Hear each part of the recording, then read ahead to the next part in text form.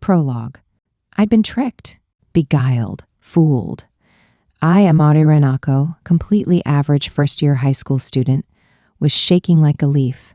I was at a party in a truly impossible hotel, the likes of which the common man could never dream of setting foot inside. It was an ominous realm far beyond the likes of us mere mortals, a place where men in business suits and women in full-length ball gowns strutted their stuff.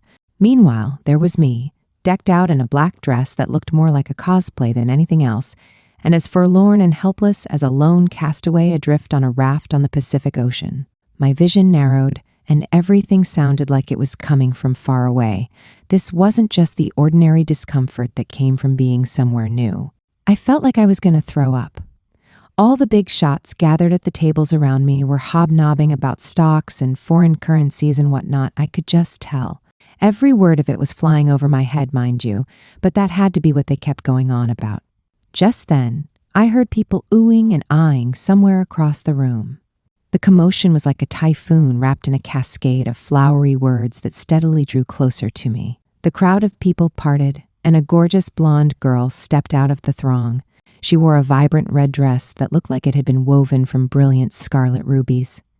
Her grace set her apart from all the women around her, and every part of her, right down to her fingertips, screamed nobility, her shapely nose, her sweetly sensual lips. Her eyes shone as bright as the sun, captivating every person at the party and refusing to let them go. With the whole crowd's eyes trained on her, the girl Oduka Mai stopped in front of me. She instantly broke out into a gentle, charming grin. "How is it?" she asked. "Are you enjoying yourself?" I, on the other hand, looked dead inside. "I'm going to kill you," I muttered. "I'm going to freaking kill you." "Oh, you're always such a character," she said, holding a hand to her mouth with a dignified titter. Was my utter disgrace that funny? "What am I even doing here?" I asked her. Even I was surprised by how thin and whiny my voice came out. "I invited you, and you gave me your enthusiastic consent, of course," she said. "Really? You sure you aren't misremembering things?" My brain wasn't feeling all that functional, but I tried to recall my most recent memories.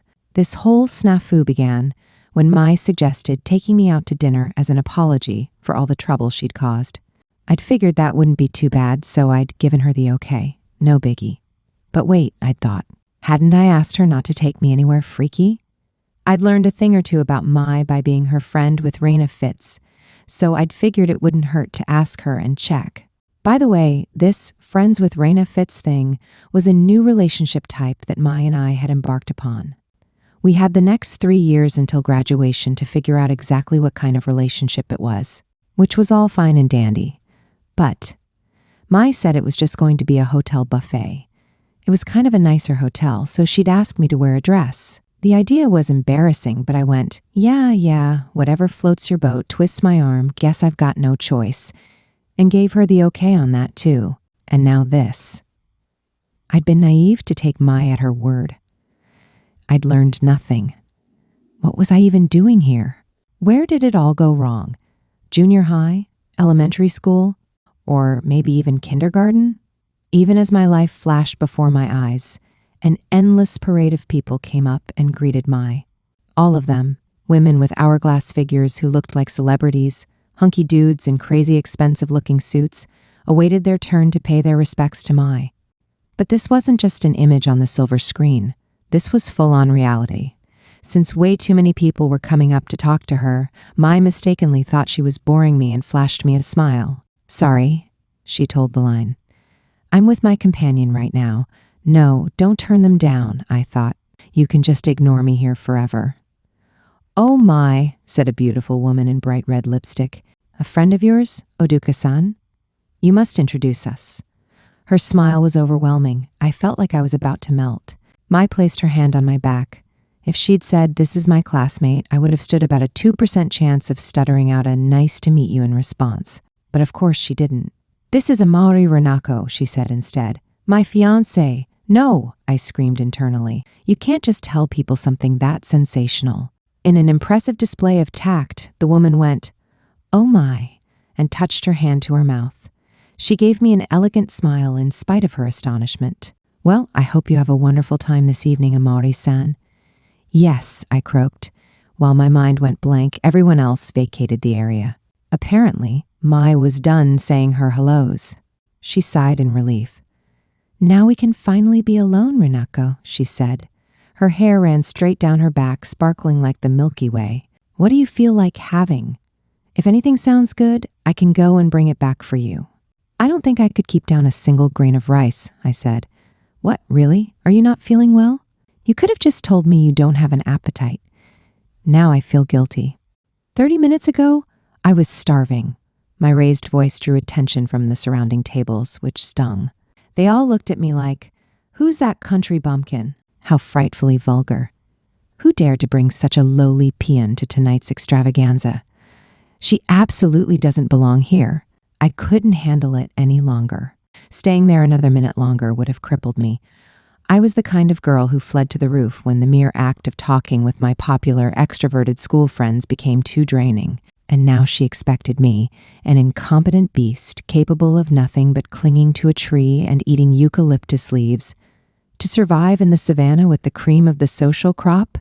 I took Mai's arm in an iron grip. She said. What's the matter? Never mind that, just come on. I snapped.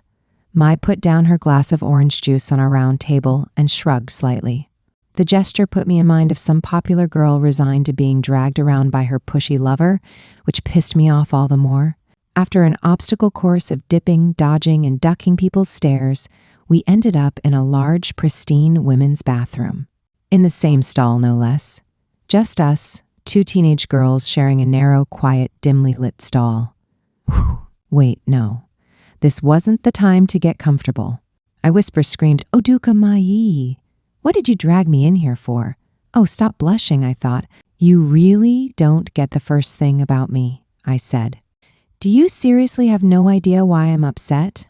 Mai put a hand to her chin and thought the question over for several seconds. There were quite a lot of Italian dishes on the table. I've seen you eat pasta before, so I could have sworn you liked Italian. Was I wrong? No, I don't care about that, and I like Italian. Pasta, pizza, spaghetti alle vongole, they're all good. Oh, good to know. Then I do know the first thing about you after all. Ugh, I just can't with you anymore. There wasn't much room, but I gestured as best as I could. I wanted to show her with my whole body how absurd this was. I began. Thought you were just taking me to get food, like I said. So why the heck did you bring me to this freaking party? Isn't this taking you to get food? She asked. You apparently don't understand Japanese. I buried my face in my hands. I wanted to go home and cry into my blanket. Mai grew more serious. I must have made another mistake, she said. Oh my. All the wind went out of my sails. No, I mean, well, yeah, you did, but. This chef is well known for their talent, so I wanted you to let you have a try, she went on. But there's no point if it doesn't make you happy. Well, I appreciate the sentiment at least. Mai smiled rather forlornly and my heart ached. Unfortunately, I was so inherently introverted that showing up at this flamboyant event was enough to do me in. This was a me problem, so it wasn't exactly Mai's fault or anything. Sure, she obviously didn't understand this part of me, but still. All this happened just because she'd wanted to make me happy. What's this party for anyway? I asked. I believe the investors in my mother's company held this as a seasonal event, said Mai. It isn't for any one particular purpose. People hold parties for no reason? What kind of kooky wonderland nonsense was this? My family receives invitations for festivities all 365 days of the year, Mai said. That's why I didn't think it was anything exceptional to bring you to this one. You're incredible, Oduka Mai. At that point, that was about all I could think anymore. Since we lived in two separate worlds, we were bound to occasionally misunderstand what the other one considered normal. I already knew that, and this just reaffirmed it. Getting angrier at her wouldn't be productive at all. I dipped my head. Sorry, I said, but I'm going to head home. It looks like there are tons of people you know here, so go on and have a good time with them. She grabbed my wrist and pulled me closer. What are you talking about? She asked. I couldn't possibly let you go home alone. No, I mean, look, I'm not trying to be nice or anything. I just want to clear up that whole misunderstanding. I'm not your fiancé. Beaming, Mai said with utter nonchalance. But you're my girlfriend, so of course you'll be my fiancé. I'm sure I've told you my plans to marry the first person I've ever dated." She ran her hand through her blonde hair with a whoosh. Dressed the way she was, this familiar gesture made my heart skip a beat. That dress gave Mai an unfair combat advantage. Mai and I were still currently in the thick of our competition. I thought we would do away with the whole ponytail equal to best friend, hair down equal to girlfriend rule, but Mai had stuck with it.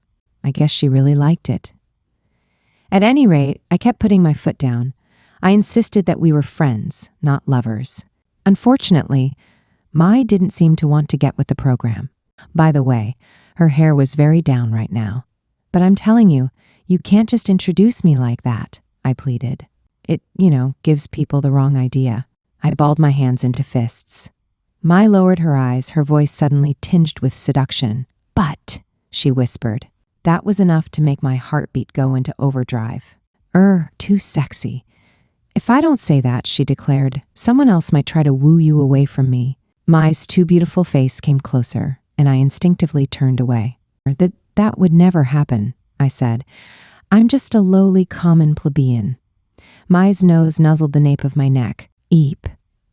"In my eyes," she said, "you're Cinderella." I heard a wet kissing sound from the vicinity of my neckline. She was kissing my bare skin. "Oh my God, you look absolutely wonderful today," she told me. "Yeah, but you know the saying about putting lipstick on a pig." "The dress you're wearing was made for you," she insisted. It was hard to brush this off when she looked this good.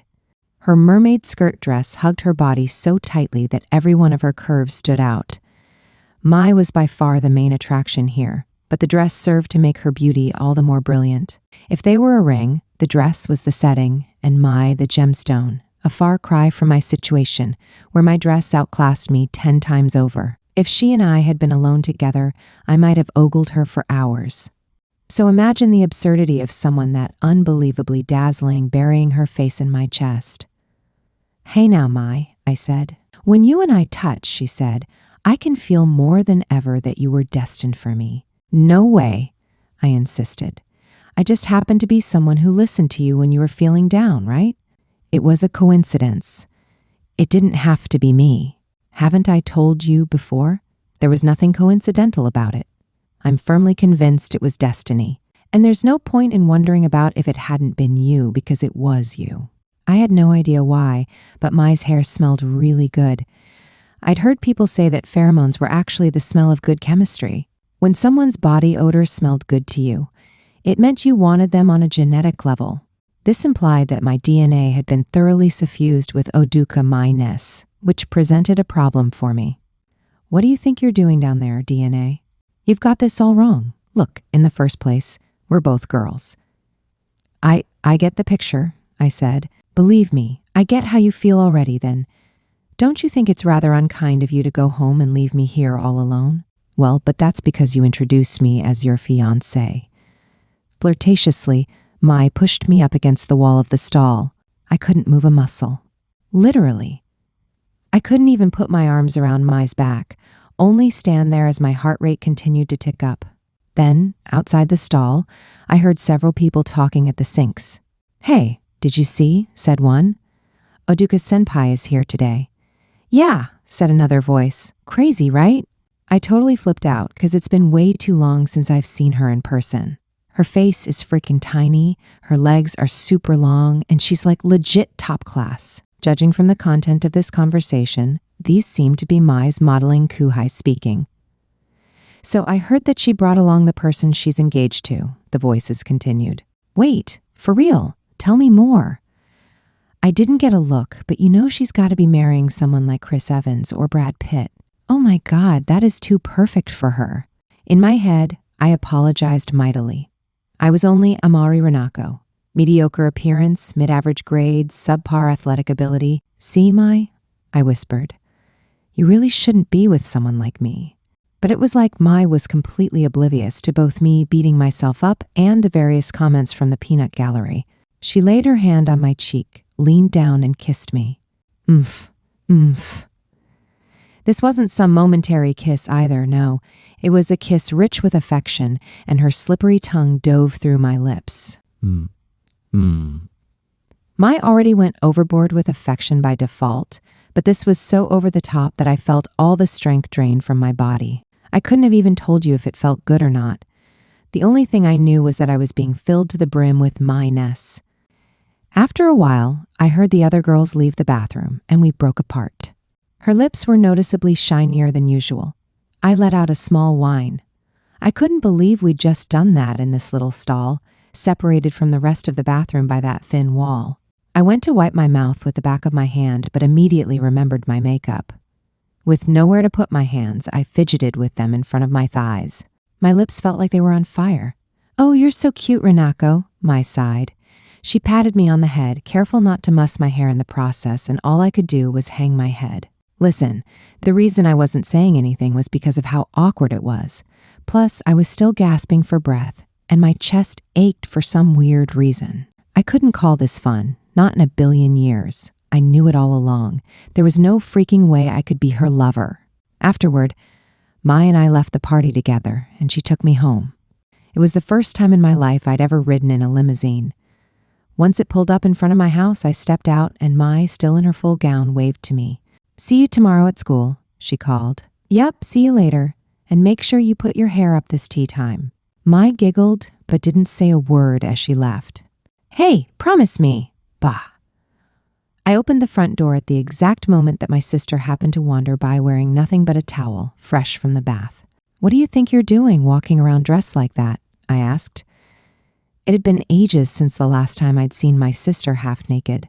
But now, courtesy of all those sports she did, I was treated to the view of my sister's developing figure and itty-bitty waist. She looked like a total party girl.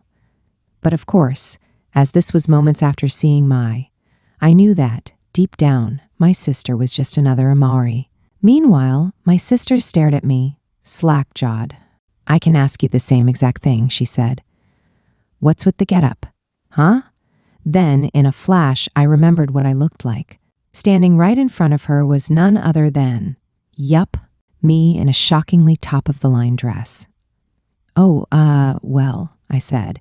In my rush to get home as soon as possible, I hadn't changed. Gah. Panicking, I answered, "Well, Mai kind of invited me to this, party." "A party?" my sister shrieked. Her eyes glowed just as brightly as that one time I'd brought home her favorite cake as an unexpected treat. Wait, was this the same thing she'd bestowed upon me just once before? The thing that felt so good, a look of respect? I was completely checked out mentally, but my mouth started talking on its own. "Well, yeah, I guess," I said. There was an awful lot of people, I suppose, but it was just some shindig Mai's company's investors put on. They sent me an invitation too, so I had to dress up a little, you know? "Oh my God," my sister breathed. Amazing. The food was a buffet with a ton of Italian dishes all made by this famous chef. I mean, if I had to say. It was pretty incredible, yeah.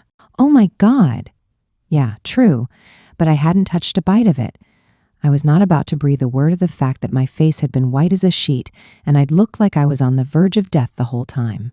Instead, I put on the air of a lady and minced my way over to the dining table. "What's for dinner tonight, Mom?" I called. "Hey, but didn't you eat at the hotel?" my sister asked. "Yeah, but there's no beating home cooking." Ashigaya High School was a co-ed public school along the KU line, known for its solid academics. In terms of what set us apart, the teachers and students were all pretty chill. Put charitably, everyone was well-mannered. Put less charitably, no one gave a damn about anyone else's business. But starting this year, our school burst onto the scene with something that really made us stand out from the crowd. And what was it? Well, that went without saying. The Amaterasu of Ashigaya High School, Oduka Mai. The minute our superstar enrolled, she became Ashigaya High's claim to fame. I wouldn't be surprised if the pamphlets for next year's students had "Oduka Mai attends here," emblazoned front and center on the cover. With her good looks, obscene riches, and great personality, she was Ashigaya's cultural heritage. Fundamentally speaking, the lower classes could never approach someone as exalted as Mai. However, I heard there was a foolhardy student who'd hit her with the "let's be friends" approach shortly after the first day of school. That student's name? Amari Renako. It was all part of my plan to have an awesome time in high school and transform myself from the loner loser I'd been back in junior high. And my plan couldn't have gone better. That was, if we ignored the fact that I ended up being way less emotionally steady than I'd expected. I paid for my mistakes. Being in a friend group way out of my league whittled my spirit down day after day. But Amari Renako's battle had just begun. Oh, but I guess it's actually... I was only a slightly changed woman today. Man, being at school's so calming, I sighed as I flopped across my desk in the still empty classroom. Yep, here I was, the new Amari Renako, she who had successfully overcome last night's party. To Neo Ori Renako, school wasn't just a collection of familiar faces or a group of kids my age. My classmates were already like family to me. Who, me? Screw up and act all weird around them? No way. I was in the midst of feeling like I'd made some real first-class growth when the classroom door opened and in walked a girl with long black hair and a cool attitude, Koto Satsuki-san. She was a first-year student too, but she had all the perfect looks of an actress in a suspense flick, and there was an air of something mysterious and enchanting about her. She was about as tall as Mai, and her impeccable posture was as sharp and beautiful as a deadly blade. "You're early, Amari," she remarked. "Huh? Yeah, I guess I am. It just works out that way sometimes, you know." Well, I'd gotten to school before anyone else to shove the dress I'd borrowed back into Mai's locker without anyone noticing. But, you know, bringing up Mai around Satsuki-san right now was like stepping on a powerful landmine, so my instinctive reaction was to avoid mentioning it. Satsuki-san's eyes gleamed like a cop giving me a speeding ticket. "Really now?" she said. Well, yeah, I hadn't done anything wrong, but I still broke out in a cold sweat. If I were a koala, then the gleam in Satsuki's eyes made her a python. She'd opened up to me a bit in that kerfuffle the other day, but talking to her was still crazy frightening. Normally, after saying hi, Satsuki-san would take her seat and begin studying on her own, or maybe open up a book. But today, for some reason, she stood right in front of my chair and glared down at me. Hey, whatever happened to my classmates feeling like family? Why did I get the feeling I was practically standing in a monster's mouth? I resigned myself to my fate and looked up. "Is there anything I can help you with today, Mom?" "I'm glad you asked," she said. "Say, Amari." Taking my unintentional and very unnatural formality in stride, she gestured with her chin out the door. "Can you come with me for a minute?" Hello, deja vu. Up on the roof, Satsuki-san and I stood side by side in the shade of the water tower and looked up at the sky. She broke the silence with, "Rather hot today, isn't it? You're telling me." Now that it was July, the weather had drastically warmed up. I could hear the cicadas on the ground having a grand old time singing away, and all that noise felt like it was sapping my strength. Ashigaya High had nice air conditioners in the classrooms, so what was the point of coming all the way up here? As I drooped like a worn-out dog, Satsuki-san fanned herself with her hand without so much as breaking a sweat. I guess it's true what they say, beautiful women never perspire. At any rate, even just being alone with Satsuki-san was draining my emotional energy. If I also ran out of fluids, I could very well keel over at any moment. Come on, talk already, and then let's get back to the nice, cool classroom, I thought. Might I ask whatever it is you needed me for? I prompted.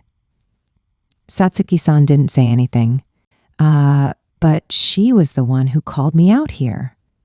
I began again.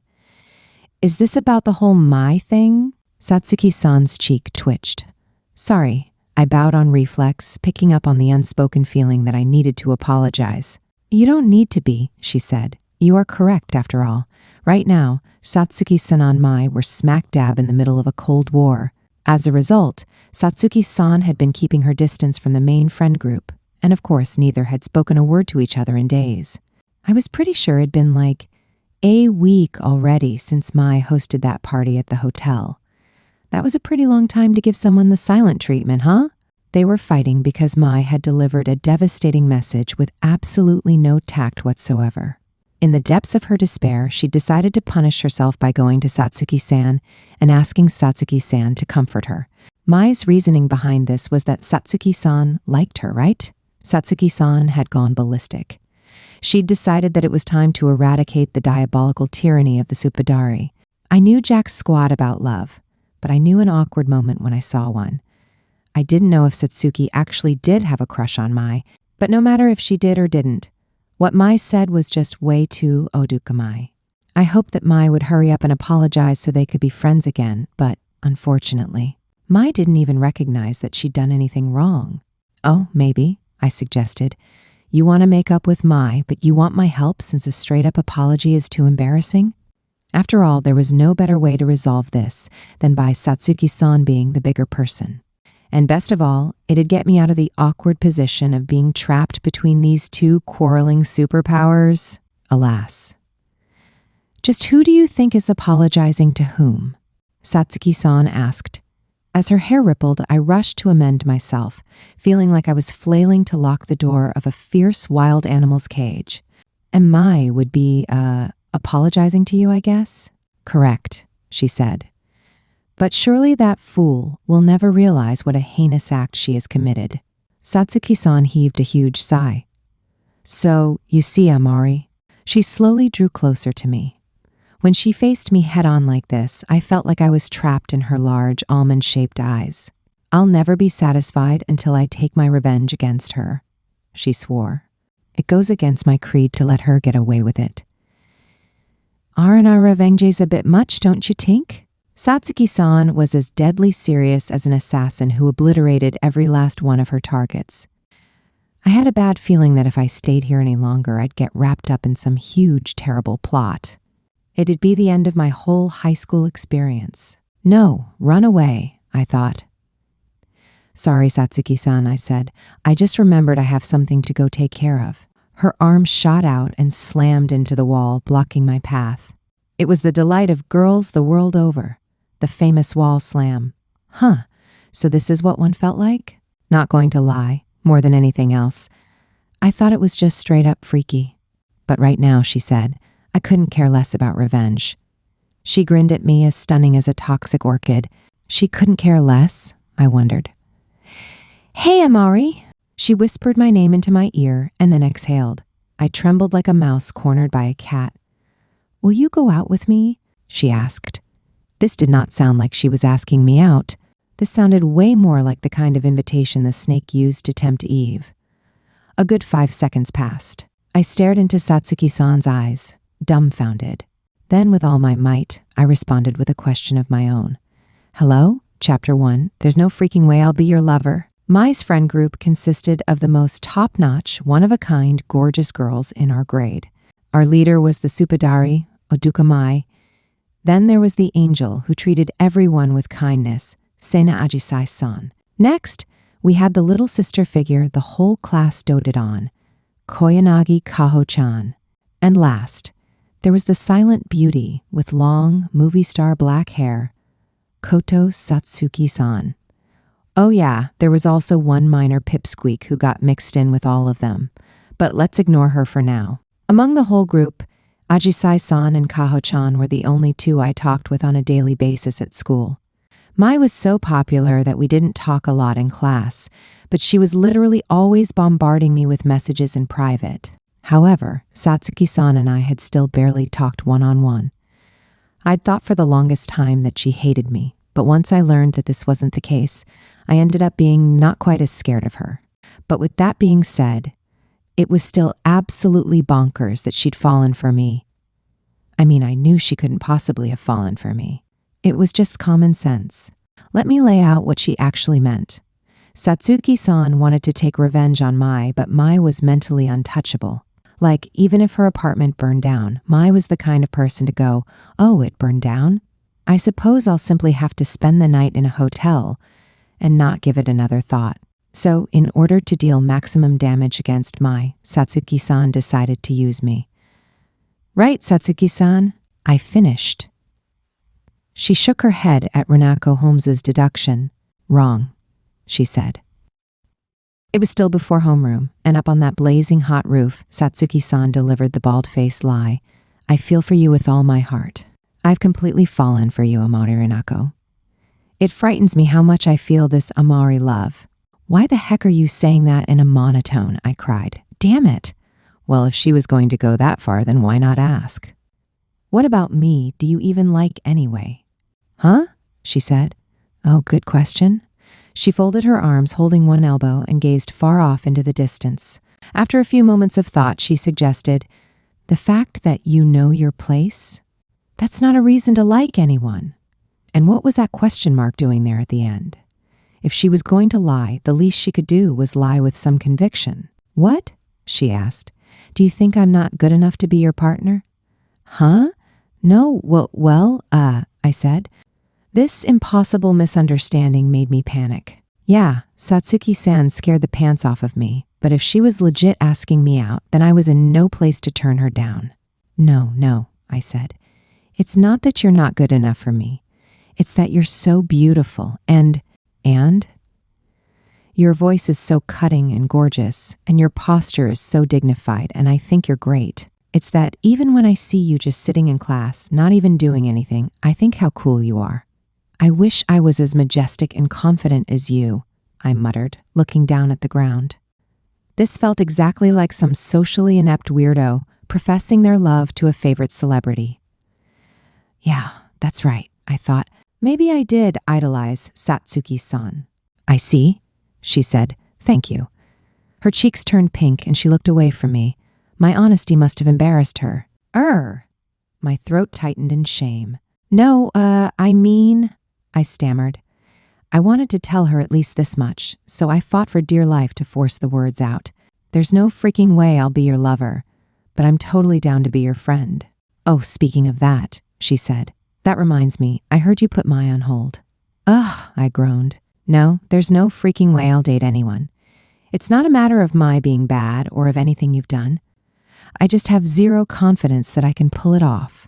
Satsuki-san smiled, and my heart skipped a beat. It was a warm smile, like a ray of moonlight peeking through a crack in the hot clouds overhead. Huh? That's all right, she said. A little bird tells me that we'll break up after a month with no nasty falling out. So you don't need to worry. Come on and date me. Is that your idea of a pickup line? I screamed. Just then, the bell rang for morning homeroom. You're playing with my poor, pure heart, Satsuki-san. It was only morning, and I was already exhausted.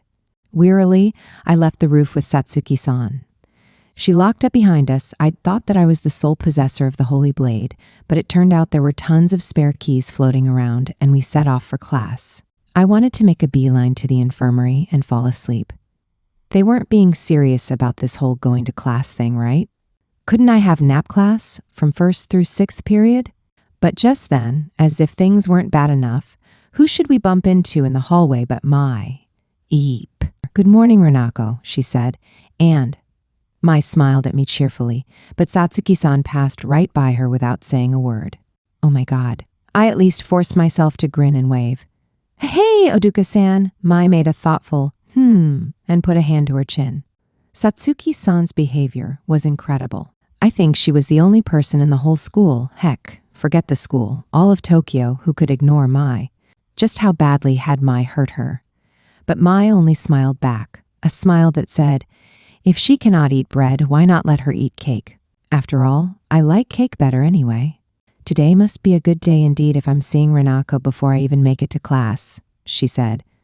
Man, Oduka Mai, I groaned, balling my hands into fists. It was all Mai's fault that Satsuki-san had just asked me out, right? Take some responsibility, I thought. Yet, if I asked her to do that, I knew she'd just be like, of course I will, and then go out and buy a ring worth 3 times the average adult's monthly salary. So I was never, ever going to say that out loud, but still. Mai asked. What's wrong? You keep staring at me. Do you think I look pretty today, perhaps? Yeah, duh. Oduka-san, you're literally always pretty. She chuckled. You make me blush. I knew today was going to be a good day. Well, I suppose that's because every day is excellent when you're with me. The sight of a bashful Mai filled my head with wild images of me repeatedly hitting her in the chest. This girl had zero situational awareness. God, this freaking girl. I decided I'd call her Oduka-san at school, by the way. I figured Mai wouldn't care if I got too familiar with her, but I didn't want to cause her any trouble. My image of the perfect friends included both of us showing each other that kind of consideration, so this level of formality meant we were just as fast friends as ever. Now some other students noticed Mai and came over. "Oh, it's Oduka-san," said one. "Good morning. Hey, is it true you put on a guitar concert the other day?" "Man, I really wish I could have been there," went another. In the blink of an eye, we'd gotten a whole crowd forming. Mai was already in full superstar mode this morning. She went, "Hey guys," and flashed them a free Supadari smile. Eep. Now that I was already weakened, those shrill voices squealing and OMGing hit me like a stun grenade. My head spun. I decided I'd tell Mai about the whole dress thing later and went back to the classroom. This Satsuki-Mai double punch combo had drained my HP. By now, almost everyone had shown up for class. I tiptoed past Satsuki-san's desk, but she didn't say a word and let me reach my seat safely. Phew, wait, no. Why did I need to be so tense even in my own classroom? This wasn't a freaking top-secret spy mission or anything. The girl in the seat in front of mine noticed me and greeted me with a grin. "Hey, Rina-chan," she chirped. Bathed in the morning light, her hair glowed like an angel's halo. She was so pretty you'd think someone had made her from a magic recipe. Pour honey and kindness into sweet milk, mix in plenty of affection, and cast a spell. Poof! You'd have a Seina Ajisai-san on your hands. I couldn't help but smile and put my hands together like I was praying. I sighed. I can feel myself getting healed already. "Huh, what are you talking about? If you were in an RPG, you'd be a priestess, hands down." "You think?" She said, "I'd rather be a martial artist." She readied her fists with a snap. "Yeah, that'd be pretty good too, actually." Imagine catching glimpses of her bare thighs through the revealing slits of her qipao during battle. Steamy. "Ugh, forget it, Rina-chan," she said. "Oh, right, sorry." "Huh? No, I was talking to myself. I meant, oh, never mind. Well, Ajisai-san fidgeted. How cute, I thought. Wait, no.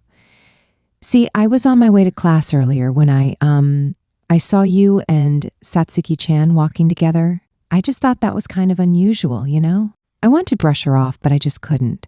I ended up nodding meekly. "Yeah, that's fair," I said. "Did something happen?" she asked. Oh yeah, for real, I thought. Get this, Satsuki-san just asked me out. But like hell could I say that? I must have made a weird expression because Ajisai-san started waving her hands and backpedaling. "Oh, sorry, I didn't mean it in that way at all," she said. "It's just, I was just wondering if there was something going on. But it's all fine, I promise. I'm not worried about you guys or anything, I swear." Wow, it sure is hot today, huh? In her rapid-fire burst of speech, I lost track of what she was trying to say. Ever since that whole incident with Mai, Ajisai-san had been befuddling me with her high-speed talking more and more frequently. "Yeah," I nodded, parroting that last part. "It's nice and cool inside. What on earth was this all about?" Well, to be honest, I wasn't entirely clueless. It had to have been that snafu the other day after school where I'd babbled on about how much I liked her. Well, there was no point in bringing it up now. I'd been so overloaded with everything going on, and my head just completely boiled over. Still, how could I have been God, what an awful memory. Whenever it came back to me, I wanted to bury myself in my blanket and scream. Ajisai-san must have thought I was so pathetic and cringy. Hey. I'd gone way overboard in telling my friend just how much I liked her.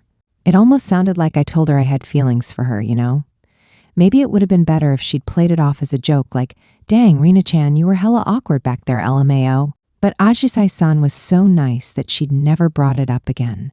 So we were still friends and pretended like it never happened. This girl was just too nice. "Ajisai-san," I said. "Huh? What?" She looked back at me, oddly flustered. I bowed my head to her silently. "I must extend my humblest apologies for causing you such inordinate trouble on that prior occasion." "Huh, what? Wait, what occasion?" Ajisai-san went blank as she tried to register my completely sincere apology. She was cute even when confounded. I might have taken a bit longer to turn her down if it had been Ajisai-san who'd asked me out as opposed to Satsuki-san. but fat chance of there being a parallel universe where Ajisai-san could fall in love with the likes of me. Wait, what was I even thinking? Just then, yet another pretty girl popped up and rested her chin on the edge of my desk. Hey, Rina-chin and Ajisai-chan, she chirped. This was Koyanagi Kaho-chan, the little sister to everyone at Ashigaya High. Boys and girls alike loved her for her unpretentious attitude. She was kind of like Mai in that regard. As a self-proclaimed Mai stan, she always wore a scrunchie, the color of Mai's hair wrapped around her side ponytail. She had striking features on her small, cute face, and always sported an adorable, vivid expression. Actually, if she just changed up her style a little, she had the potential to turn into a real, tidy, first-class beauty. But that would put her way out of my league, so I was glad she stayed exactly as she was. Kaho-chan, class is about to start, Ajisai-san reminded her. Yeah, I added, the teacher's on her way. Yeah, but before all that, Kaho-chan said. She lowered her voice to a whisper to make sure no one else could hear us. I want to check in real quick about the you-know-what the week after next. Oh, you mean the hang out with the full group? That you-know-what? Shh, she shushed at great volume. Rena-chan, you're too loud. Oh, sorry, you were clearly much louder than she was, Kaho-chan, Ajisai-san pointed out. Oh, don't sweat the small stuff, said Kaho-chan, 'cause we've got a much bigger problem on our hands. She glanced behind her at Satsuki-san and Mai. You think those two will make up by them? Good question, Ajisai-san said. It's been kind of a long time now. She and Kaho-chan nodded at each other sincerely. Just like when we crossed paths this morning, Satsuki-san and Mai were not saying a word to each other. No matter what we bystanders said, in the end, this was a problem between the two of them. My thinking was that there wasn't really anything the rest of us could do about it. Yet Kaho-chan whined, but I want to hang out with everyone. I wanna. Hanging out without everyone is no fun. When did Kaho-chan become a spoiled toddler, I wondered. She flailed her arms, pitching a tantrum, and then suddenly stopped for just 1 second. She glanced up at me and then resumed flopping around like a fish out of water. Wait, I knew what this meant. I gulped at the unexpected trial before me. Kaho-chan had given me an easy cue to read. It meant I had to, too. Tell her to knock it oof. Me, stopping Kaho-chan in her tracks. Shaking, I pinched Kaho-chan's fingertip and stammered out, Cut that out! Kaho-chan stopped like a robot with a dead battery and sent me a forlorn look. She sighed. Thanks, Rina-chin, but I guess I just become a useless lump without Sa-chan around. Sorry. I need those karate chops of hers that are so strong they make me forget how to cry or laugh. It's all about the force of it, you know? Behind her, I heard a voice saying, I've never hit you like that. Looked like Satsuki-san had been listening all along. At the very least, Ajisai-san said, maybe we could help if we knew what happened to them. Her words made me tense up involuntarily. I mean, I knew, but there was no freaking way I'd tell without Satsuki-san's permission, and there was also no freaking way Satsuki-san would ever give permission. At the exact moment that the teacher walked in, Kaho-chan raised her fists sky high and shouted at the ceiling, But I won't give up! 'Cause the whole gang's gonna hang out, I swear. For now, I'm gonna do all I can to help them patch things up. You only get one summer of your first year in high school, you know? Kaho-chan's voice echoed around the otherwise silent classroom. Everyone could hear it. I snuck a peek at the two in question. Mai inclined her head slightly, while Satsuki-san flipped through her notebook as if she hadn't heard anything. Koyanagi, take your seat, the teacher barked. Yes, ma'am, Kaho-chan chirped. Oh, I love that dotted maxi skirt you're wearing today. It's super duper cute. Much appreciated. I sighed inwardly. Contrary to Kaho-chan's wish, Satsuki-san was trying to do the exact opposite of making up. Satsuki-san wasted no time before slipping off on her own during lunch.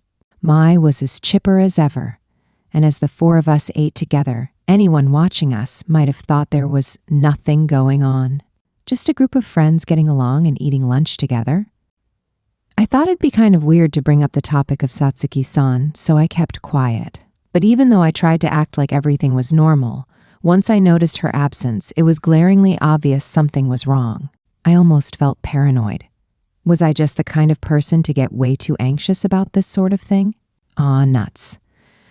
Thanks to my awful people skills, even ordinary conversations stressed me out.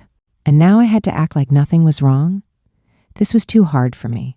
No way, no freaking way. I couldn't handle this forever. Sure, if they made up and we all went out together as a group, it'd be exhausting as heck for me, but now wasn't the time to focus on that. I needed to do something about Satsuki-san and Mai's relationship, and soon, or I'd straight up die. I caught Kaho-chan in front of the bathrooms. Kaho-chan, I exclaimed, let me help them make up.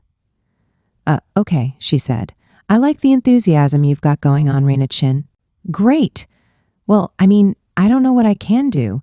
I don't know if there's even anything to be done in the first place, and I don't have any confidence or a plan, just the desire for them to make up. That's all I've got. Not even any social skills. Sorry, huh? Well, I'm glad for the sentiment alone, I guess. I'm not sure there's much else I can say. And then later, after school, I got wrapped up in yet another situation where I ended up way in over my head. After everyone in class had said their goodbyes to Mai, she came over to where the rest of us sat. It's time to go home, girls, she said. Ajisai-san and Kaho-chan were all packed up and ready to go, whereas I was the only slowpoke still dragging her feet. Same story as usual. Are we making any stops on the way home? Ajisai-san asked. Good question, said Mai. I have some free time today. How does walking around a bit near the train station sound? Sounds great to me. What do you think, Rina-chan? Yeah, sure, I said. To be honest, I was counting the picoseconds before I could get home, but I couldn't turn down an invitation. Back in junior high, I'd been cursed with a trauma that prevented me from ever turning down invites. Thanks to Ajisai-san, I'd managed to partially overcome it, but it still wasn't like I could just do whatever I wanted either. Turning people down ate up a certain amount of brain power already. My sharp eyes picked up on my distress. Oh, Renako, she said. Do you have plans today? In that case, we can go alone. Right, Kaho and Ajisai? There she went, bailing me out again. Still, it really was a lifesaver.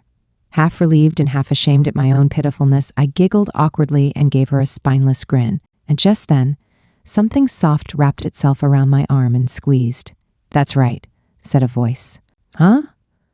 Mai, Ajisai-san, and Kaho-san all stared at me in surprise.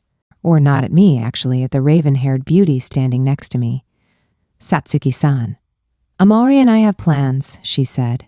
Come, let's be on our way. Hey, Seiwa! She grabbed my arm like a girl demanding her boyfriend pay attention to her. No, more like a jailer slapping a prisoner in handcuffs. We have plans today, don't we? She asked. We do, don't we? Her eyes bored holes into mine. Written in them were the words, I don't mind continuing that conversation we had this morning right here and now. It doesn't bother me. But don't you think it might have repercussions for you? Hold up, was that a threat?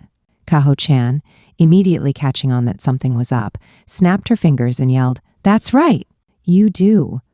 Well, have fun with Sachan Rina-chin. Achan and I will just be over here taking Mai home. Right? Right? She winked at me furiously. Wink, wink, wink. No, it wasn't like that. This wasn't some plan to help patch up their friendship. This was a plot to obliterate Mai. Satsuki-san yanked on my arm. Somebody, help me, I cried internally. Right. Renako? She hissed. Her eyes stabbed at me, and my heart skipped a beat. Oh no. If I balked too much, would Mai come to my rescue and start duking it out with Satsuki-san right here and now? Please, spare me. Yeah, that's right, I stammered out. Sorry, gang, but I'll see you all tomorrow. I guess it didn't matter if Kaho-chan said it. I had to say it too? I hurried away, clinging to Satsuki-san all the while. Behind me, I could hear Ajisai-san saying in a weak little voice, Arina-chan? How come you're linking arms? It took all of my willpower to keep walking away and resist the urge to turn back. Because you see, Ajisai-san, this is all part of a plot to piss Mai off. Please have mercy on me, I begged. I already told you. I'll buy you whatever you want, Satsuki-san promised. It's on me. But this is a vending machine. "Do you have a problem with tat?" Well, no. The machine clunked and spat out a green tea. As I grabbed it and gulped it down, the sharp bitterness helped clear my head a little. Satsuki-san and I went back to our seats. She'd taken me to the food court in the station building. It was relatively empty and nice and cool, but the way Satsuki-san sat in front of me, resting her chin on her hand, was giving me the chills. She sipped at her own paper cup of water and remarked, "I don't like how this tastes." Then she unsuccessfully tried to suppress a snicker. By the way, did you see the look on her face? We gave her quite the shock. This feels absolutely incredible. Hers was a smile of pure evil. "Well," I said, "then you've retaliated now, haven't you? Great. Your counterattack was a huge success. And now, starting tomorrow, you guys can go back to being friends." "Oh no, there's still plenty more to come, of course." "Ah, yeah, of course." Satsuki-san put a hand to her cheek and frowned as she looked at me. "You know," she said, "you really do mean something special to her." Wish I had the faintest idea why. "That much is inconsequential. What's important is that it means it'd be worth my time to date you." "Honestly," I said, "I'm glad to see this is nothing but a calculated plan on your part. But I already told you that I like you," said Satsuki-san. "Why don't you just pretend that I'm not the best at expressing my feelings? What if that was the best I could do?" "Well, that'd be cute. But that's not the case, is it?" I put my hands on the table and leaned forward. She didn't recoil from me, just looked back with this honest, innocent expression. My breath caught in my throat. Her eyes were not the bright and pretty type. They were more dull and overcast. But, for all that, I still thought they were gorgeous. Satsuki-san's beauty was as soft and unobtrusive as the down on a bird. There was something melancholy about it that captured my attention, like looking up at the moon all alone late at night. It took hold of my heart and held it in a vice. I groaned and turned away immediately. I was never going to win against her, not once. "I'm sure she's given you plenty of trouble too, hasn't she?" Satsuki-san said. "Well, I guess," I admitted. "Most recently, there was that party that Maid tricked me into coming to with her. It felt like it had shortened my lifespan by about 100 years. I knew full well that if I didn't do something about her bossiness, then she'd continue to dominate me for as long as I lived. But the key, I thought, wasn't to go around plotting with someone else. I had to do it myself. But like I've been saying," I went on, "I'm not comfortable going about things in this way. Mai's just going to be hurt if she sees us dating.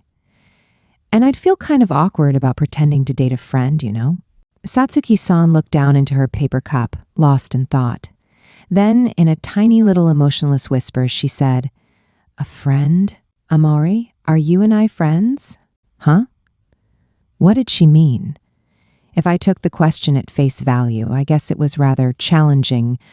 Oh, classify Satsuki-san as a friend, yeah. I'm not sure," I admitted. "That's awfully honest of you," she said. "Oh, come on." I gripped the can of tea in my hands like it was a good luck charm. "We've barely talked one-on-one before. Plus, I'd get the shock of my life if I thought we were friends, but you didn't. Also, if I was like, 'Of course we're friends.' I care a lot about you, Satsuki-san. I think you'd just get mad at me." "I wouldn't get mad. I'd just ask you to work with me," she said. "Aha, so this was a trick question. Well, stop it," I wailed. "Stop trying to pull me into this." Her evil clutches assailed me from all directions, and I was already in tears. But then she rested her chin on her hand again and said, "Fine, I get the point." "Huh?" She turned away from me with a sulky huff. I knew right from the start that this wouldn't go well. I certainly wasn't trying to force you or anything. "Sorry for making you come on this date with me." "Oh, well, being apologized to right out of the blue like this made me feel like my parents had taken me to some unknown town and then dumped me there. I didn't have the slightest clue what to do. Besides," she continued, "you and I aren't friends. We just happen to be in the same friend group. There, are you happy? Good, then we're done here." And just like that, Satsuki-san brought our conversation to a close. I guess I was out of custody now. Still, it would have been pretty harsh of me to be like, "Sweet, then I'm off to go home and play video games," and just ditch her there. I said. "What now?" I shot a glance at her. So, would you guys be willing to make up? After this whole conversation, this is your takeaway? Huh, did I screw up somehow? You think? She glared at me like she was staring at a bug. Eep. But when you guys are fighting, I insisted, it makes everything really awkward for me. And going to school is hard enough for me as it is. If I start ditching, it'll make a lot of trouble for my parents, you know. Hold on, Amari, she said. Why do you look like you're about to cry? Wait, are you threatening me? I don't know. Fiend, she snapped. Her voice rose in irritation. Fine, I'll make up with her. Happy? Just like before, I'll let her off the hook for everything, and she'll keep going around thinking she's done no wrong. Oh, I said. Satsuki-san, that's so nice of you. But in return, heep, she put up 2 fingers. For 2 weeks, she said, I want you to date me. It doesn't have to be more than 2 weeks. Once those weeks are up, I'll make up with her. 2 weeks would put us right into the start of summer vacation. And I beg of you, please, she continued. That fool has never so much as looked at me, but now I've finally discovered her weakness. Therefore, Satsuki-san bowed ever so slightly, but still she bowed to me. I ask for your assistance, she said in a more serious tone than I'd ever heard in my life. It wasn't a matter of Satsuki-san disliking Mai. Even I could see that. If not for Satsuki-san, I would never have known that Mai was throwing that party, and so I wouldn't have been able to stop it. That would have probably led to Mai dating someone she didn't even care about. This made Satsuki-san, in some sense, Mai's guardian angel, which meant that I couldn't turn down her request. I glanced back at her. Well, if it's only for 2 weeks, then I guess I can. But don't ask me to be all extra, okay? Very well. Finally, Satsuki-san's face relaxed into a smile that looked almost relieved. Of course I won't. Thank you, Amari. Yeah, no peep-prob. Then this means that you and I will begin a romantic relationship for the next 2 weeks starting tomorrow. Correct? I whimpered. Yeah. I couldn't shake the feeling that I'd rushed into a really hasty decision, but all the same, yeah. Even ignoring the fact that I was constitutionally incapable of turning down invitations or requests for help, I also just felt kind of bad leaving Satsuki-san high and dry. She wasn't an average schmuck like me. She was strong. But even so, that didn't mean she had to put up with getting the short end of the stick forever. I guess the part of me that was very familiar with that short end empathized with her. I wasn't about to get involved in their tiff, no freaking way. But if this was what they needed to patch up their friendship, then so be it. It was for a good cause. And maybe, just ever so slightly, I found the prospect of Satsuki-san one-upping Mai and making her blow her lid entertaining. I was pitiful, okay? Thank you, I mumbled stiffly. It's a pleasure to be working with you. And like that, for 2 weeks only, we decided to play at being girlfriends. First Mai, now Satsuki-san. I guess in some sense, this was a good opportunity. Unlike when Mai and I were switching off between being friends and lovers, these 2 weeks would be a relatively uninterrupted stretch of pure girlfriend experience. I'd be able to figure out just how badly suited I was for the whole romance thing. At any rate, I needed to go into this with a positive attitude, or else I'd end up throwing in the towel on day 1. We packed up our stuff and left the food court. It was evening now, but the outdoors in July were still uncomfortably hot. It all started wearing me down. So much had happened today, most of it related to Satsuki-san. Speaking of Satsuki-san, she stopped in her tracks the minute we left the food court. You good, Satsuki-san? I asked. Do you have a minute to take a small side trip with me? She said. Huh? Yeah, sure. Oh, so long as it's not anywhere too crowded. What are you talking about? She asked. Don't worry, I'm not like that fool, and it will only take a moment. Well, in that case, I tottered off after Satsuki-san on unsteady legs. After less than 5 minutes of walking, we stopped at a shrine that was plunked down right in the middle of all these houses. The shrine grounds had been turned into a park, and right at the edge of it were some elementary school-aged kids playing ball together on their way home. It was a relaxing, quiet place with a cool breeze blowing through. This is pretty nice, I told her. It is, she agreed. This place has a lot of memories for me. We stepped through the torii gate and followed the narrow walkway up to a little shrine building. Satsuki-san looked super picturesque standing there in front of it. Not in the my way either. Hers was more of a traditional beauty. I bet she'd look great in a kimono or in a shrine maiden's outfit. Do you come here to hang out a lot? I asked. I do. I come here when I want an extra burst of motivation, among other times. Then you really must have made some good memories here, huh? Sure, she said.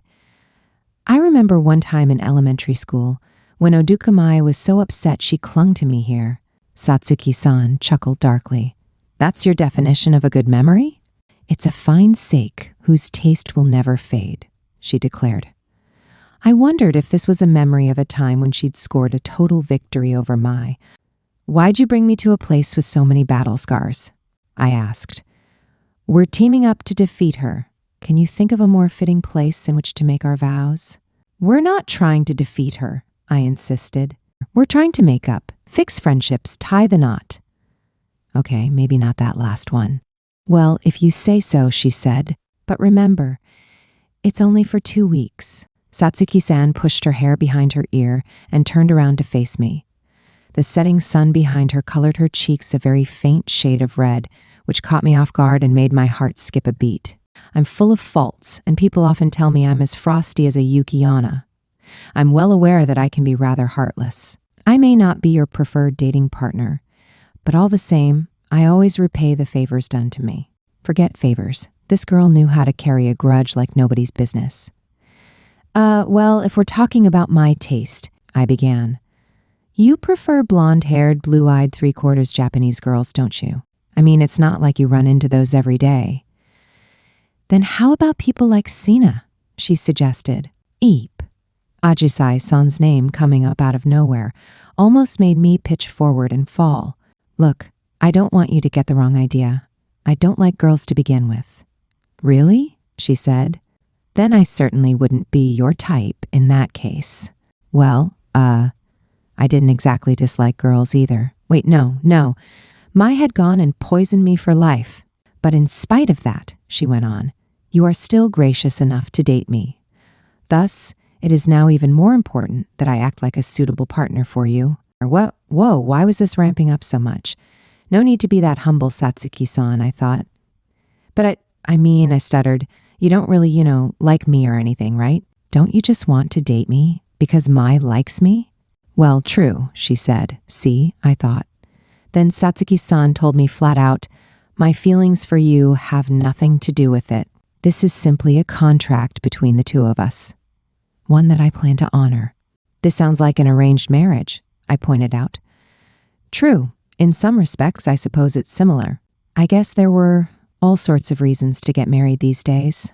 Some folks wanted to have kids, while others went into it for financial reasons or just because they wanted the company. There were loads more reasons to get hitched than to just be with your loved one. Like our situation, for instance. Satsuki-san was trying to get back at Mai, and I was trying to get the two of them to patch things up. It was a contract where we both got what we wanted, which should have meant we stood on equal footing.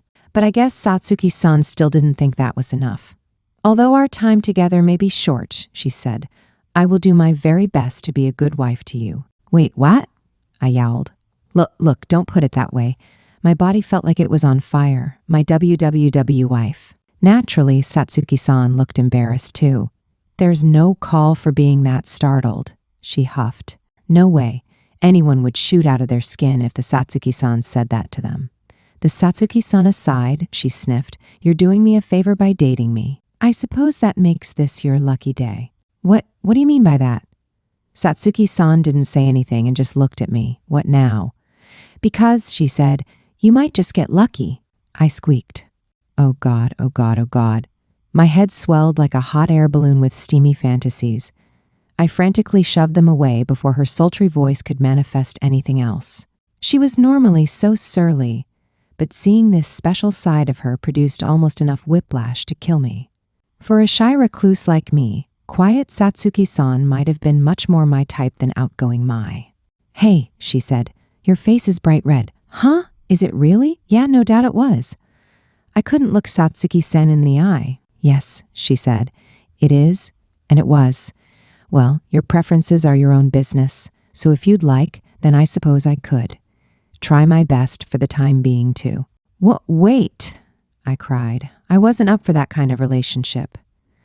Forget dating. I knew for certain that I'd rather be friends. All this lovey-dovey stuff was nothing but a big pain in the butt. That's not what I want. Not remotely. I've lived my entire life without ever wanting that. What on earth was I going on about? And at the top of my lungs, no less. Surely this wasn't a shrine-appropriate conversation. Oh, thank goodness, she said. Even if you'd wanted that of me, I'm afraid I don't know too much about it. But I absolutely do not want it. She frowned ever so slightly when I shouted over her. But you want it from Oduka Mai? She asked. I don't fully buy that. Don't start getting competitive about that, too. And I don't want that from her either. Mai's the one going after me all the time. But I'm considered beautiful by society's standards, aren't I? Are you kidding me? You're crazy beautiful, Satsuki-san. Satsuki-san ran a hand through her hair and said as nonchalantly as if she didn't care at all. Well, I suppose. Don't go getting bashful on me, I thought. Anyway, I said, this whole wife and marriage thing is laying it on a bit thick. You don't have to go that far. We're only doing this for 2 weeks. Oh? She said. Are you really so promiscuous that you're afraid of monogamy? Gah, that's not what I meant. Her eyebrows furrowed in distaste. That hurt? You can do as you please, she said, but I will follow my own moral code. Yet your goal is to hurt I said. That's part of my moral code. Right, I thought. Got it. Well, I guess I can swing it if it's only for 2 weeks, I said. Right, she agreed. A pleasure working with you, partner. This partner had a bit of a different nuance to it, right? Like the husband and wife kind of partner, you know? But maybe I was only imagining things.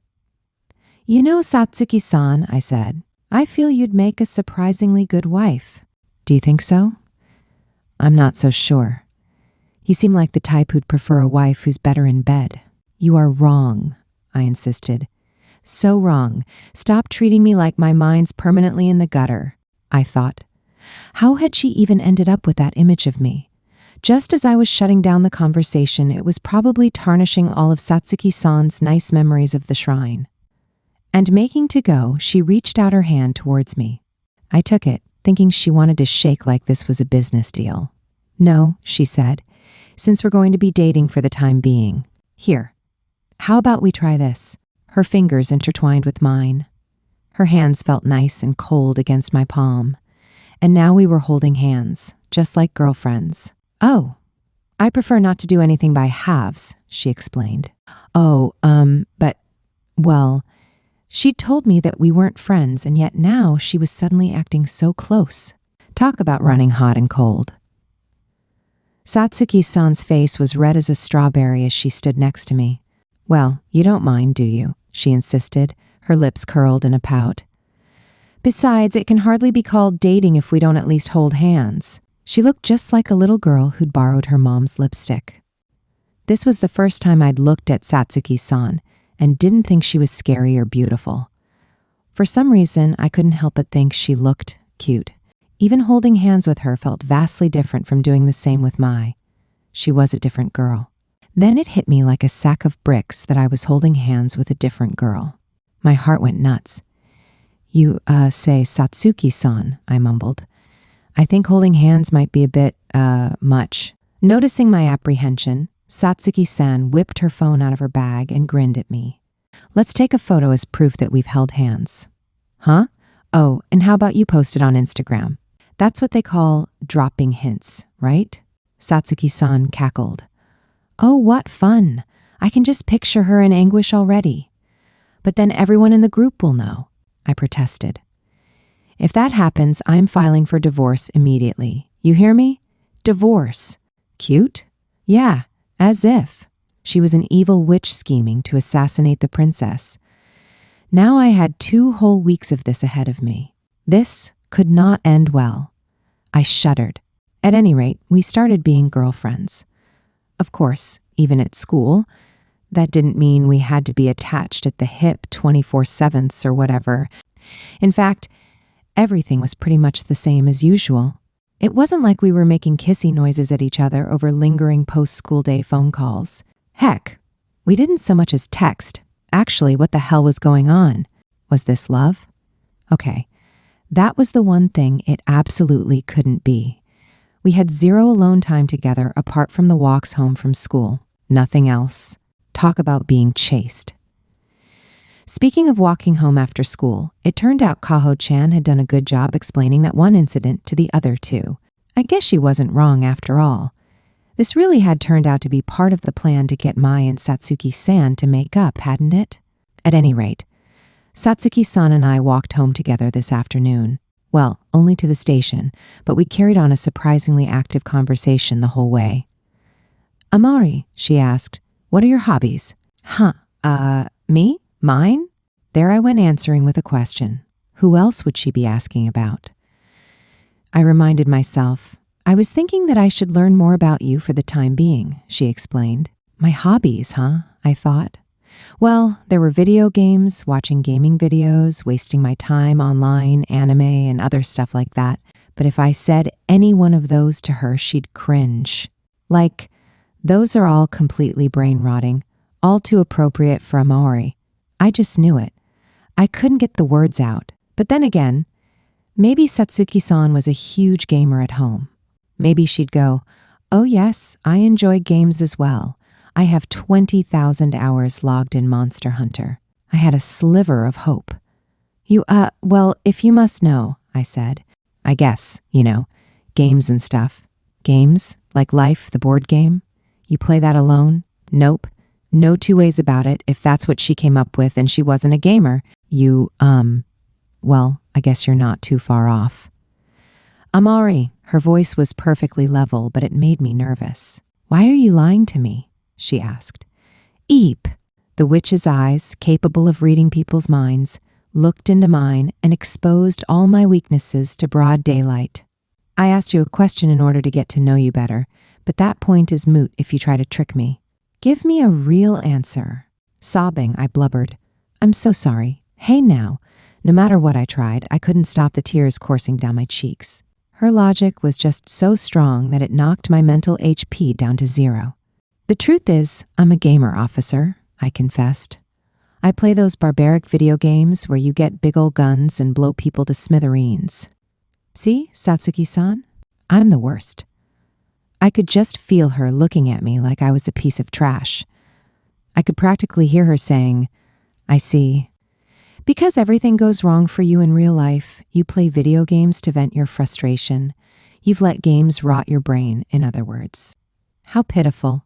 She'd spout all the biased views of those adults on daytime talk shows. Except she actually went, oh, you're talking about FPS games?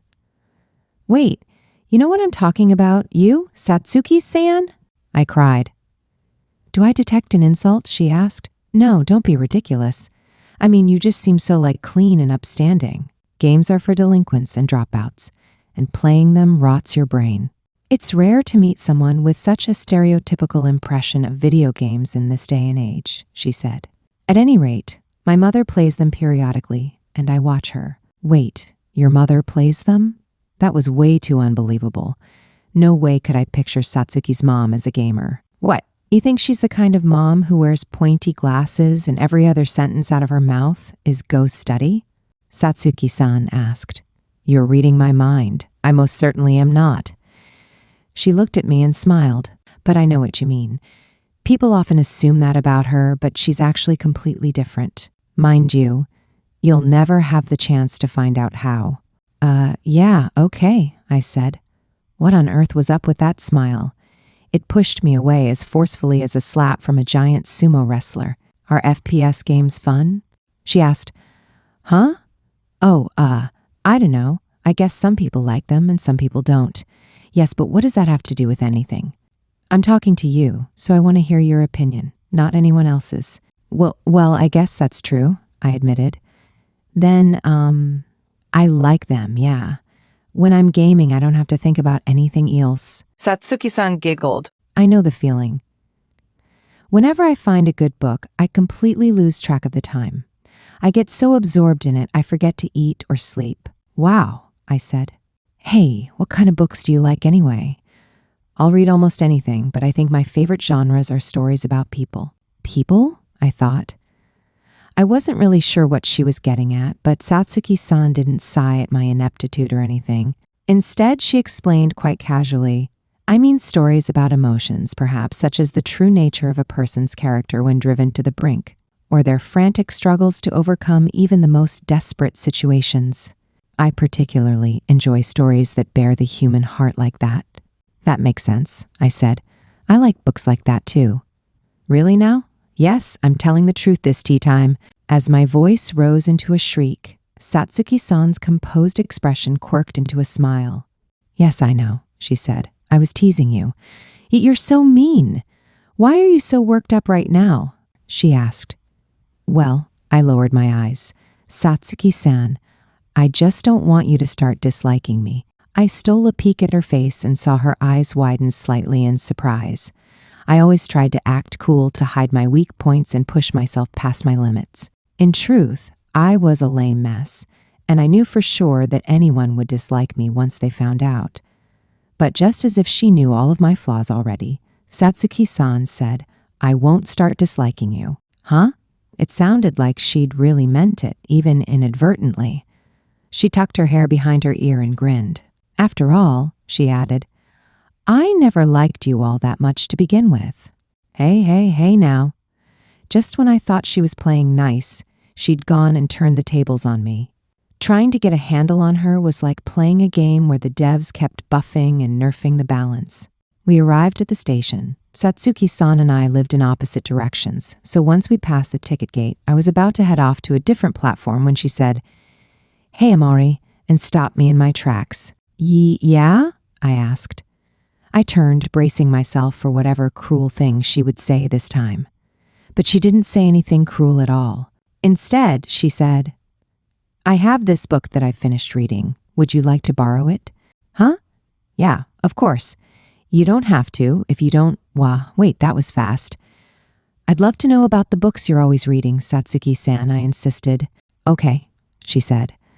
She pulled a paperback book wrapped in a monotone cloth cover from out of her bag and handed it to me. You can give it back to me whenever you want. I think you'll like it, but if it bores you, there's no need to read the whole thing. Thanks, I said. Sure, I'd partially said it since it gave me more things to talk about with Satsuki-san, but I really did like reading quite a bit. Back in my loner days, my two best friends were the school infirmary and the library. Satsuki-san, for some odd reason, fidgeted. I haven't recommended my favorite books to other people all that often, but I thought I should at least make this effort and meet you halfway. Wait, was it just me, or was this Satsuki-san's way of being affectionate? Suddenly reminded of yesterday's arranged marriage declaration, my cheeks turned red. I knew I was late to get the memo, but it was finally sinking in that Satsuki-san and I were legit dating. The whole lending books back and forth thing? It was really, wow, this was actually real. When I see you, I'm reminded of something all over again, she said. Huh? My heart skipped a beat. Wait, I reminded her of what exactly? Satsuki-san smiled at me, all prim and proper. We've gone all the way to dating, but you still keep trying to trick me, act like you're better than you really are, and keep me at arm's length. Thank you for being the perfect example of what not to do. Clutching her book, I yelled back at her in utter despair. Anytime.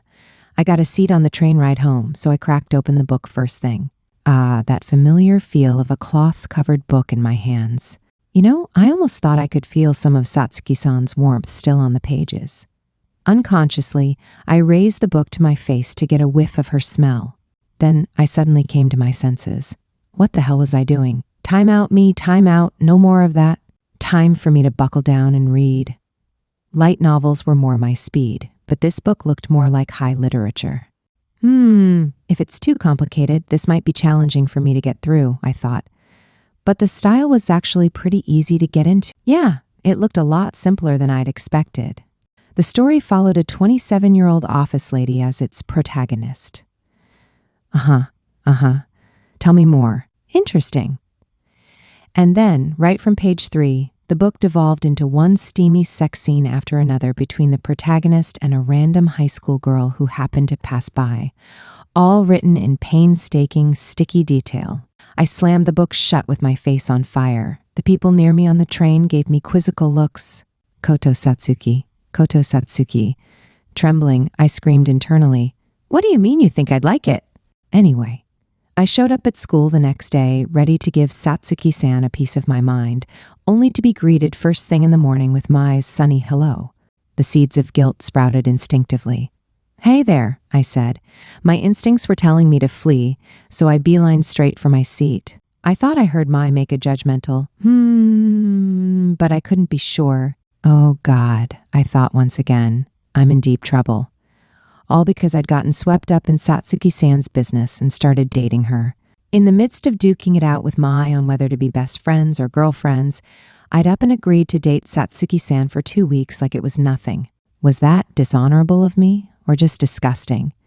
At the very least, there had to be a discrepancy in my emotional reasoning. Regardless, if the end justified the means, then I was doing this so Mai and Satsuki-san would be friends again. So it was, for Mai's own good. That meant I wasn't betraying my friend's feelings. Yeah, probably not. God, relationships were so hard to figure out. Okay, well, at any rate, they'd be friends again after 2 weeks. I could wait out the awkwardness of school so long as I saw the end in sight. Yeah, a pity that my optimism didn't last past the morning. Over lunch, Mai came up to me and asked, "Do you have a moment, Reinako?" Huh? Eep. What was with this girl? What kind of divine intuition did she have? We stepped out into the hall and walked side by side.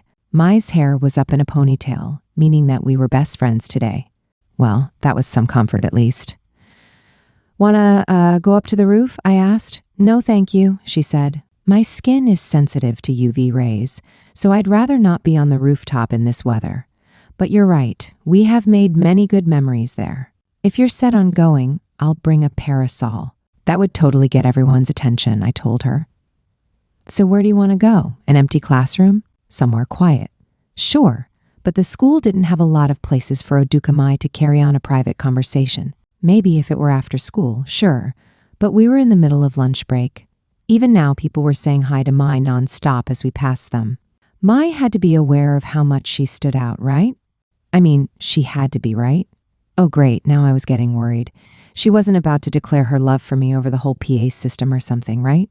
The party experience was bad enough, but if she said that here, the whole school would shun me. Mai changed into her outdoor shoes at the entrance and stepped through the front doors. Maybe she wanted to go back behind the school to find some shady area? Nope. She set off straight for the gates. Okay, that made sense. If we went off campus and stood around somewhere, at least we wouldn't have to worry about other kids seeing us. Nope again. There was a huge freaking limo parked in front of the school gates. "Hello? Hello?" A woman in a suit, probably the driver, stepped out and opened the door to the back seat. Mai took my hand and guided me inside. "Join me, darling," she said. Inside was an enormous space kitted out with a table that looked like you could play billiards on it. The air conditioning was revving at full blast. Imported liquors lined the walls. Oh my God, this was like a world from a movie. The seats were so soft that I thought I was about to be swallowed up by them. Mai sat across from me and folded her long legs. She looked horribly dignified. "No one can hear us here," she said. "Now we can talk to our heart's content." I mean, yeah, but, hello? You can give me that smug, great idea, no. Face all you want, but that doesn't change the fact that this isn't a victory of your creative powers. This is due to your financial powers. "Well, so long as it's a victory, who cares?" she said. "Now can I get you something to drink? Scotch? Bourbon? Or I could mix you up a cocktail." Apparently, Japanese laws are different from Oduka laws. What kind of high schooler has cocktails at lunch and then nips back to class, huh? Why, it'll just be another one of our precious little secrets, Mai promised. "This is just peer pressure to drink," I snapped. I never thought I'd get that from my classmates. As Mai and I argued, the driver poured me a glass of Perrier. Oh, thank God. Just a normal fancy drink. But no, I wasn't out of the woods yet. We still hadn't even gotten into the real reason we needed to talk. She was going to bring up Satsuki-san for sure. Okay, I needed to explain to Mai exactly what was going on. No hesitation, just straight out. Mai smiled at me and remarked, "You and Satsuki have been rather close recently. How long have you two been such good friends?" That's a good question. My mind suddenly went blank. Now that we were actually getting down to it, I was too weak. Let's see, I said. It was I guess you could say 2 days ago. I was just, thinking I'd like to get to know her better. That kind of thing. I scratched the back of my head and laughed self-consciously. I continued. Mai tilted her head.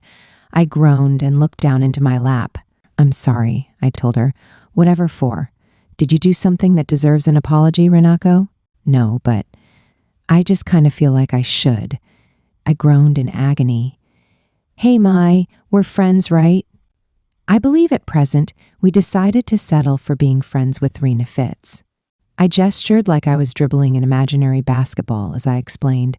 So it turns out that when you get to know more people, you sometimes end up running into situations where two different people you know want conflicting things from me. Mai, what am I supposed to do when that happens? Mai gave me a wry grin. So now we've flipped the script, and you're the one coming to me for help, Was I? Yeah, I guess you could call it that. I know what you mean, Renako, she went on. Honestly, looking at her now, I had to admit that she felt pretty darn dependable. But was she really? You're not being tricked by her beauty, are you, Brain? I asked myself. Satsuki is plotting to do something cruel to me, isn't she? Mai asked. And you've agreed to help her, but somewhere deep down you feel guilty for my sake. Am I correct? Huh? I said. How'd you know? How do you think? Because I'm Moduka Mai. With the charisma of a princess adored by her subjects, Mai summed up all my distress at once. God, I said, I have such a cool friend. It took self-restraint to keep from making hard eyes at this best friend version of Mai. And you feel guilty because you love me dearly, she concluded. No, you're wrong about that. I shut her down in less than a second, but Mai didn't particularly care. I know, she said.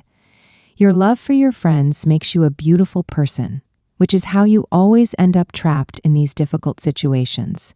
But that's all part of your charm, you know. That's why I'll never stop you from doing what you want. I don't care whom you associate with, so long as you always come back to me in the end. Who was this girl? A freaking empress. If anything, Mai went on, I'm glad to hear that you and Satsuki are becoming friends. Satsuki is nicer than she looks, and I'm sure you two must be getting along famously. I could hardly believe that Mai would say such things about Satsuki-san. With her hair done up all fancy like this, Mai looked way more mature than normal. This was the Supadari of Ashigaya High, the sun goddess who'd shot Cupid's arrows through all our hearts. I said, you and Satsuki-san met each other before high school, right? Yes, we did. I've known her since the spring of 5th grade. Wow, so you knew each other during elementary school? That made these two childhood friends. Wait, but at the same time, I couldn't quite wrap my head around it. You're telling me you guys were kids once? Well, we certainly didn't appear out of thin air fully formed, did we? At any rate, I'm glad you and I met in high school. I used to be such a stupid little girl. For real? Mai put her hand to her mouth, looking chagrined. Yes, she admitted. I was such a spoiled little rich girl, ignorant to the ways of the world and feeling entitled to everyone's attention. I didn't even have any idea how privileged I was. I was nothing but a naive, arrogant child. Wait, and that was different how? Naturally, I didn't have the heart to actually say that to her. Satsuki is one of the few people who's known me since then. To be honest, sometimes I feel embarrassed about that. Oh, I've mentioned to you before that you're my girl of destiny, haven't I? Huh? Yeah. That topic change came out of nowhere. Nothing can change the fact of our meeting. I feel similarly about Satsuki. She's been there for me and has for a long time. Nothing can replace all the time I spent with her. Yeah, I guess that makes sense. By junior high, I'd pretty much lost contact with all my old friends. But just the same, I got where Mai was coming from. Even through my whole introverted loser phase and my truant phase, my little sister was always there for me, spouting insults all the while. She'd been a pain in my butt more times than I could count, but maybe the positives still won out in the end. Even so, I didn't think I could be straight with her and tell her, you know, you're not so bad after all, like Mai did.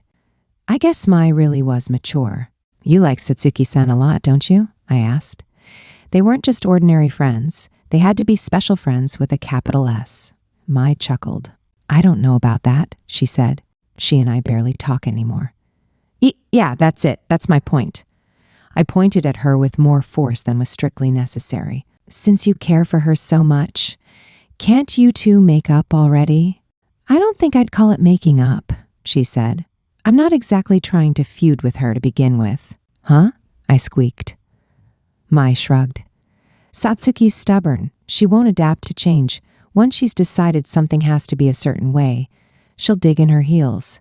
I suppose it's best if you play along and let her do what she wants.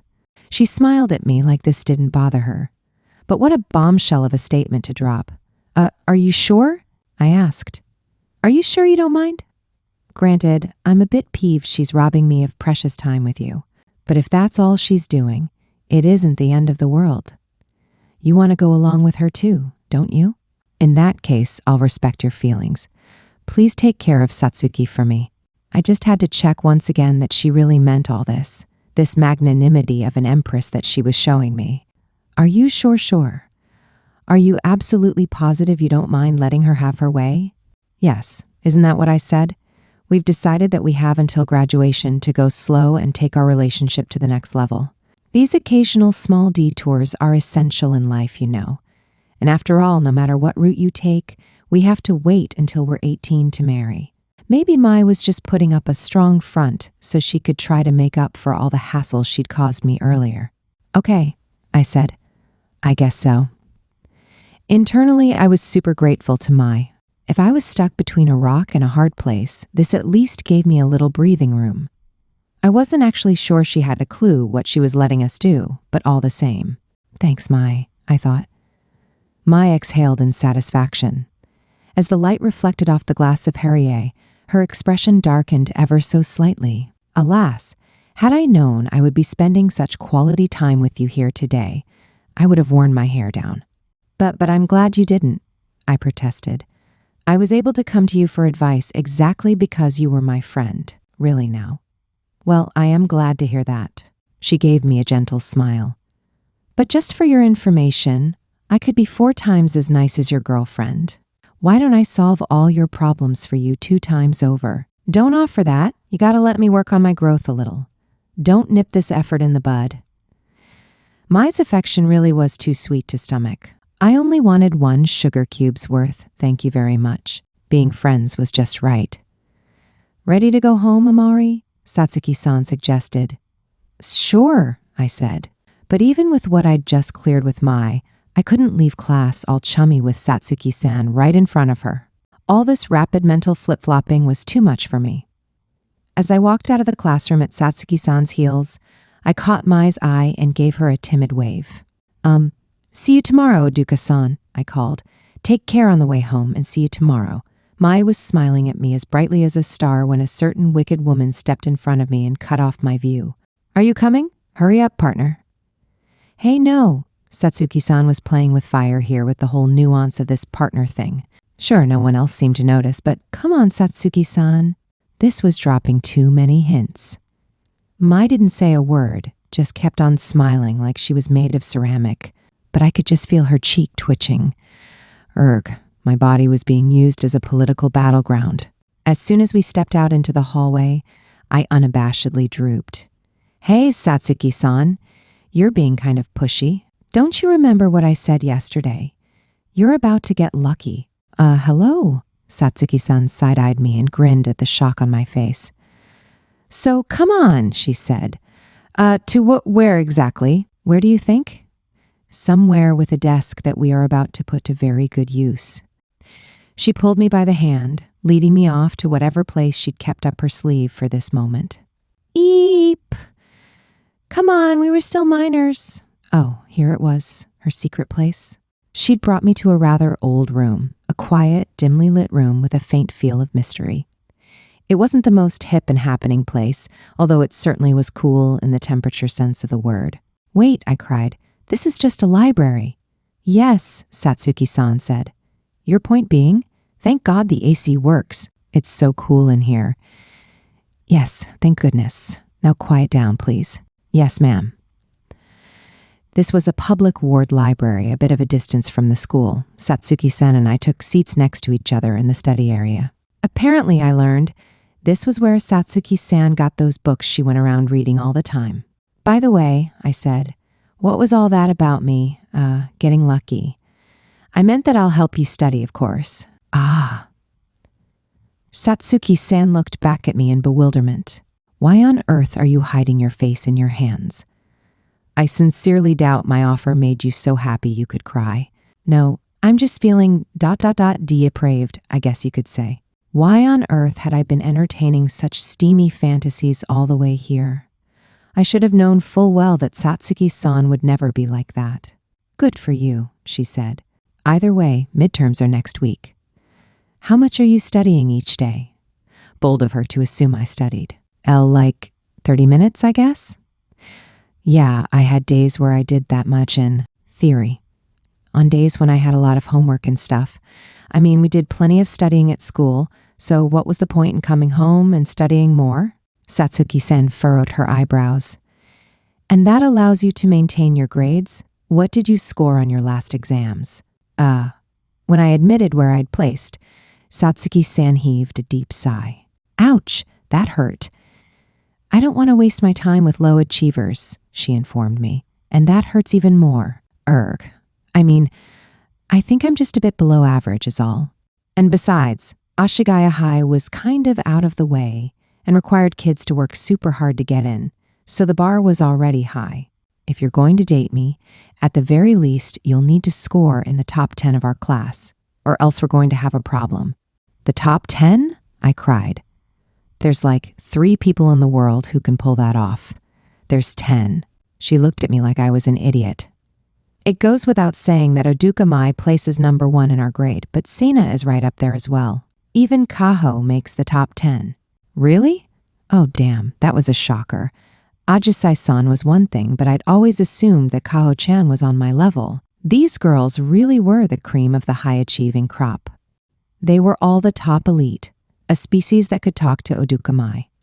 Not like me, Amori Renako, an average Joe from birth. I slumped over, depressed, and Satsuki-san shot me a glance. My heart skipped a beat when her attention suddenly turned my way. She apparently knew that other people thought she was beautiful, but she didn't seem to care at all what effect her good looks had on us. In my book, that made her no different than Mai. It doesn't make a bit of difference to me either way, she continued. But Amori, you think everyone else is better than you, don't you? If you have an opportunity to work hard and close the gap, I think you'd be better off putting in the effort. Once again, there she went making a good argument.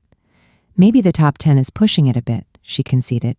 I certainly don't need extra competition for the top spot if I can help it. Still, don't you think it's fun to watch your hard work pay off when you get better grades? I mean, I guess. That's how I felt about multiplayer games. I liked beating my opponent, sure, but what I loved more than anything was the feeling of improvement. The joy of victory was fleeting and would only be struck down by the frustration of defeat. But compared to that, the feeling of getting better stuck with me forever and kept getting bigger and bigger. Come to think of it, that's how I'd felt about all my smiling and makeup practice back at the beginning of high school. It had made me start to feel like I really was cut out for living on the straight and narrow. Well, I guess I'd better study then. I suppose it'll make my mom happy if I bring my grades up, I admitted. That's the spirit. Now let's get started, she said. Open up your textbook. Yes, Mom. Then we began our study session, at least compared to a whole hidden camera. You won't believe what happens next. BBQ party with pretty girls. Thing there was way less of the no freaking way I'm going to die factor. Hey, Satsuki-san, can I ask you about this? I said. Which one? Oh, I see. That one's pretty tricky, isn't it? Why don't you try thinking about it like this? You know, as surprising as it was, Satsuki-san turned out to be a pretty darn good teacher. Whenever I didn't get something, she first checked to see what I wasn't understanding and then led me step by step through the problem. She never got mad or impatient with me. She just kept pace with me and offered logical, patient explanations until the end. Satsuki-san, you'd make a good wife who'd force her good-for-nothing husband to get ahead in life, I told her. You're usually so distant, but you're really nice when you're teaching me. Are you, like, playing good cop, bad cop by yourself? I'm not trying to, she said. But what's the point in being strict when you're learning? I mean, unless you subscribe to the theory that people learn by being told off, but that's another story. Nope. I was totally fine with this current teaching method. You know, Satsuki-san, I said, I honestly think you're the kind of person who'd be like, well, I have no other choice, and light yourself on fire for the person you're dating. You're kind of a caretaker in relationships, aren't you? I wouldn't know. I've never dated anyone before. She frowned, her eyebrows furrowing and cheeks turning red. It's kind of embarrassing when you look at me that way. Huh? Oh, no, sorry. I wasn't thinking of you, like, romantically or anything. I was talking about a hypothetical scenario, you know? I just think that you'll make whoever you end up dating really happy. Well, right now I'm dating you, aren't I? Well, yeah, I admitted. Seeing Satsuki-san this flustered rattled me too. What was going on? Why did I feel so weird? I waved my hands back and forth to hide how red my own face was getting. Look, I just mean, like, if it was my teaching me or something, she'd just give me a look like, I can't comprehend how you don't get this. Comparing me with her is tantamount to committing an act of violence on my mental well-being. From now on, can you exercise a bit more caution before speaking? Got it. I zipped my lips. Satsuki-san, I went back to studying. Here, she said, look at this part. The way her pale fingertip traced the problem on the page felt oddly sensual, and a weird sound welled up in my throat. I called out to the mini-my in my head, begging her to stifle these feelings.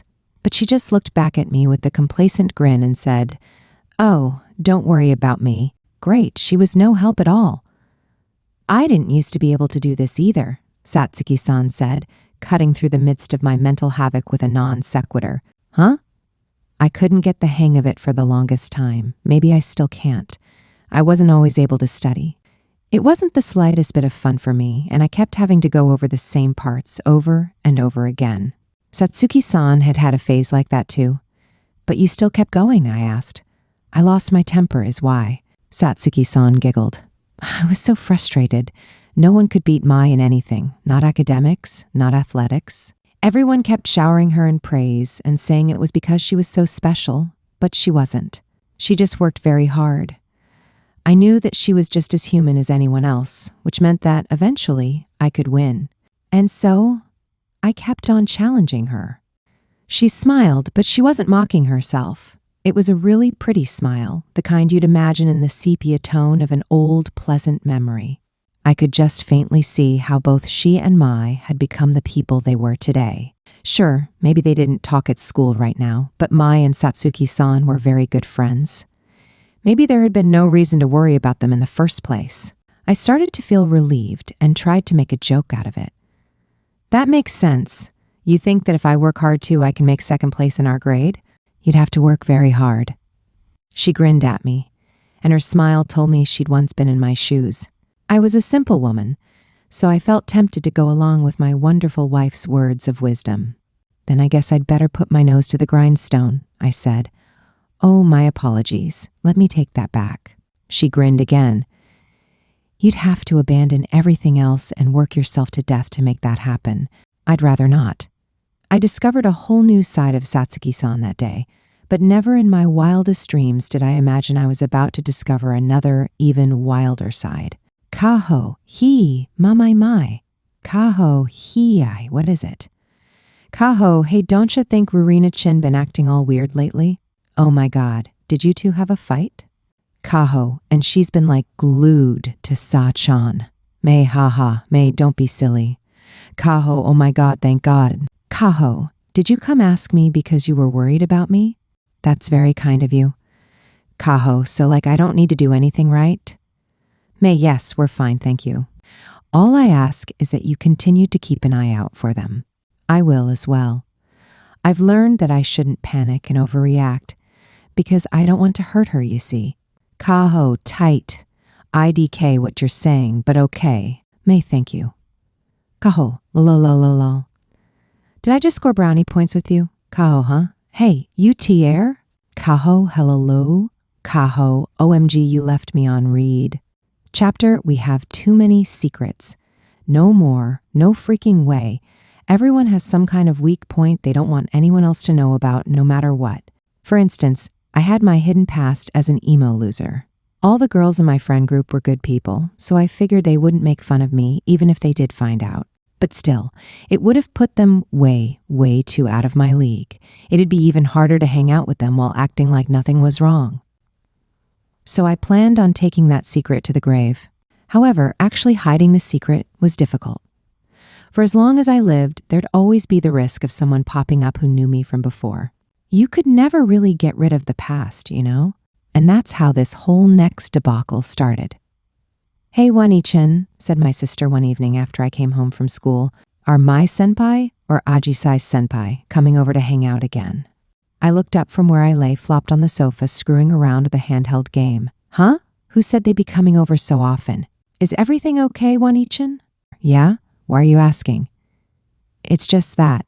I don't know. It feels kind of like that was their way of making fun of the weirdo, you know?" No?" I yelled. What on earth was she going on about? I lurched upright, but my sister only stared back at me coolly. I mean, the more I think about, the weirder it gets that my loser older sister and my senpai would be, you know, dating and getting married and all, my sister said. I guess it must have been a dream. "No, it wasn't," I snapped. "It really happened. Well, not the marriage part, but the rest." My parents were going to come home late, so I had no problem with talking about the whole Mai thing out in the open of the living room. "Now you listen," I continued. "Don't breathe a word of this to Mom or Dad, okay? And don't you dare tell anyone from school that I'm such a recluse." "Yeah, duh, I know." My sister squeezed my thighs. "Stop," I thought. "Just because you're the fit and sporty type doesn't give you the right. I'm not such a loser that I'd be jealous of you finally getting to enjoy your youth," she said. "Listen here, you little." Was this how Mai and Satsuki-san thought about each other? Yup, like hell would I ever open up to my sister about my gratitude to her. After riling me up, my sister put her hands behind her head. "You know," she said, "while we're on the subject, I've been in a real donut mood lately. Hey, let's go get donuts. There's this one shop I'd love to try." "Come on," I groaned. "That sounds like a hassle. Can't you just run down to the convenience store and get some?" My sister took the 2,000 yen bill Mom left us for getting dinner and waggled it between her fingers. "If we don't get donuts, who knows what might come out of my mouth," she taunted. "Emo weirdo. I'm literally going to kill you." The donut shop she wanted to go to was no less than 4 train stops away. It might not be long, I thought, before I start plotting the perfect crime. I changed into a good t-shirt and went with my sister to Queen Donut. "Yay. Thanks, Wanation," she said. "I love you." Yeah, whatever," I muttered. Yet all the same, I was fighting a losing battle. I had a hankering for donuts, too. Queen Donut was a fast food joint that'd been opening up new locations like crazy these past couple of years. They sold more than just sweet donuts. They had a bunch of donuts with savory fillings and other stuff, too.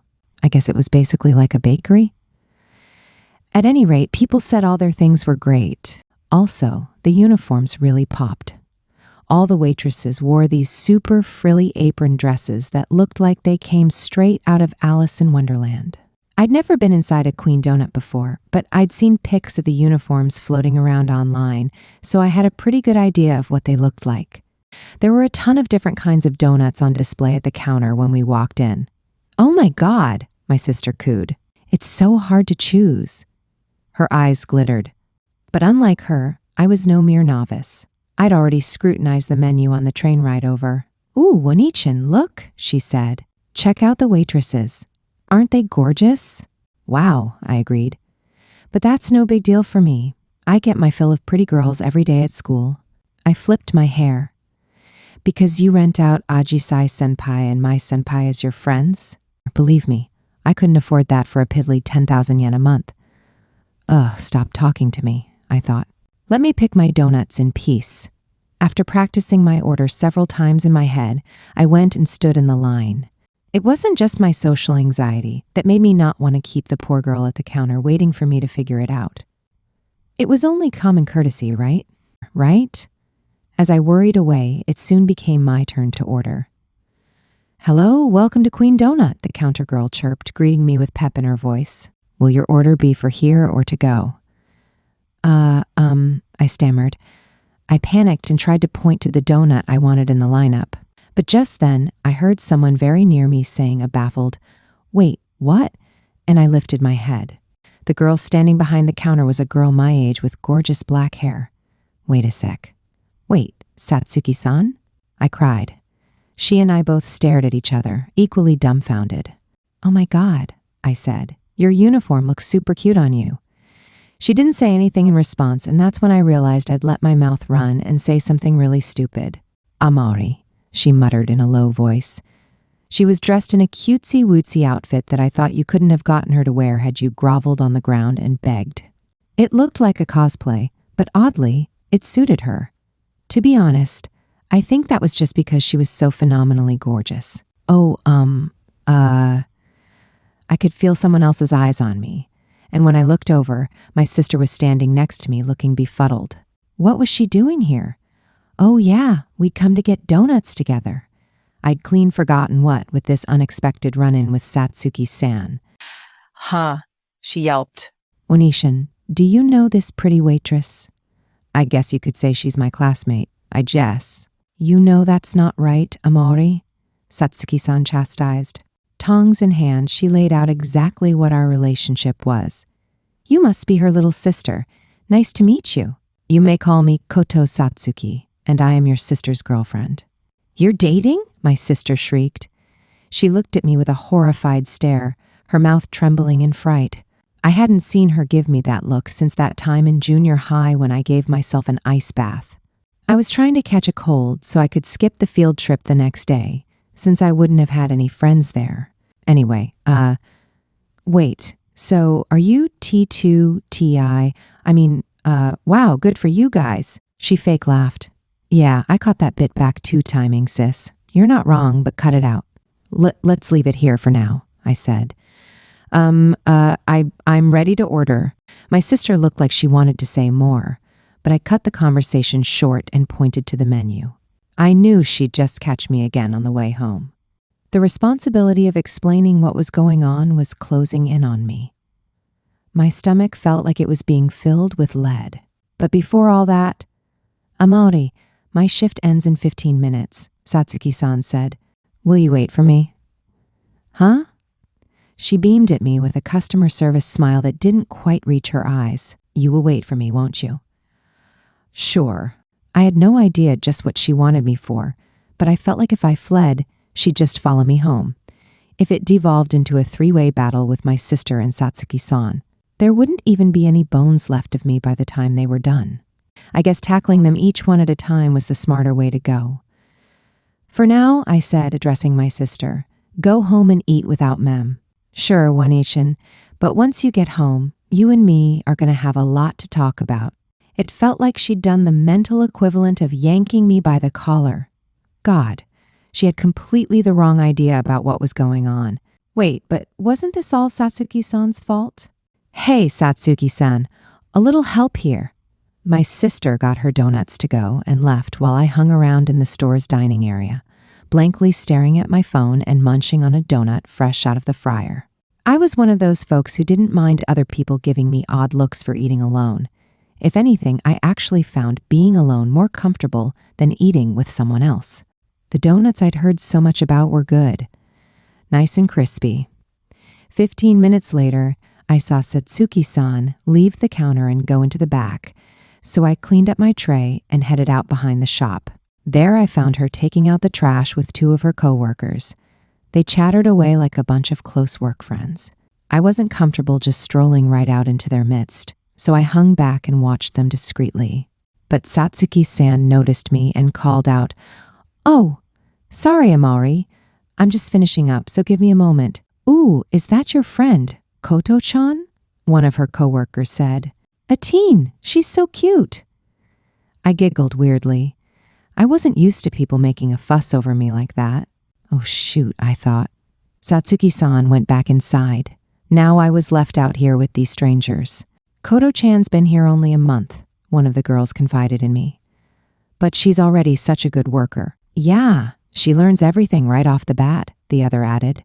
"She's incredible." "Hey, do you go to school with her?" "What's she like?" I bet she's totally the super serious class president type. Oh yeah, I can totally see that. She seems like she'd be such a good leader. Well, I said. Yeah, I guess you're right. She's really smart and a good friend to rely on. Mind you, all she did right now was read books in class and refuse to have anything to do with anyone, but still. At any rate, it looked like Satsuki-san was working her hardest to master the skill of communicating at work. What was this? A sudden feeling of solidarity towards her? So, does she have a boyfriend or anything? One of the coworkers asked. She has to. I mean, she's so pretty. I bet she's dating the handsome student council president's senpai or something. Or a friend from childhood, you know. Oh my God, that's too perfect for her. The girls cracked each other up. Well, she didn't have a boyfriend, but she did have a girlfriend. And, sorry, not so handsome here. But there was indeed a drop-dead gorgeous childhood friend. Mind you, I couldn't say any of that, so instead I kept practicing my single skill, the forced, polite smile. This smile was so useful you could call it an S-class smile. As the coworkers babysat me, Satsuki-san, who changed into her street clothes, stepped out. Thanks for your help today, she said to them. Goodbye. Bye, thanks for your hard work, they chorused. She gave them a dutiful bow, the picture of good manners, before coming over to me. Let's go, Amari, she said. Oh, okay, sure. We walked side by side down the road to the train station. So not. Only did I not know why she'd had me stay behind, but from here on out I was walking into a minefield. I needed to figure out what would set off her landmines and what wouldn't. Time to test my skills as a minesweeper champ, I thought. I began. So I guess you work a part-time job, huh, Satsuki-san? She said nothing. Did I seriously land on a mine on the first move? She put a hand to her forehead and shook her head ever so slightly. Before that, she said, let's talk about what you saw earlier. Oh no, she had the wrong idea. My little sister had randomly decided to get Queen Donut and had dragged me along, that was all. It's okay, I reassured her. It's not against the school rules to have a job after all. And the law doesn't say anything about it either. Is that your idea of comforting me? She said. My God, you're really something. I had a funny feeling she didn't mean that as a compliment. Then she asked, can you keep a secret? Oh, of course. I won't tell a soul if you don't want me to. If there was one thing as important, or heck, even more important, as the school rules or the law, it was people's feelings. I didn't know why Sasuke-san had a job, but if she didn't want people to know, I wouldn't go blabbing about it. Besides, I was also a member of the Guilty Conscience Club. Satsuki-san, it's okay, I told her, clenching my fists. Relax. Believe in Amari Renako. She stared back at me blankly. No, I can't. But why not? Because I'm mean and nasty. I don't trust people that easily. That's not true.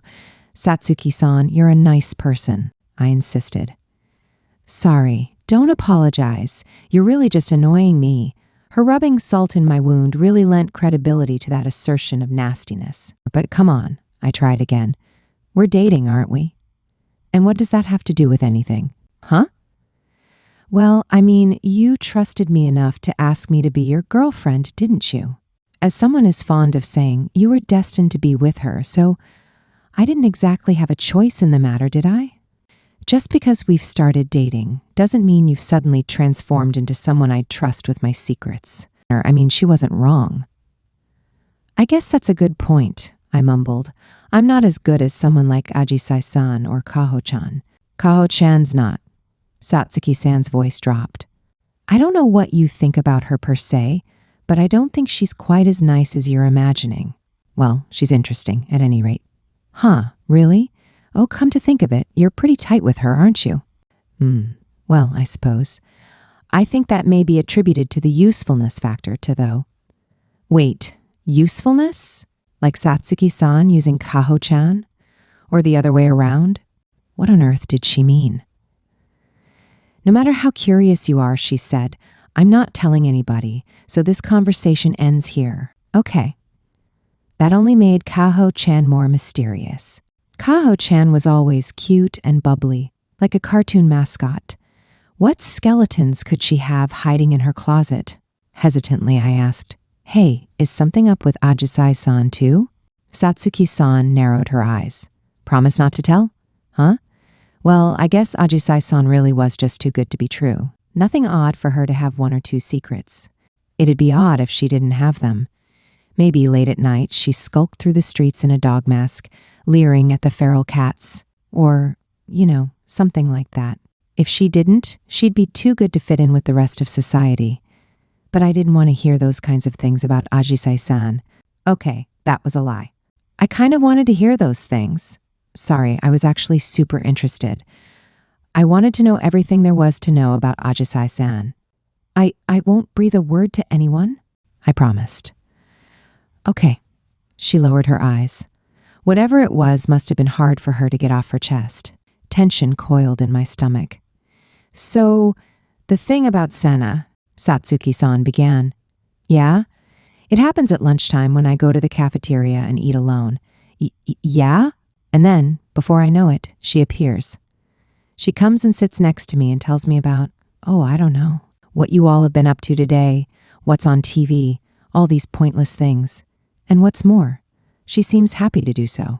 Satsuki-san sounded exactly like she was telling a ghost story. I gulped. And then? Her eyebrows bunched together as she frowned. But the thing is, since she's already eaten lunch with you, she must be full. She's only doing it to be nice to me. She keeps bringing over rice balls and pastries and pretending to eat them so she can keep me company until I'm done. As she said this, I heard Ajisai-san's bashful giggle ring through my mind. I screamed, "That's just her being an incredibly, transcendently good person." I agree. See, even self-proclaimed mean and nasty Satsuki-san acknowledged it.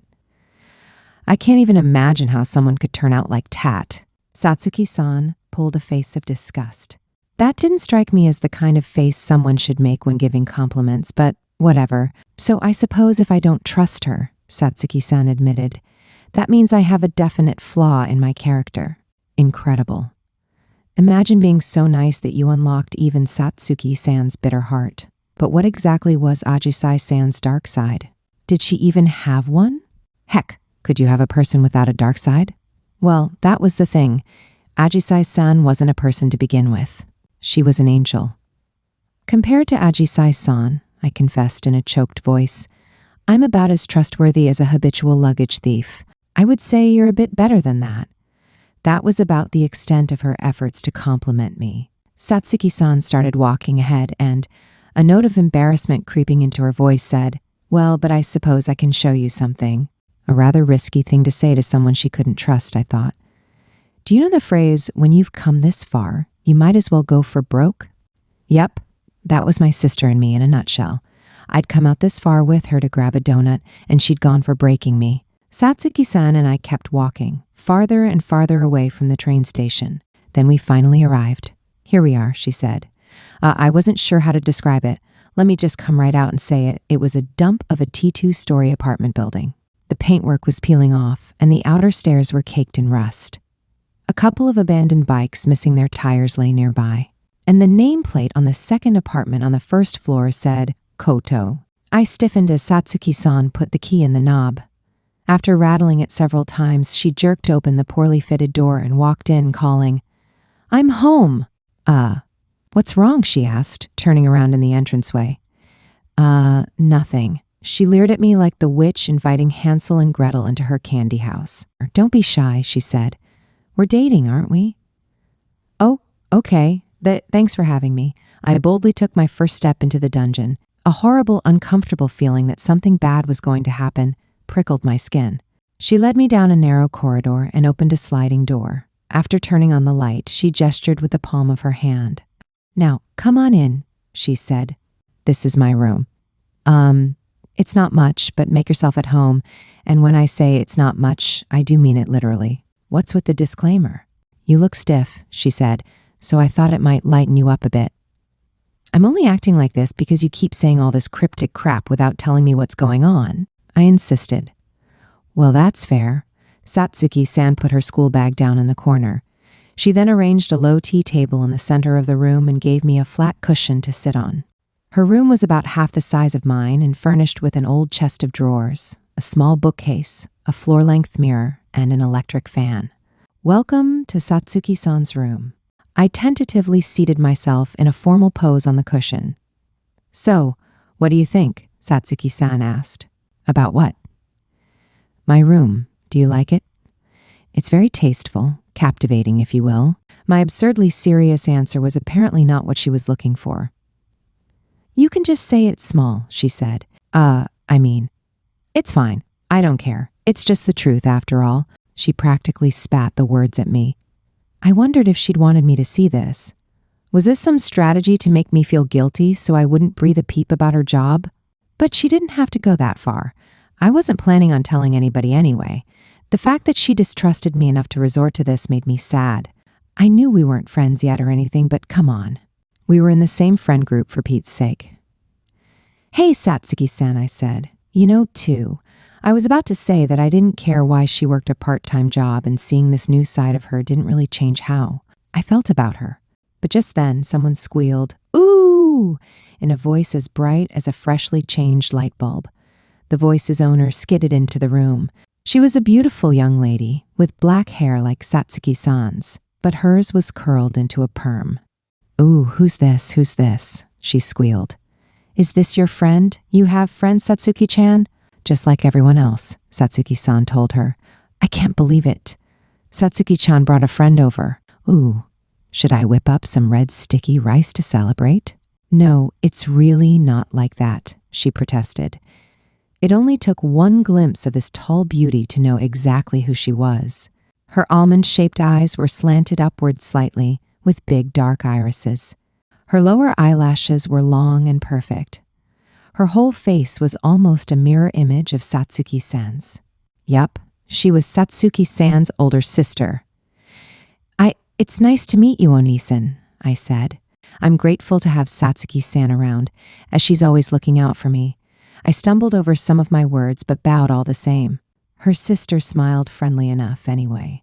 "Ooh, really? I'm glad you look out for her, too. I mean, you know how she is, right? I get worried, to be honest, that she might be bullied at school. She's really quiet and shy sometimes, after all, but she's a good kid deep down." God, Satsuki's sister was chatty. I couldn't even get a word in edgewise. Also, quiet and shy? Who? You sure you're not talking about me? I thought. Satsuki-san sighed. You really are a pain, you know that? Oh, come on. I'm not a pain at all. Oh, when you have the time, I want to hear all about what Satsuki-chan's like at school. 'Cause one-echin, Luv Satsuki-chan. That's right. One-echin. She giggled. Oh, come to think of it, I have the funniest story about Satsuki-chan from the other day. Satsuki-san pushed her sister away and slowly shook her head. By the way, Amari, she said, this isn't my sister, this is my mom. Wait, for real? No way. She looked so young. What, did the beauty genes stop people from aging? Satsuki's mom giggled at how shocked I looked. Aw, come on, you should have let her keep calling me One-ichin. Satsuki-chan, you're such a big meanie. Knock it off, Mom. Satsuki-san looked as tired as a boxer after a full round. Wait, are you sure? I asked. Your mom's so cute. That's enough, Amari, Satsuki-san said. Don't give her compliments. You shouldn't feed the wildlife. You're so mean, Satsuki-chan, her mom whined, puffing up her cheeks. She looked exactly like her daughter, yet her eyes were all bright and sparkly. It threw me for a major loop. She felt like an adult Satsuki-san who'd mellowed out a bunch. Was this a Satsuki-san from a parallel universe? One where she hadn't met Mai, perhaps? I thought you were working today, Mom, Satsuki-san pointed out. Yep, sure am, her mom said. But I'm going to go after meeting with a client, so I'll be heading in a little late. Ah, great, this was a huge mistake. Man, it really sucked to have someone this resistant to honoring boundaries in your own family. This reminded me of the moment when my sister barged in on Mai, Ajisai-san, and me. I totally get you, Satsuki-san, I thought. Oh, but you're right, I really should be getting ready, Satsuki-san's mom said. Hey, Amari-chan? Yeah? I stuttered. Satsuki-san's mom squeezed my hands. She smelled nice, all grown up. Thank you for being friends with Satsuki-chan, she said. You'd think being a girl would have made her turn out sweeter, but I promise she's really very nice all the same. Just the other day, she gave me socks she knitted herself for my birthday. She said she'd checked out a book on knitting, learned the process from a friend, and then practiced it for ages. "Mom," Satsuki-san protested. Satsuki-san's mom giggled. "Ooh, someone's mad. Okay, have fun, kids." And just like that, she ran out. She'd talked more than Satsuki-san ever did in a whole day at school. Now there was just me, Satsuki-san, and an unbearable silence. Then, as if to challenge that last item on the list, Satsuki-san muttered, "So that was my mom." I gathered that. Don't get the wrong idea about her. I know she looks like an idiot, but she's managed to bring me up all by herself. Well, she may still be an idiot, but that's beside the point. I hadn't thought she'd looked like an idiot at all, actually. But she sure seemed to be enjoying herself. "So, is that why you work a part-time job?" I asked. "Stop," she said. "I don't want you to look at my mom and start pitying me."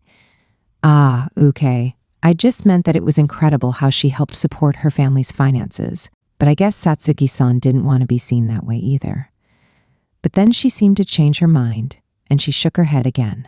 Although, she said, "You're not wrong. It's important to meet the parents in an arranged marriage. Once you know their personalities and careers, next up is learning about their family background." "Is this what you meant by going for broke?" "Right. I wasn't exactly trying to hide her from you, but it wouldn't have sat right with me if I hadn't said anything." All the light had gone from Satsuki-san's eyes. "Since you already saw me in that awful get-up from work, I thought I'd tease you a bit by showing you the house and then take you to the station." Gotcha. "I hadn't wanted to show you this much. Oh, now I'm done for." She slumped to the ground helplessly. Damn. Her mom had completely exposed the persona she wore at home. A wave of second-hand embarrassment hit me hard. It's okay, Satsuki-san," I said. "I won't tell anyone. I don't trust you. I'm sure the whole school will know by tomorrow morning some way or another. They'll know I'm the kind of girl who knits her mom's socks for her birthday because she's sensitive to the cold. But isn't that a good thing? Acting cold and blunt to guys and girls alike is my special weapon. But I'm going to have to go around with everyone pointing at me behind my back and calling me a mama's girl for the rest of my days. That's literally just you being a good member of the family, though." Satsuki-san fell completely silent. Was this the quiet and shy part her mom was talking about? The thing is, everyone at school talked about Satsuki-san as this super cool, super pretty girl. Would it really be so bad for them to know she was sweet to her mom? Wouldn't that just add more depth? Man, what was I supposed to do about this? Pull the "oops, it's getting late. I'd better run. See you tomorrow" card? Quit running by default, Amaury Renako, I chastised myself. Or else Satsuki-san will spend all 3 years of high school alone. Erg. I was in agony. Hey, I finally said. "What now?" She raised her head and looked at me like a long-haired cat dripping with water. So, why was I about to bring this up? I didn't know, but all the same, I knew I'd stumbled upon something Satsuki-san had never wanted to see, hurting her in the process. And it just didn't sit right with me to walk off completely unscathed myself.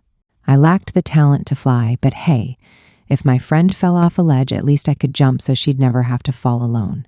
So I said, hoping it would provide her even the slightest bit of comfort, "Hey, you know what? Up until I turned over a new leaf when I started high school, I was a socially awkward loner. I'd done it. I'd actually come out and said it. I'd never wanted anyone to know. Heck, I hadn't even told my junior high backstory. I'd meant to take this secret to the grave, but now I'd spilled the beans to Satsuki-san. God, this was freaky. I was terrified of what her reaction might be to this powerful confession of mine. And she raised her head slightly and said, "Okay." I was agape. "That's it?"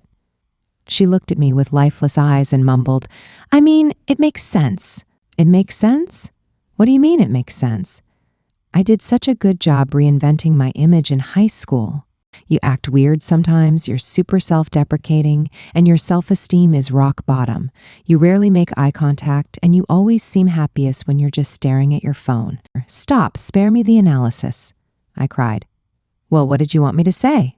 Ooh, no way. I always thought you were a people person through and through. Don't be a fool. Even Sina would laugh at that. I was crushed. But I tried so hard, I wailed. I lurched upright in tears at a total loss for what to do now. I've been trying so hard to change myself, but the past keeps catching up to me no matter what I do. Hey, wait, she called. But I ignored her and ran out of the apartment. It was just like that day when I'd been drained to the last drop and dashed up to the roof on impulse. I ran through the streets recklessly, where I proceeded to become utterly lost. Oh God, where was I? My phone was dead, it was completely dark out, and there were basically no people or cars passing by. Well, not that it would have made any difference if there were, since I wasn't cut out to ask for directions to begin with. At any rate, it was starting to get chilly, and I felt helpless stuck here next to this random rice field in the middle of nowhere. It was over for me. I was going to die here. If this was how I was to meet my untimely demise, then I wished I'd been a little kinder to Mai. I parked my butt at the side of the road and gazed vaguely up into the sky. The moon's light shone pale through the clouds that threatened to cover it. I'd always longed to be beautiful like that. The way I saw it, beauty always belonged to someone else. It was never for me. It was for my old elementary school classmates who were now living the high life on Instagram, or for Oduka Mai, the girl in our class who shone as bright as the sun. If I'd kept my distance and just watched her from afar, then I would have probably never ended up in this crummy situation. But I'd wanted to be just like her. I'd wanted to be like the moon, shining in reflection of her glory. Then I heard a voice pant, "There you are." I lifted my head, and there she was. Satsuki-san stood there, her long hair tied back in a ponytail, panting to catch her breath. "Huh?" I said. I blinked up at her repeatedly. "Why are you here, Satsuki-san?"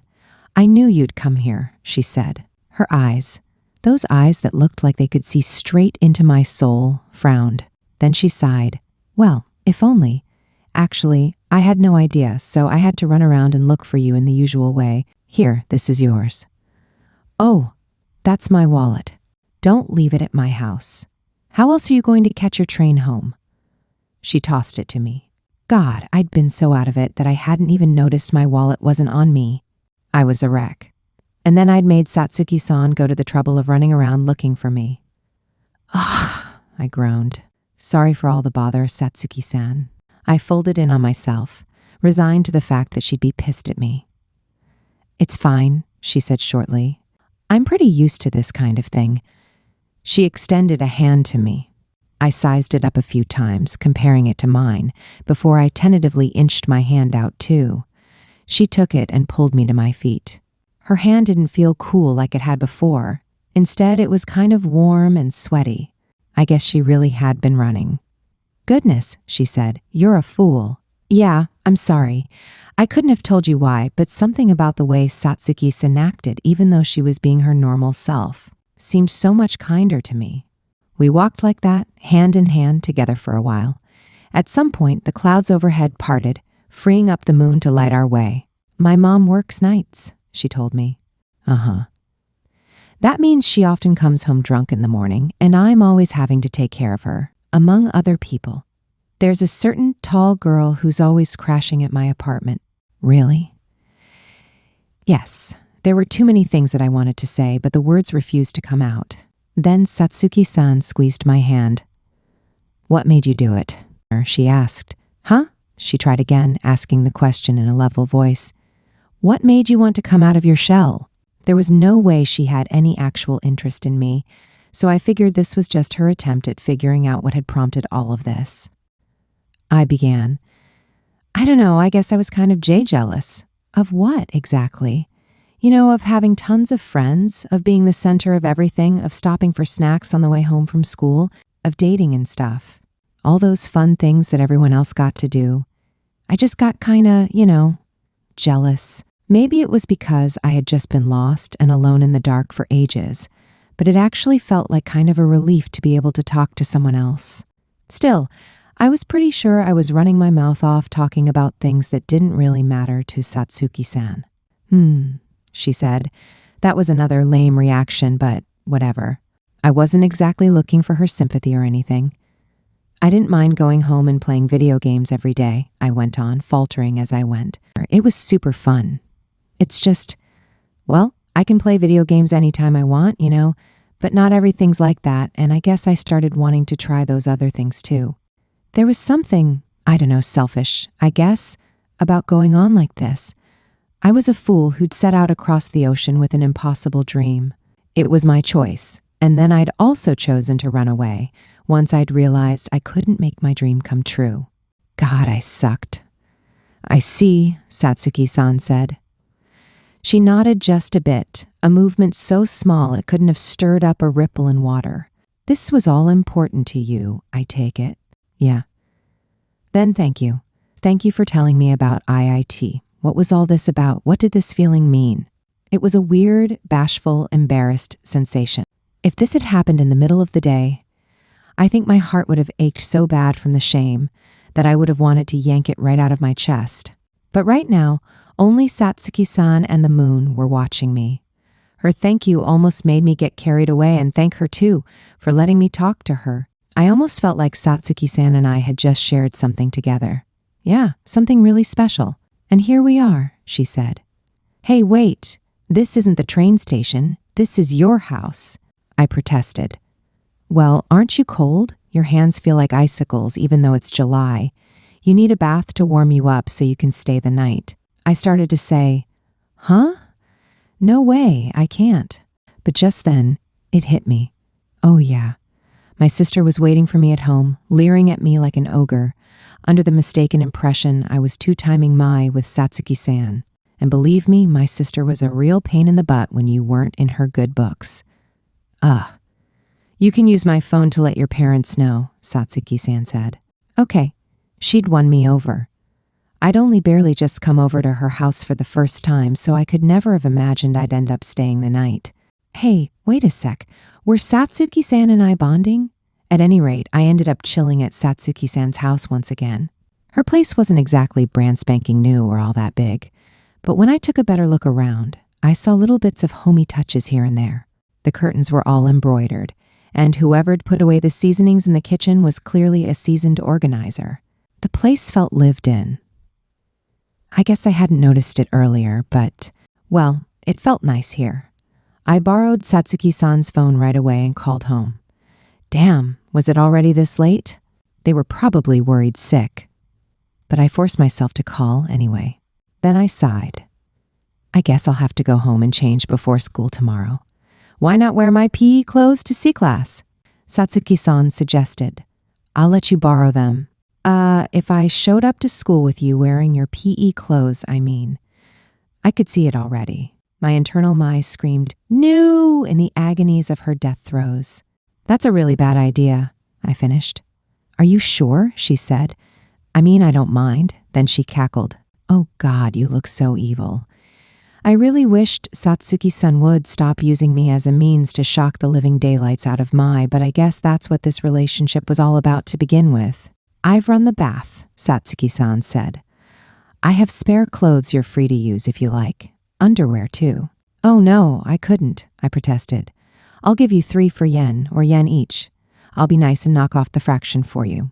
You're going to charge me for them? Well, this is still loads better than Mai, but come on. As opposed to Mai buying literally everything for me. I much preferred being with someone like Satsuki-san who nickel and dimed me at every opportunity. Wait, but I didn't mean like with. Okay, I'm going to have a bath now, I said. Satsuki-san said as she changed into her own loungewear. After turning down her offer, I went off to the changing room. I stripped, dumped my clothes in the basket, and then stepped into the bathroom proper with its stainless steel tub. However, when I flipped the switch, the lights didn't turn on. Huh? I said. Maybe the bulb was burnt out. I mean, it was a pretty old building. I washed myself down and then carefully dipped my toe in the water of the tub. Ah, nice and warm. But I was still uneasy. The light from the moon outside wasn't enough to light up the place. It was pitch black in here. I'll leave your towel outside, Satsuki-san called as she came by to check on me. Wait, Amori, why is it so dark in there?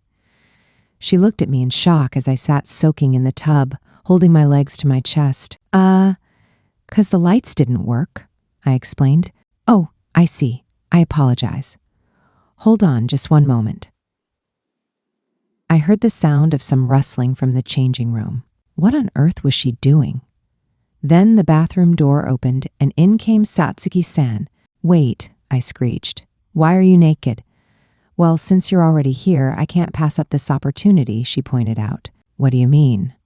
You took a bath with Mai at the hotel, didn't you? So if I do the same, she and I'll be tied with a score of 1-1. What are you talking about? What? Did I get lost and wander off into some parallel universe where you're ranked on how many times you've bathed with me? You're being much too loud, she said, and there's hardly any room in the tub. Budge up a little. Both those things are your own darn fault.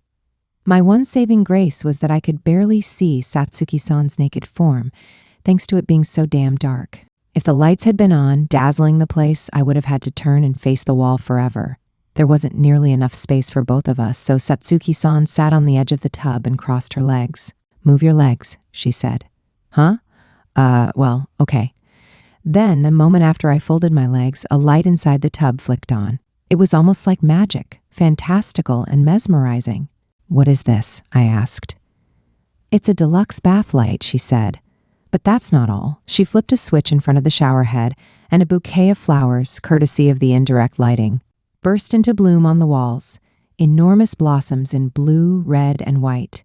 Wow, wow, wow, wow, I thought. Those wall stickers are nice, aren't they? And let's round it all off with this. Satsuki-san turned a small box upside down and poured a large helping of flower petals into the tub. Oh my God. Wow, a freaking bath in flower petals. And it smelled great. Blooming anemones covered every bit of the walls. I felt like I was bathing in the middle of a giant flower garden, like in a scene out of a storybook. Beautiful, Satsuki-san, I cried. She chuckled. Isn't it? I was so caught up in the moment that I lifted my head and then immediately regretted it. Beautiful, Satsuki-san. I murmured. She asked. What's wrong? I couldn't take my eyes off of her. She had her hair held back with a barrette, save for one lock that fell to her shoulders and clung to her skin. Droplets of condensation rolled down her pale body, granting her appearance a glossy sheen. She didn't have an extra bit of weight on her anywhere. Her features were already slender and gorgeous enough to compare her to a keenly sharpened sword, but bathed in the glow of the two indirect lights, she reached a whole other level of beauty. Had she been displayed at the end of a museum tour, every person seeing her would have clean forgot every other art piece in the whole building. I take it you're a big fan? She said. Of the tub, that is. Of the tub, yeah. I looked away and sank down into the bathwater up to my mouth. Look, Satsuki-san pointed out. I even have a book stand for bathing. I made it myself as a DIY project. Isn't that cool? Yeah. Nope. I'd almost been on the verge of forgetting that what we had right here in front of me was Koto Satsuki-san, a member of the top elite group of girls at Ashigaya High with a face that could rival Oduka Mai's. Heck, she was challenging enough for me to talk to, forget getting in the bath with her. Her uncanny beauty was so overwhelming that I forgot how to speak. My head moved on its own to take another look, just to make sure she was as pretty as I remembered. Satsuki-san gloated, pleased that I'd complimented her beloved bathroom. Oh yes, Amaury, she said. I'll scrub you down too. What? Why? Well, in terms of bathing together, merely sharing a tub with you won't be enough to deal her a killing blow. What, are you being shy? It's not a me issue. The idea alone is mortifying. Then we'll just have to do it like this, she said. Hello. And then Satsuki-san dove into the tub. Mind you, this tub was small. So small I could barely stretch my legs, that small. With the two of us in it, we were touching no matter what we did. Not to mention, Satsuki-san sat facing me. Her long legs slotted with mine like we were a couple of Legos. And the sensation. Oh boy, that was a sensation, all right. Satsuki-san. I wailed. Oh, what's wrong? You don't look so good. She reached out, grabbed a container from in front of the shower, and poured a little something into her palm. This is a body soap you can use even after you're already in the tub, she explained. I'll scrub you down, so be patient and sit tight for a minute. No way, I cried. No freaking way. What's wrong? What's all this fuss about? She furrowed her eyebrows and her lips quirked into a semicircle. Don't be like that. I know you're into this kind of thing, aren't you? Won't you let your wife wash you down and make you feel good, partner? What do you mean, feel good? No more. No more of this. What the hell was up with all this sexual tension? Why on earth couldn't Satsuki-san pick up on it? What, did she seriously mean this as some kind of ordinary friendly bonding thing? She lathered up the soap and then started by taking my right hand. Now sit still, she told me. She gripped it in both hands and then began to soap me up. Oh my God, I thought. She lavished attention to each and every individual finger. Satsuki-san's thin, soft hands stroked my fingers. Beads of water glistened in her eyelashes as she bent over her work in deep concentration. It almost felt she was a Venus committing an act of altruism for poor, lowly me.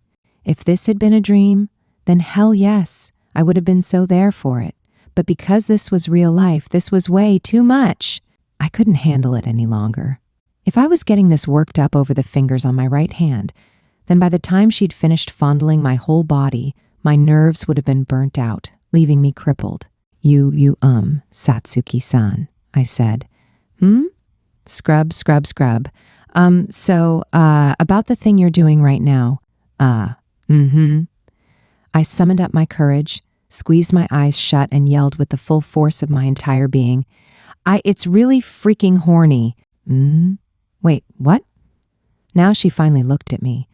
Our eyes met at an impossibly short distance apart. Instantly, she fixed me with a steely, sharp glare, but she also turned just as red to her ears. Horny, she repeated. Hold on a moment there. What on earth are you imagining? Oh, come on. This wasn't my fault, right? Right? It's freaking obvious. No, it isn't, she snapped. All I'm doing is bathing you. It's like when someone washes your back for you. No, it's completely different, I snapped back, because this whole thing feels so damn sexy. Sit. Satsuki-san's lips flapped like a fish. Hey, Amari, do you actually swing that way? I know I said you're free to like whomever you want, but please don't go getting any ideas. No, I cried. Satsuki-san, you're the one making it all sexual, not me. Oh, and that reminds me, what the hell was up with that book you gave me the other day? I opened it on the train, you know. And what difference does that make? It's not that ba. Ah. Her face turned even grimmer as the realization hit her. Her eyes moistened. Well, come to think of it, she mumbled. It may have been a bit, you know. It was blatantly, you know. It was 40 pages right off the bat of this lady and a teenage girl going at it like rabbits. And very passionately, I might add. Satsuki-san, what on earth do you think I am? I didn't mean it like that, she protested. Don't get hung up on all that, just read the book.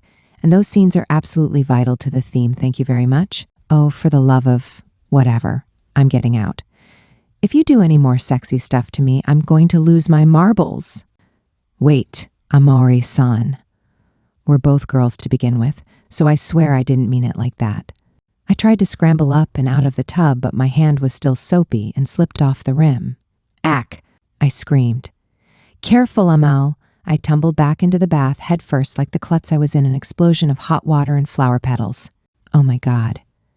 Oh, ow, wait. Actually, not ow. I'd apparently avoided the worst of the fall and landed on something soft. Oh, thank God. Then an absolutely chilling voice over my head growled, Amori. Huh?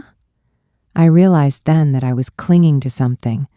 They felt about the size of volume dials on a speaker, and touching them gave me the weirdest sensation. Wait, could these .bbe? I'd plunged forward into Satsuki-san's boobs. Still practically plastered to her, I slowly lifted my head. Satsuki-san. She glared at me as if she'd just come back from murdering 3 people. Oh God. I'm sorry, I whimpered. Just hurry up and get off mem. But I have to say, Satsuki-san, your boobs are so warm and soft and squishy. Thank you. Then she looked at me as if she'd just come back from murdering 100 people. And that shut me up real quick. Sorry about that, I mumbled. I slowly willed my legs to work and rose off of her. As my hands left her boobs, Satsuki-san frowned for the briefest of moments and made a tiny sound. What a sexy noise, .. Satsuki-san, the Satsuki-san. The one everyone admired as this cool beauty, with her nose always in a book, nonchalant about everything. "Hey, Amari," she said. "Hurry up." Right, I'm going." Now I leaped off of her in a panic, trying to prevent her from hearing how rapidly my heart was pounding in my chest. I shrank into myself and scrambled out of the bath. As I left the room, I glanced back behind me. "Damari," Satsuki-san said. What now?" "Go take a shower to get the soap off." "Huh?" "Okay, yeah, will do." I did as she said and then sprinted out of the bathroom. Even the lukewarm water of the shower couldn't do a thing to dampen the way I felt like I was on fire. I put on a brand new pair of cotton undies and a pair of pajamas I'd borrowed from Satsuki-san before climbing into the guest futon in her room. She and I barely said a word to each other as we finished getting ready for bed. She spread her futon out next to mine and turned her back to me, but I couldn't sleep. Despite the soothing powers of my beloved blankets, I couldn't calm down at all. Even when I closed my eyes, Satsuki-san's naked body was staring right at me from the backs of my eyelids. On top of that, the memories of my bath with Mai were fresh in my mind now too, saturating my brain with an erotic pink tinge. Damn these pretty girls. This was the exact reason why Satsuki-san's blankets rustled as she rolled over. I jolted, wondering if she'd picked up on my wild fantasies, but her breathing told me she was sound asleep. As my eyes got used to the dark, I could see more of her gentle, sleeping face. An unconscious sigh escaped my lips. Wow, she was gorgeous. What a rare opportunity to stare at this pretty girl for as long as I liked. I wondered what it was that made us look so different. Now I remembered. Everything. I still couldn't believe that this was happening. First, I'd gone to school at Ashigaya High, then I'd met Oduka Mai. If I hadn't befriended her, I never would have ended up spending the night with this girl, someone so utterly divorced from my own reality that I'd have never run into her otherwise. I'm sure Satsuki-san saw me as just another piece of gravel under the railroad tracks of her life, but to me, she was a light in the sky, forever out of my reach. But I'd gotten to learn so much about her today. She worked a part-time job. Family was number one to her. She hated losing. She'd come looking for me, she loved bathing, and she was, in every respect, a kind person. People who lived their lives to the fullest were incredible to miserable old loner me. I figured we had a totally different set of values, given how Satsuki-san always gave everything 100%. But that was something I'd never have picked up on just by chatting with her at school. I was still taking my first baby steps down the long road to becoming a popular social butterfly. Just then I heard a whisper that sounded like a cool, refreshing breeze. "Are you asleep already?" My heart skipped a beat. "Not yet," I said. "Okay." Satsuki-san cracked her eyes open and looked at me. They glowed like gems in the dark. "You know," she told me, "Mai left that futon here for when she sleeps over." "Oh, that checks out," I said. "What does?" Nothing. I'd have sounded like a total perv if I told her it smelled like MMAI. "Does she come over often?" I asked. Mai, I mean. "She practically lived over here in elementary school," Satsuki-san said. "But then she started getting too busy with work." "Oh, yeah. You mean like when she went overseas recently, right?" For a long moment, there was no response. Then Satsuki-san yawned ever so slightly. She rolled over in bed, turning her back to me. "We have school tomorrow," she reminded me, "so hurry up and go to sleep." "Oh, okay, Dad, good night." "Good night." I forced my eyes shut, but my heartbeat still wouldn't calm down. Sleep was a long way off, I figured, what with Satsuki-san right next to me and the smell of Mai from the futon. Erg. I heard rustling for a while as Satsuki-san also tossed and turned. Maybe, just like me, she was struggling to sleep, with everything that happened today weighing on her mind. We were only girlfriends on a contractual basis, nothing more.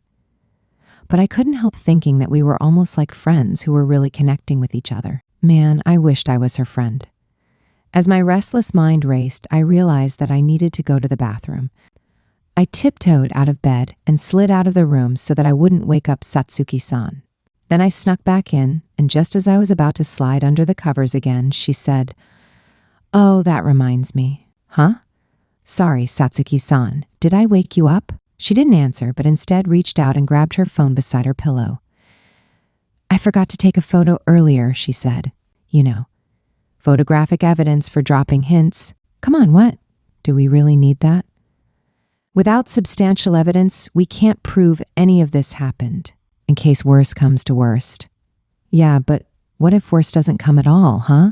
And I have you here already, she said. So let's take one now. We can afford to get a little bold with it. Bold, huh? I rubbed my tired eyes. My arms and legs felt heavy, and the border between reality and dreamland blurred. How about a photo of us kissing? She asked. The words sounded so far away I wasn't sure if they were from the next room over or not. Huh? I said. Come on, Amari. Turn your cheek this way. Satsuki-san shuffled closer to me, phone at the ready. I could feel her body heat. I figured she wasn't going to let me sleep until she'd got what she wanted, so I thought, oh well, why not?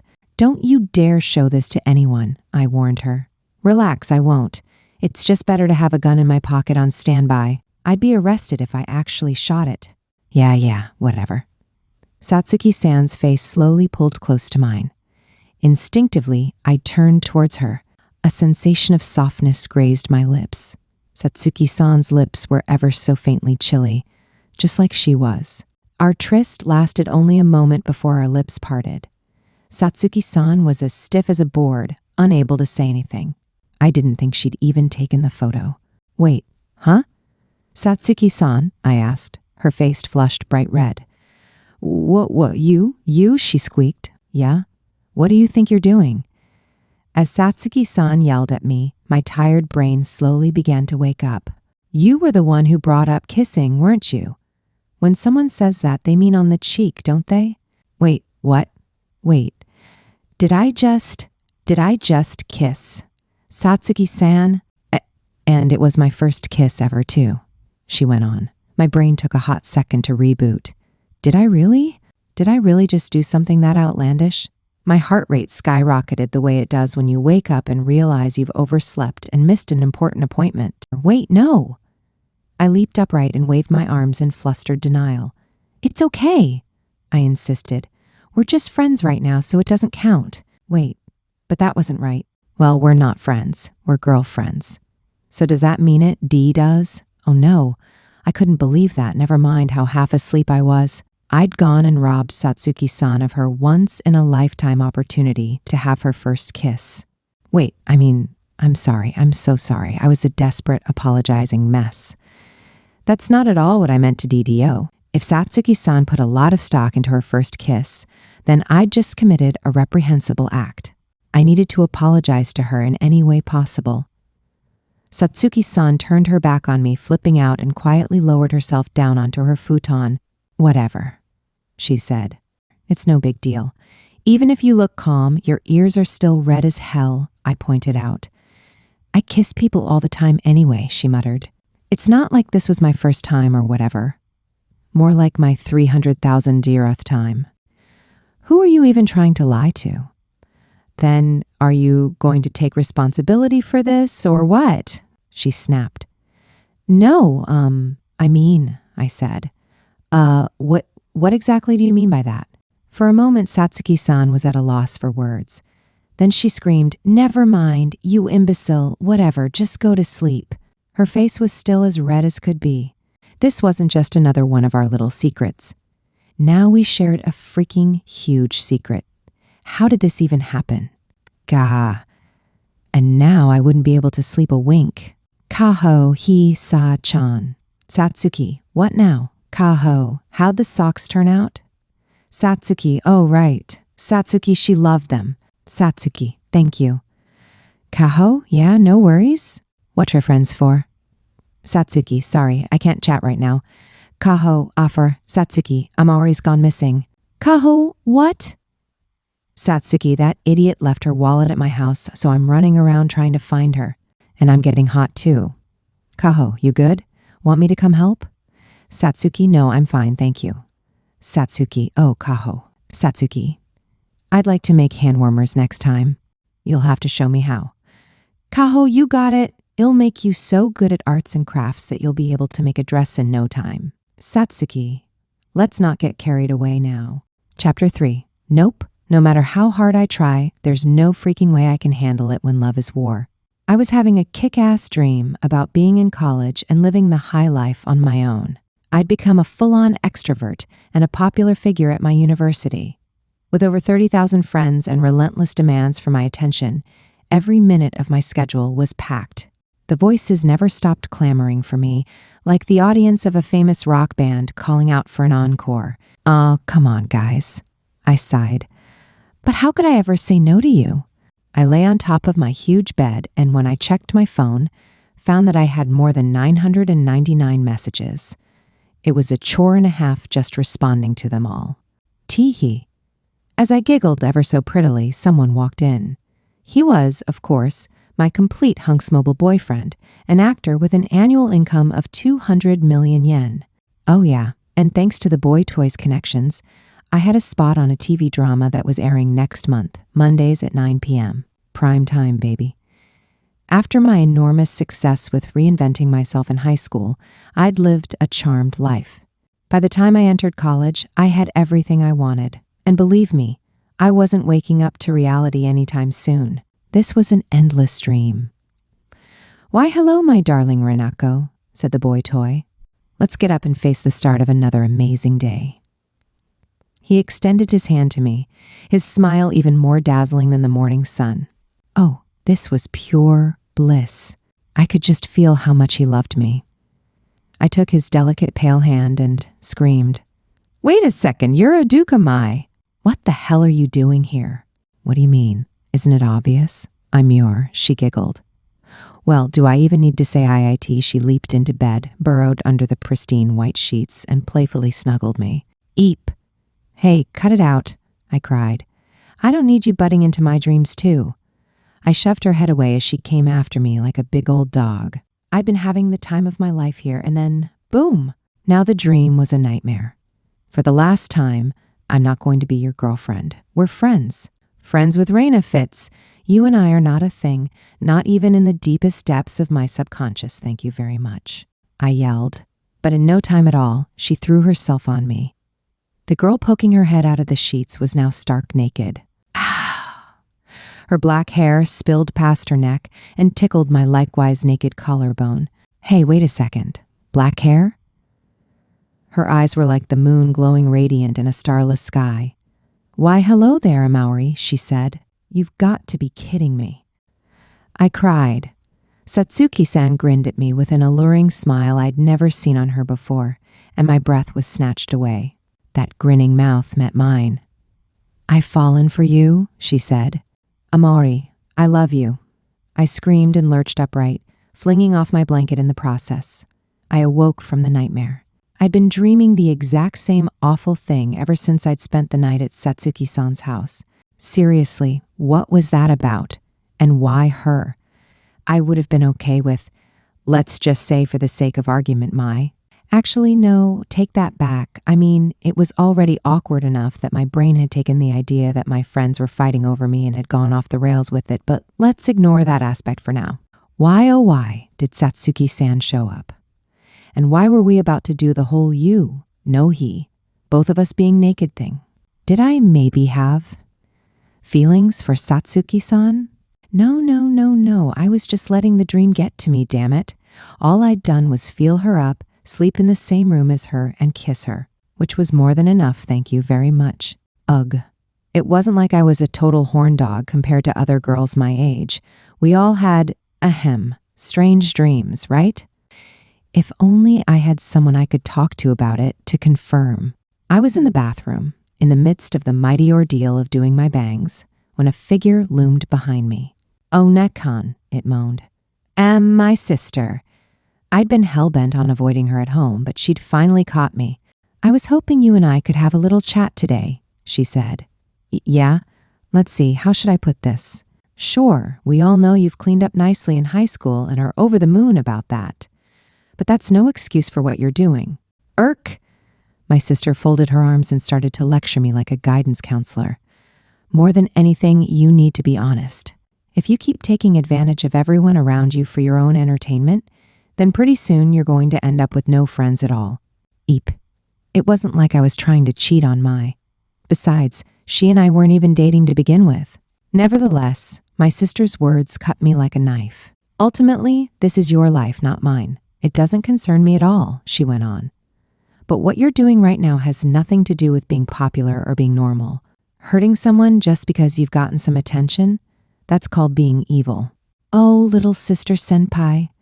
As this 8th grade girl took me to task, I just about fell to the ground and apologized.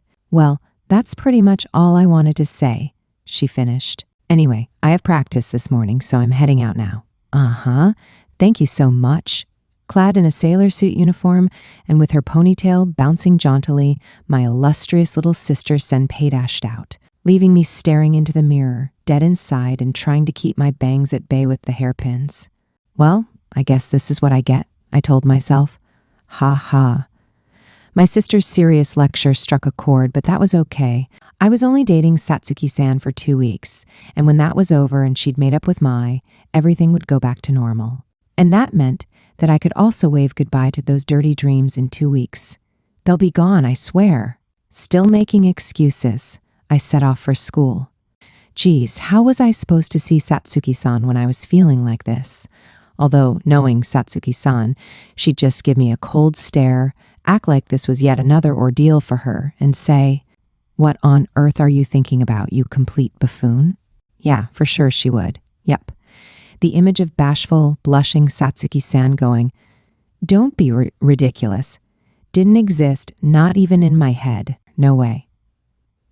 As I walked into class, Hasegawa-san and Hirano-san called out to me with a, "Hello, Amaori-san," and a, "Hey there." "Oh, hey," I said. I smiled awkwardly and waved, shoving the image of Satsuki-san back into the depths of my mind. "Nice to see you." Both girls sighed in visible relief. "Oh, what a blissful time of day this is," Hasegawa-san cooed.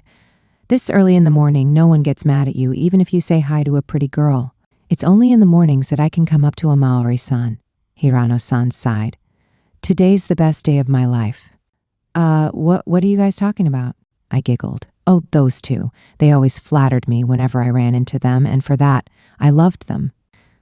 I liked anyone who'd like me, really. My need for approval was being slaked by the gallon. The girls made me feel like, that's me, Amari Renako.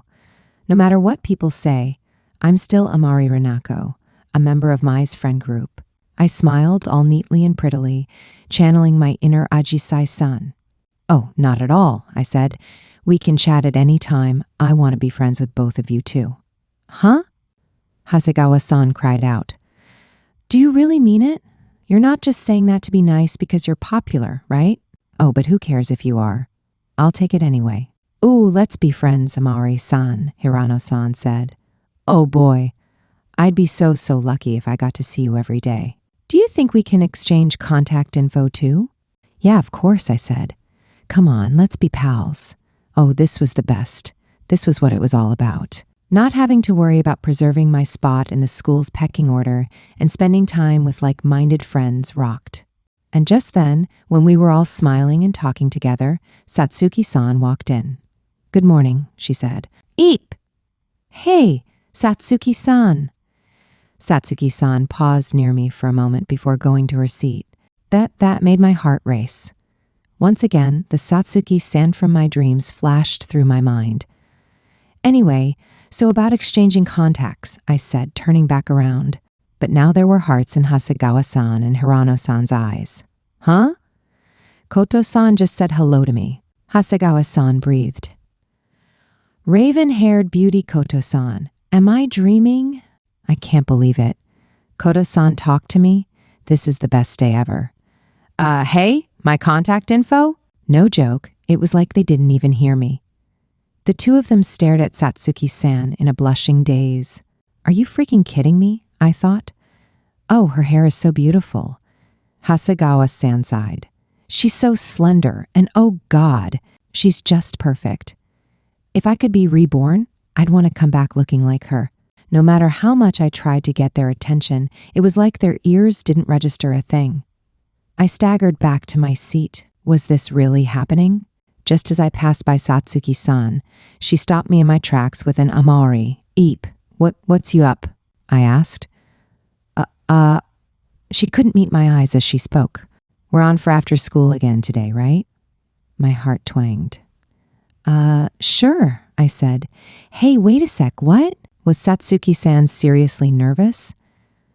Oh God, what the hell, oh God, what the hell, oh God, what the hell? As those two phrases waltzed through my brain, everything started spinning around me. It was almost like Satsuki-san was starting to see me in a romantic light. Nah, no way. Not when I just started thinking we could be friends. This was backtracking in a major way. I sat down in a fit of nerves. When I looked back over my shoulder, I locked eyes with Satsuki-san. Oh God. We both rushed to look away as if to hide the fact that we'd just made eye contact. Hasegawa-san and Hirano-san were right. She really was crazy gorgeous. Okay, no, for the umpteenth time, not happening, I reminded myself. Jeez, what the hell was going on? We were acting like a bunch of junior high schoolers who couldn't face each other after having our first kiss. But Satsuki-san and I were definitely not like that. As I trembled in my chair, Ajisai-san walked up. Oh, wow, she said. You're here early. How's it going, Rina-chan? I looked up, reeling. She was as cute as ever. My wonderful, soft-haired angel. My hands moved on their own volition and clasped themselves together in prayer. Wait, huh? She said. What are you doing? Ajisai-san, I love you, I sighed. Huh? She reddened at my earnest confession. Even this reaction was just too perfect and girly. A far cry from Satsuki-san. Rina-chan, that's a pretty bold thing to say in C class, but I mean, I've been really hoping you'd say that for the longest time now, SSO. I mean, she stuttered. She fiddled with her hair wildly, conscious about the attention on her. This girl was made of cuteness from head to toe. I desperately pleaded, Ajisai-san, please be mine forever. Please, for as long as I live, be my literal BFF. Huh? Yeah, sure. But, huh? Thanks to Ajisai-san's soothing powers, I was able to weather the day until after school. Really, thank goodness for Ajisai-san being in my class. If not for her, I'd have barricaded myself in the infirmary halfway through first period. Mai had been super kind to me and Satsuki-san throughout all of this, but that only made me feel more awkward. So I ended up avoiding her. Ugh, I was inadvertently proving that I wasn't cut out for this whole romance thing. Well, at any rate, the real ordeal was going to begin after school. Could someone come and take me away before then? Maybe a prince riding in on a noble steed. Wait, actually, pass on that. I got too nervous around guys. Please, send a princess instead. Alas, no convenient princess popped up. However, I got an even better version of that when, after school, the angel herself tugged on my sleeve. Hey, Rina-chan, she said. Yeah, what's up? I stopped packing up to go home, and she smiled brightly. Her smile was like a clear blue sky full of rainbows. I have no choice but to stan, I thought. Well, I don't have any plans today, she said. Oh, wow, that's rare. Oh no, it's not really. Just then, a light bulb seemed to go off in her head, and she clapped her hands. No, never mind. You're right. It's very, very rare. This sudden burst of cuteness made me feel all warm and fuzzy inside. See, Ajisai-san was super popular, so she had people asking her to hang out literally every day. The calendar in her schedule book was packed from cover to cover. There was only one Ajisai-san in this world, so the fact that I even got the chance to talk to her at school made me one lucky duck indeed. And so, because Ajisai-san only had 24 hours in a day, and I wanted to waste as little of her precious time as possible, I figured I should get a move on, pronto. But it seemed like she still had something she wanted to say to me. She stood there fidgeting and meshing her fingers together while giving me an adorable look. So, 'cause of that, she said, I'm kind of on the fence about what to do today. Yeah? So I'm kind of on the fence about what to do today. Why, yeah? Ajisai-san kept staring right at me. Why did I suddenly feel uncomfortable? I felt like I was being pressured into making a decision, with the tick-tick-tick of a countdown timer. Wait, what was going on? I had no idea. What was I supposed to do? I wanted to make Ajisai-san happy and do whatever it was she wanted from me. But time ran out while I panicked. "Amaori, what are you doing?" Satsuki-san asked as she walked up. She was like a blackout curtain blocking the rays of Ajisai-san's light. "Oh, nothing," I said. "See you tomorrow, Ajisai-sa." As I made to give her a little wave, Ajisai-san looked astounded. "What now? Is something wrong, Ajisai-san?" I asked. It was the first time I'd ever seen her pull that face out of her repertoire. She looked exactly like Kaho-chan whenever Mai rebuffed her, but like a sat-upon cushion popping back into its original shape, Ajisai-san immediately bounced back into the same pretty, cheerful Ajisai-san I knew and loved. Sweating, she waved both hands in denial. "Oh no, it's nothing," she insisted. "Nothing at all. Now that I think about it, I think I have an errand I need to run today. You know me, busy, busy, busy. I'll see you later, okay?" Yeah, sure thing." Yeah, see? I knew it. Free time and Ajisai-san didn't belong in the same sentence. I said goodbye to her and then left with Satsuki-san. She'd seemed pretty off-kilter this morning, but it looked like she was all good now. "What's going on with Sina?" she asked. She thought she had some downtime, but I guess she's busy after all. "Oh, hey, what do you think about inviting her to come study with us one of these days? Maybe she can join us the next time she's free." "Sorry," Satsuki-san said, "but I don't like studying with too many other people. It makes it less effective." "Really? Huh. Well, I was the pupil here, so I couldn't say anything. I was merely a lost lamb following Satsuki-sensei's teaching policies. And then, who should appear before the witch clutching my reins but a blonde-haired, blue-eyed beauty? "Oh, hello, Renako," she said. "I see you and Satsuki-san are being chummy again today." Odukamai put a hand to her chest and smiled at me with an expression of perfect composure. "What do you think of her, Satsuki?" Mai asked. "Don't you think Renako's just wonderful? My heart thunders in my breast every time I come near her. Oh, that heart-warmer that she is." "That's just Renako's charm." She nodded as she talked, lost in her own little world. Hey, this is the classroom. Watch what you're saying," I thought. Normally, Satsuki-san would have ignored Mai and just walked right on past. Then Mai would have shrugged, and this little daily routine would have been over. But today, that routine went right out the window. Because Satsuki-san said, "Absolutely. You know, I think she might be rather unique." "Huh?" I said. As Satsuki-san stood next to me, she put her hands on her hips and grinned in a way that struck me as oddly happy. "Actually, I've been learning a few things myself, too," she went on. "Like the other day, Remember Amaori? Huh? What happened the other day? Was she talking about the night I spent at her place?" My cheeks immediately turned bright red. I mean, those were fighting words, and I knew Mai was about to snap back. But she didn't. She kept right on smiling like this was business as usual. "Oh?" she said. "Why, what happened?" "I'm afraid I can't tell," Satsuki-san said. "Right, Amaori? You didn't want me to talk about it to people outside our relationship, did you?" I mean, yeah." Even as I caught the implication in her words, I couldn't help but agree. We couldn't just bring this up in the freaking classroom, thank you very much. And now, see, that's how you picked a fight. Because this time, Mai just continued to beam away. What the heck was going on? "Oh, I see," she said. "A private little joke? I'd love to be let in on it sometime." "I'm so sorry," said Satsuki-san, giving my arm a squeeze that clearly broadcasted our relationship status. Eep. What kind of soap opera crap was this? "But this is private. It's our little secret. Right, Amaori?" Oh God, someone come save me, I thought.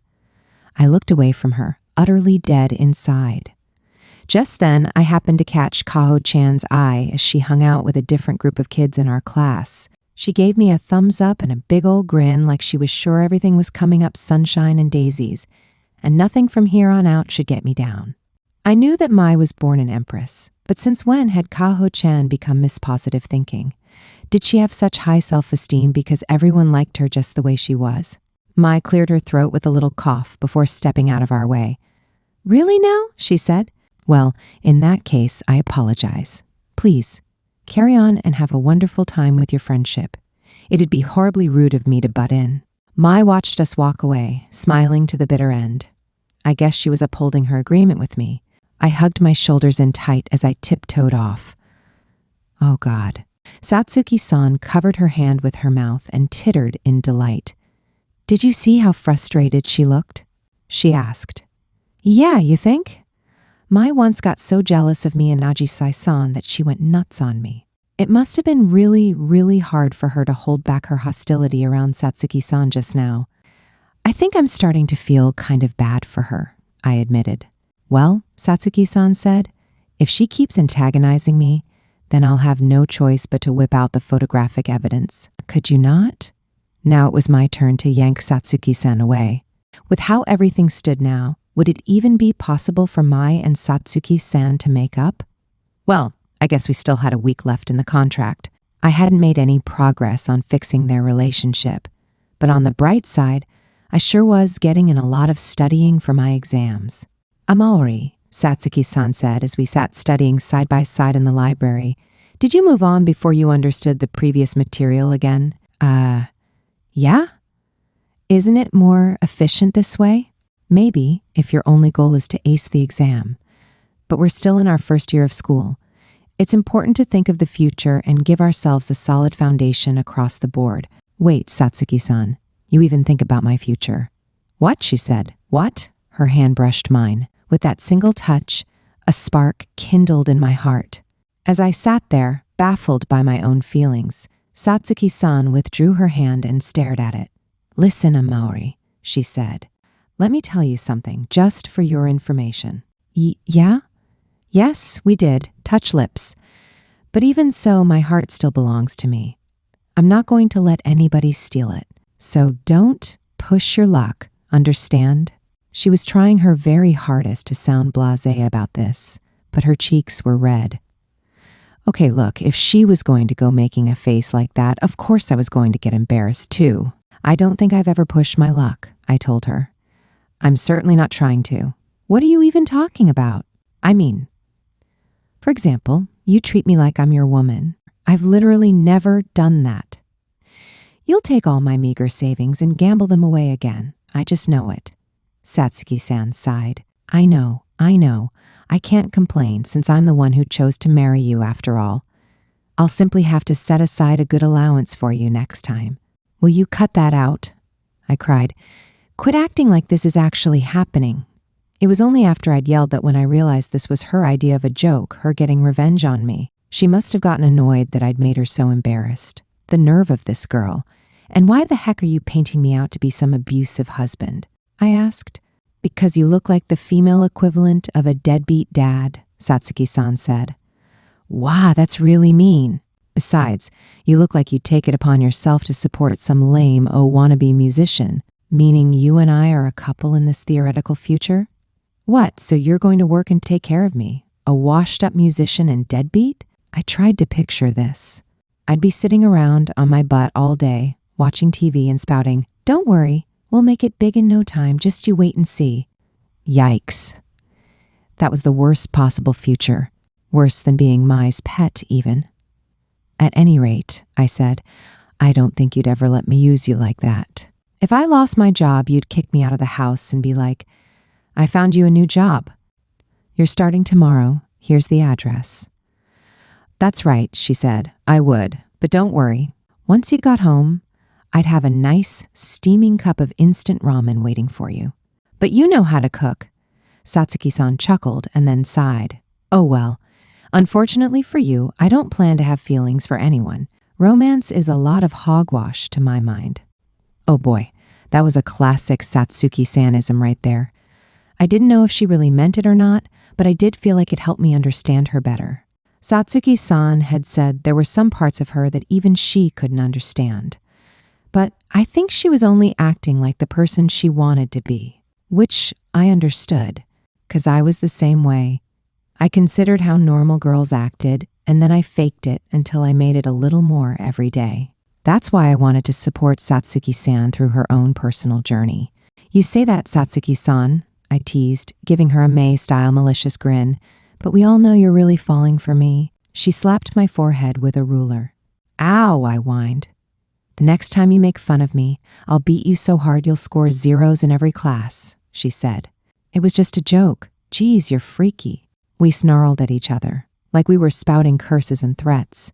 But this whole conversation was, well, it felt a lot like being friends. And then there was the incident that night. Looking back on it, I think that must have kicked off all the nonsense that made our first school term end on a bang. It was the middle of the night, and I was studying by myself in my room. It was cool out this evening, so even though all I had was the fan going and the window cracked open, I was hella focused.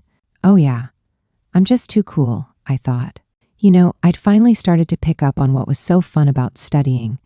I was knocking all my homework assignments and the extra assignments from Satsuki-san out of the park. Just like with games, there was something more fun about doing it with a friend. Yeah, you play fighting games and FPSs with other people, sure, but it also rocks to play single-player action games or RPGs, and then chat about it later like, so, how far did you get? Well, not that I'd ever done that before. But still, studying was the same way. I think spending all that time with Satsuki-san and seeing how serious she was about studying got some of her motivation to rub off on me. I wish I didn't need that extra push to look forward to going to class, but alas, I was not exactly the best of students. But hey, I was even studying at home at this point, so what if I actually made it into the top of the class? Satsuki-san would be so pissed at me. With that cheery thought for motivation, I set about tackling my remaining problems. And yet, a few days of intense effort was not enough to make my academic abilities dramatically skyrocket, so I got stumped on the last question. I figured I could leave it for tomorrow and ask Satsuki-san about it, but man, leaving just one problem undone was kind of a letdown. I picked up my phone. Satsuki-san's name showed up on my messaging app friends list, but I crossed my arms and groaned. She was probably on her way home from work and tired to boot. Wouldn't I just be bothering her? Just then, my phone vibrated. Only Mai sent me messages at this time of night, so I figured it was another one of those selfies featuring Mai living the high life. But hold the phone. This was a message from Ajisai-san. How come she was texting me? Are you free right now? She asked. I mean, yeah, but like, why? Was she asking? If I told her I wasn't doing anything, was she going to be like, LMAO, I figured? No. Ajisai-san wouldn't say that. I sent her back an honest, yep, sure am. She sent me another text. Can I call? Huh? Wait, keep holding that phone. What? Oh my God, should I say yes? I wondered. Phone in hand, I closed my window and started pacing my room. Phone calls are the kryptonite of the socially anxious, a dreadful punishment that forces you to talk one-on-one. If I couldn't see the other person's facial expressions or body language, then how the hell was I supposed to figure out their tone from voice alone? On top of that, whenever I bungled the timing of when to speak and ended up talking over them, I felt so guilty I just about straight up died. No, I couldn't do it. Maybe Ajisai-san was messing with me. Maybe this was just a I'm doing this because Rena-chan's like awful at phone calls, LMAO kind of thing. I couldn't handle that. Maybe I could ask her what she wanted to talk about first. Like, what's wrong? Is this something you can't just message me? If I knew ahead of time what was being discussed, I could mentally prepare for it and be a little less anxious during the call in. Theory, at any rate. But that could also sound too cold and clinical. I wasn't sure how Ajisai-san would take it. Now thoroughly flummoxed about what to do, I decided to text, yeah, hit me, I'm chill. But my stomach was decidedly not chill. Moments later, as if she'd been waiting by the phone for me to respond, the phone rang. Oh God. I wanted to run away. I lifted my phone up to my ear like I was holding a gun to my temple. Hello, I stammered. Immediately, Ajisai-san's cheery voice hit me at point-blank range. Oh, hey, she said. Oh God. My innards spontaneously writhed in agony. Thank goodness, she said. I wasn't sure if I should actually call, since maybe you'd already gone to bed. I was really worried about bothering you. Ajisai-san. Ajisai-san's vocal cords in such close proximity, practically whispering in my ear. Oh, nah, I said. I was just, studying. Ooh, really? Sorry, am I interrupting you? No, no, not at all. I actually just finished. I cried, rushing to smooth things over. Oh, okay, that's good to hear, she said, sounding so genuinely relieved that my heart cried tears of joy. Phones made my socializing skills even worse, so I avoided them like the plague whenever possible. But like hell could I tell her that. So, what can I do for you this evening? I asked. What inspired you to go out of your way to call? She said. Not much, not much. Oh, the whims of an angel. Okay, actually, hold on a sec. Were you allowed to just straight up call people for no reason? Was this a rule that only popular, social girls followed? Oh shit, I realized. Was my inner introvert showing? She must have just found out I was dumb as bricks. I shook my head to clear it. Wow, okay.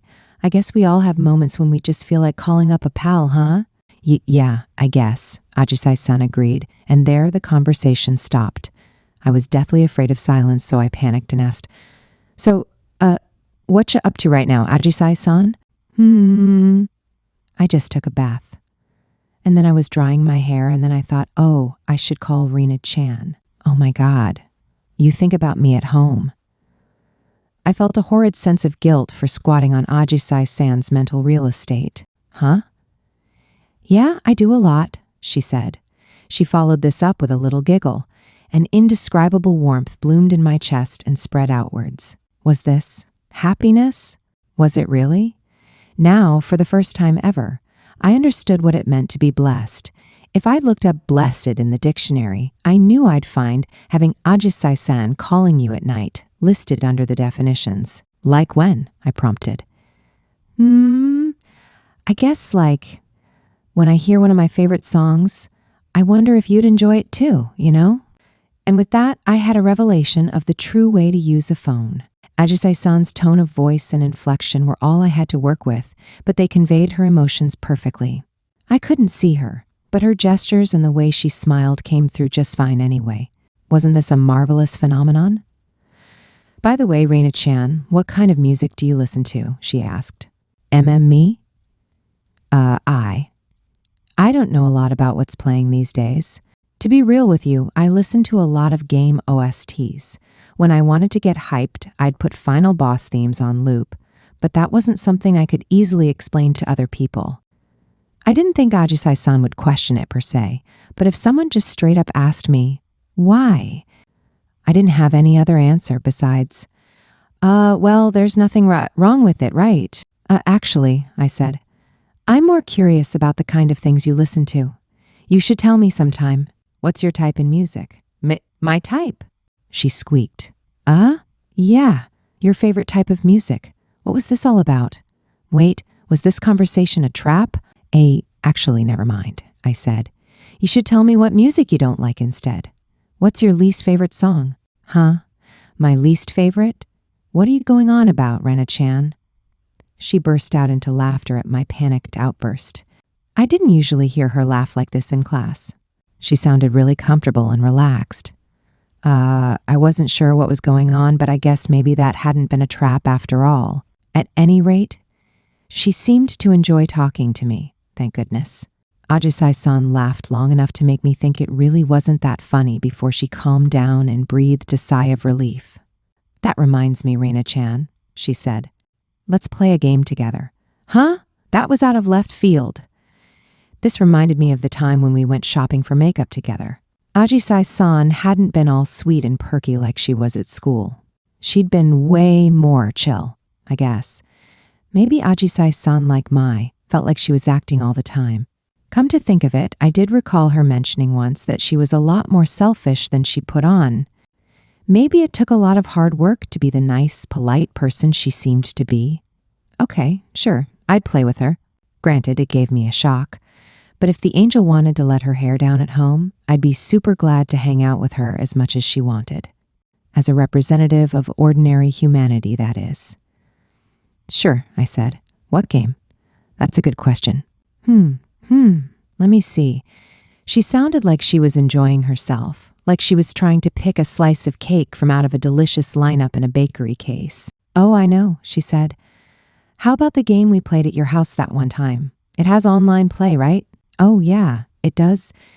Is that what you want to do? You betcha. Oh, that cheerful reply. Oh, that level 50 attack spell, the strongest in the bright and bubbly girl's arsenal. Bypassing any input from my brain, my eyes turned to hearts, and I nearly died on the spot from the cuteness. No, Ajisai-san, no. Don't just use that voice on anyone, Uke. Boys would fall in love with her faster than they could blink. Thank God I avoided the same fate thanks to my utter inability to handle romance. But seriously, Ajisai-san, be careful, I thought. I'll bring the game into my room, she said. Sorry, give me just a sec. Yeah, sure, gotcha. I could hear Ajisai-san beginning to move around, the phone still pressed up against her ear. In the silence, her breathing came through loud enough that it started to make my heartbeat accelerate. You know, I said, this is my first time playing online with a friend. Really? Yeah, well, I'd only ever played games with Mai and Ajisai anyway. Ajisai sinewed in assent. Cool, she said. I guess that makes me your first. Huh?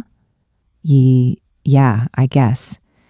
There was a bit of an odd Ajisai-san-like note to her voice that I wasn't sure how to interpret.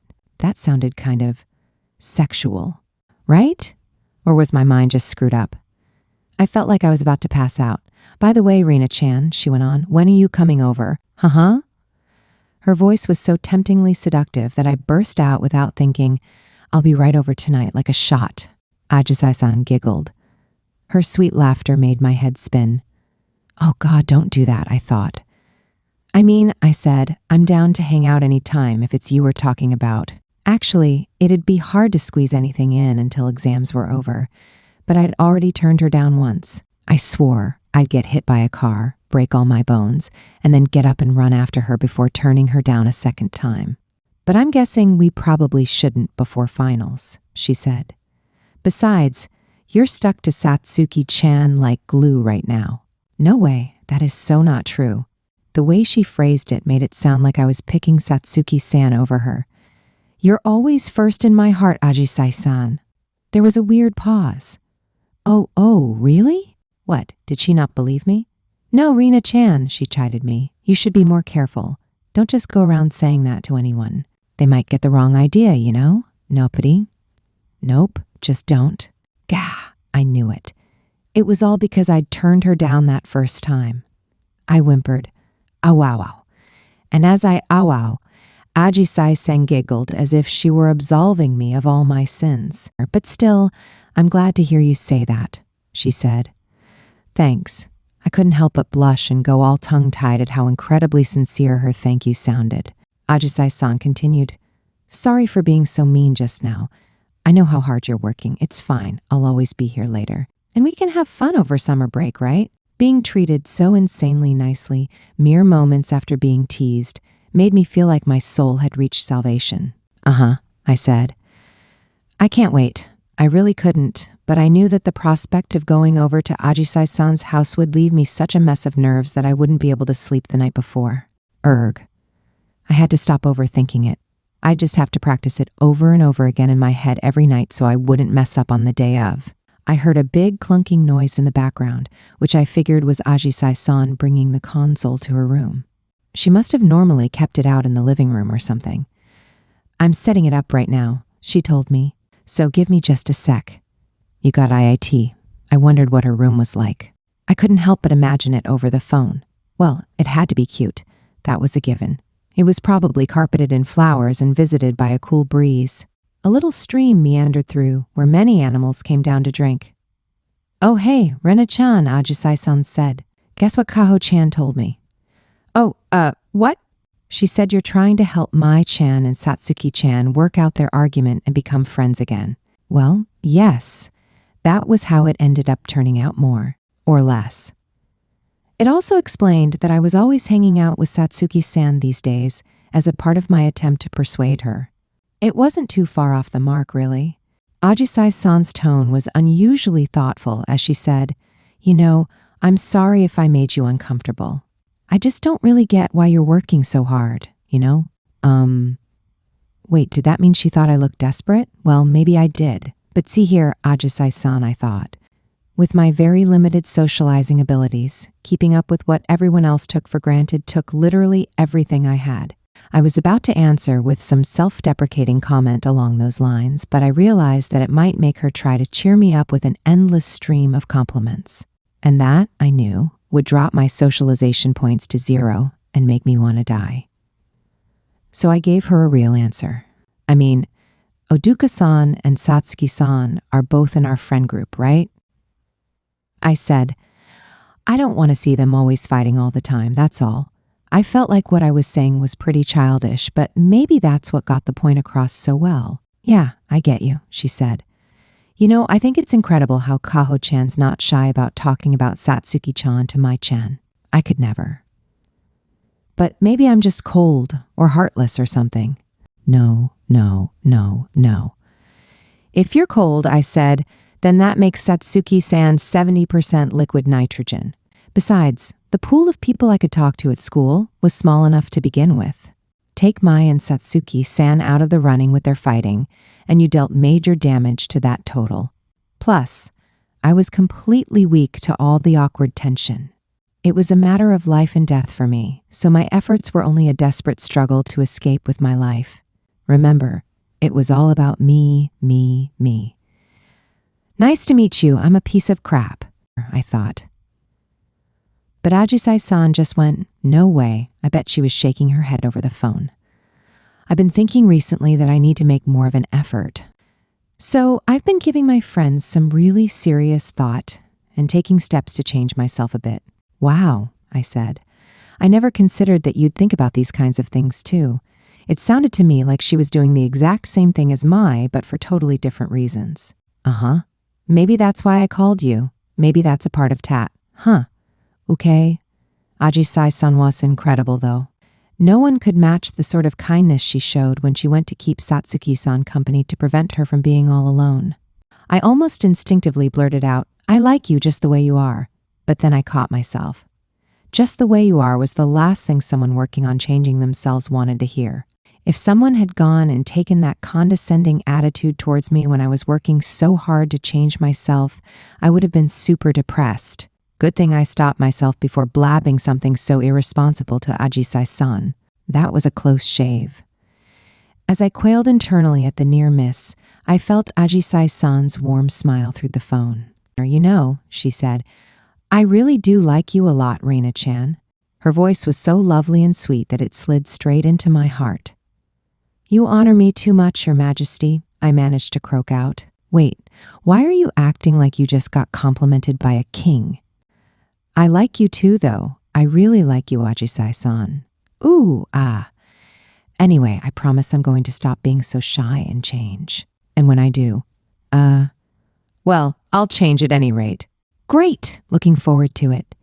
The fact that her voice sounded so troubled from the other side of the phone was a tad concerning, but hey, I guess Ajisai-san was also just putting in a big effort. Maybe someday she'd get 16 wings and ascend from being an angel to an archangel. Anyway, once the game was set up and we reached the point where we could actually play together, Ajisai-san's tone of voice suddenly shifted and I heard her ask, what's wrong? What? I said. But it didn't seem like she was talking to me. You can't sleep? She asked. Based on how she said it, I figured she was talking to a little kid. Probably a baby brother. It's no fair that I get to play games at night? No, it's okay for One-ichan. That's because I'm in high school. Ajisai One-ichan. Now I started to feel weird. Welcome to the mega hit, Ajisai One-ichan Whisper, ASMR live stream, 6,980 yen per hour. No, you can't play right now, she insisted. You have school tomorrow. I heard a little boy's voice go, "Ah, that was me, Ajisai-san's little brother." Wait, no, it was not me. Come on now, she said. Go back to your room and sleep. No, not right now. I'm on the phone, so quit bothering Mum. It seemed like Ajisai One-ichan was in trouble. She was a lot nicer than me, at any rate. I would have been screaming, "Shut up, go away already." Oh, come on, Ajisai-san groaned. When are you going to grow up and stop being such a needy baby all the time? Why not ask Mom? No? You want me? She heaved a huge sigh. Then, as she gave in, she agreed. Fine, fine. Then she spoke into the phone apologetically. I'm sorry, Rina-chan. No, it's totally okay. I thought she was just apologizing for making me wait. But then she said, I need to put one of the kiddos to bed. Give me a minute, sorry. Oh, nah, don't worry about it. If you say so. See you in a bit. Then she hung up the phone. I was suddenly back in my own little loner world. I plunked down with a thump onto my carpet. The sound of Ajisai-san's voice still lingered in my ears as I zoned out, staring at my phone. It must have been tough to have brothers way younger than you, huh, Ajisai-san? She probably had to help take care of them every day when she got home. Someone as kind as her, cold and heartless, as if. Heck, when I died, I wanted to be reborn in my next life as Ajisai-san's little sister. Please, give me attention. Put me to sleep. Then the inner Mai reminded me with her Supadari smile, but in this life, aren't you my fiancé? I shooed that wild image away with my hand. Hey you, don't pop up out of nowhere, I told her. For the time being, I kept the game on and waited. But eventually, Ajisai-san sent me a message saying, Sorry, I don't think it's going to work out tonight after all. I'm really, really sorry. What a shame. But at the same time, my disappointment couldn't hold a candle to my hope that Ajisai-san wouldn't mind. I mean, I was worth about as much as one of those freebie characters who arrive in droves of gachas. I leaned my head up against my bed. Oh man, that had drained me more than I'd thought. If even a phone call with bright, fun, cute Ajisai-san sanist this much energy, then how on earth was I going to function as an adult? As I was stressing over my future, I realized that I was completely out of MP, so I crawled under the bed covers. Ajisai-san was giving her friends some serious thought, huh? At least the Mai and Satsuki-san conflict would be over soon. And then, next. Well, I guess I had to give my answer to the contest with Mai, huh? Mai had given herself 3 years to make me fall for her, and while that meant she didn't need to flip out and rush to get it done now, I also didn't think she was the type to sit around and waste time. Even so, I was still dead set on one day proudly calling Mai my best friend. Okay, I said. I rose and decided to go back to my desk for just a little bit more. I couldn't change who I was at a drop of a hat, and as for someday equaling the beauty of my friends, no freaking way was that ever happening. So the best I could do was work hard and see where I could get on effort alone. I stayed up a little past my bedtime, but with painstaking effort, I completed that one final question. They were baby steps, but I was moving forward, one step at a time every day. The next day during lunch, I was eating in the classroom with the Mai friend group, sans Satsuki-san, same as usual. Then Mai opened her mouth and said, like it was the most natural thing in the world, By the way, I've been thinking that it's about time I seriously talked things out with Satsuki-san. I blinked a few times, mid-bite on my pastry. Wait, talking things out with Satsuki-san? Did that mean what I thought it meant? Ajisai-san oohed and clapped her hands. Kaho-chan cried, "Way to go, Mai." I was a bit slower on the uptake and went, "You're going to talk to her? Wait, you're going to talk to her?" Sure, Mai often made spur-of-the-moment decisions, but what brought on this sudden change of heart? Mai, looking as resplendent as ever, smiled at the pretty girl in the seat next to her. Ajisai-san. "You see, I was talking with Ajisai a bit this morning," she explained. "Say what now?"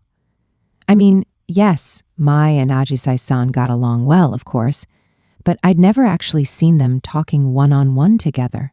They were the two most popular girls in the class. A clandestine meeting between the two of them was like a meeting of world superpowers." Ajisai-san looked a little bashful. "Sorry for springing it on you out of the blue, Mai-chan," she said. "Oh no, I don't mind," said Mai. "I was thinking I should do something about this too. You just gave me a big push of encouragement." "No, it wasn't that much, I swear." Just then, Ajisai-san shot me a look that was probably supposed to be meaningful. "Huh? I was only thinking I'd like to do something to help my friends, that's all." Mai chuckled. "You're so sweet." "No, I'm really not." The two lovely ladies beamed at each other. Geez, I could practically see the flowers blooming away in the background already. They were almost too pretty, like a scene right out of a work of art. Kaho-chan silently took out her phone and snapped a photo of the two of them for the record. What's Kaho-chan taking photos for? I thought. I mean, I do know why. Believe me, I get it. This is a huge win for the Miyagi fans, she said. Wait, what are the Miyagi fans? I whispered, quietly, so that the good vibes crew in front of us wouldn't hear.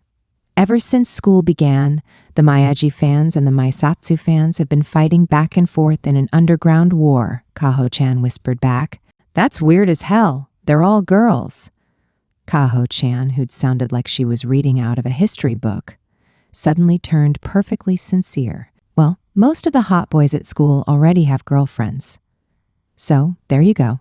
But, I mean, sure, we'd bestowed the title of Supadari upon Mai, but she was definitely a girl. The super glamorous princess type, if anything. Why did people ship her with other girls?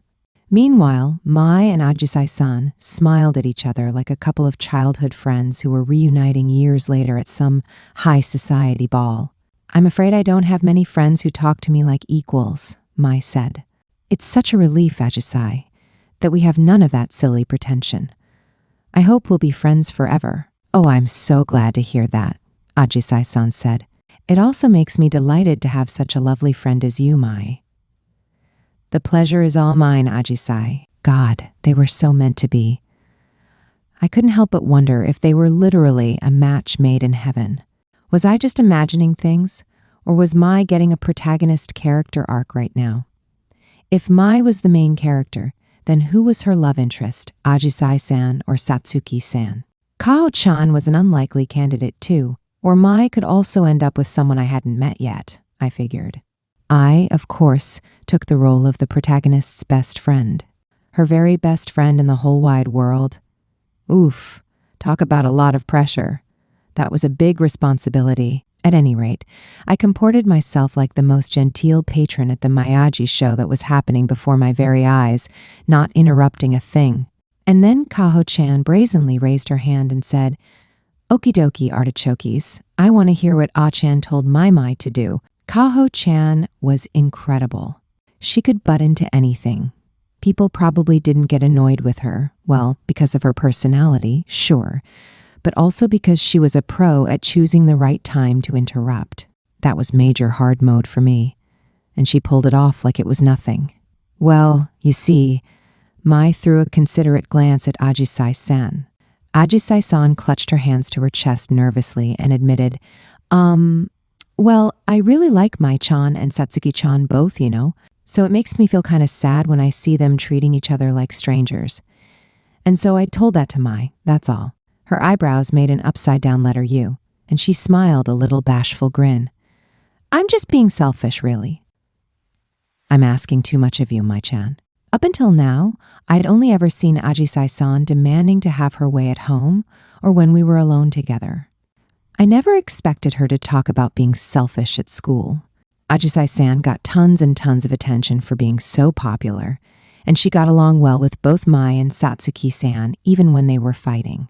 That meant she had absolutely zero need to stick her neck out for them. They could have told her to buzz off or mind her own beeswax, but she still had the courage to do it anyway, not like me, who only acted when necessity forced my hand.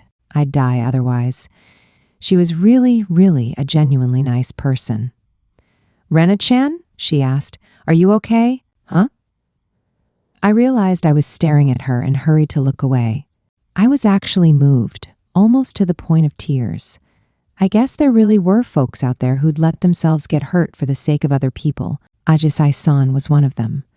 I'd always thought she was great, but she was so stupendously, tremendously better than I'd ever given her credit for. It wasn't merely that she was cute and sweet. She was also such a strong and noble person. What's going on? She asked. Oh, nothing. You're just too great, Sana-senpai. Wait, why are you calling me senpai? Because I just couldn't contain the sheer respect. Thank you, God, for sending Ajisai-san to Ashigaya High School. Thank you. Let me pray to you. Before I started blubbering tears of admiration, Mai picked up the thread of the story. And there you have it, Kaho. I wasn't at all thinking about how my behavior might be making other people feel. I especially hadn't realized I was making a dear friend feel so sad until Ajisai told me. Oh no, I should be the one thanking you, Ajisai-san insisted. If you'd come up to me like that, I doubt I would have actually sat down and talked it out with you. I think that makes you really mature, Mai. Mai chuckled. You'll make me blush. But it sounded like Ajisai-san, for all her many merits, didn't know who Mai was deep down. Mai was pretty much the exact opposite of mature. I watched Mai and Ajisai-san make googly eyes at each other for a few moments before Mai said, "And that's that," and abruptly changed the subject. "I have a favor to ask." She looked at me. "I'd like you to be our witness, Renako, because I'm afraid that if I talk to Satsuki-san alone, we'll resort to arguing again. I apologize, since I know it'll cost you a lot of time and trouble, but would you be so kind?" An interesting idea. Wait, what? I suddenly realized the conversation had turned to me, and my brain momentarily froze. Why me? I asked. Are you sure you really want me to answer that? She giggled with a smug little grin. Nope. It was because I knew exactly why their fight got started in the first place, right? Because Mai's a big fan. Kaho-chan exclaimed. Exactament, Mai agreed. Kaho-chan raised both hands in the air in celebration of her win on this Oduka Mai-hosted quiz bowl. Wait, I mean, that might have been an accurate summary, sure, but wasn't that leaving just a bit too much on the cutting room floor? What say you, Renako? Mai asked. Is it too much to ask? What? Well, I had zero confidence that I could properly mediate them. Even if I hadn't made any of my great escapes recently, I was still the kind of girl who occasionally fled to the roof and hid there, so there was no freaking way I could provide them with backup, hands down. And first of all, they should figure out their own stuff, I thought. Besides, even if they didn't talk now, the plan was for them to patch things up in a week anyway. But if it'll be too challenging for you, we won't force you, Ajisai-san said, smiling sweetly. She had made an opportunity for me, and even I could figure out that I shouldn't let it go to waste. But could I at least take Kaho-chan with me? I looked in her direction, eyes pleading for help, whereupon Kaho-chan placed a hand on my shoulder and quietly shook her head. That's not my job, her eyes seemed to say.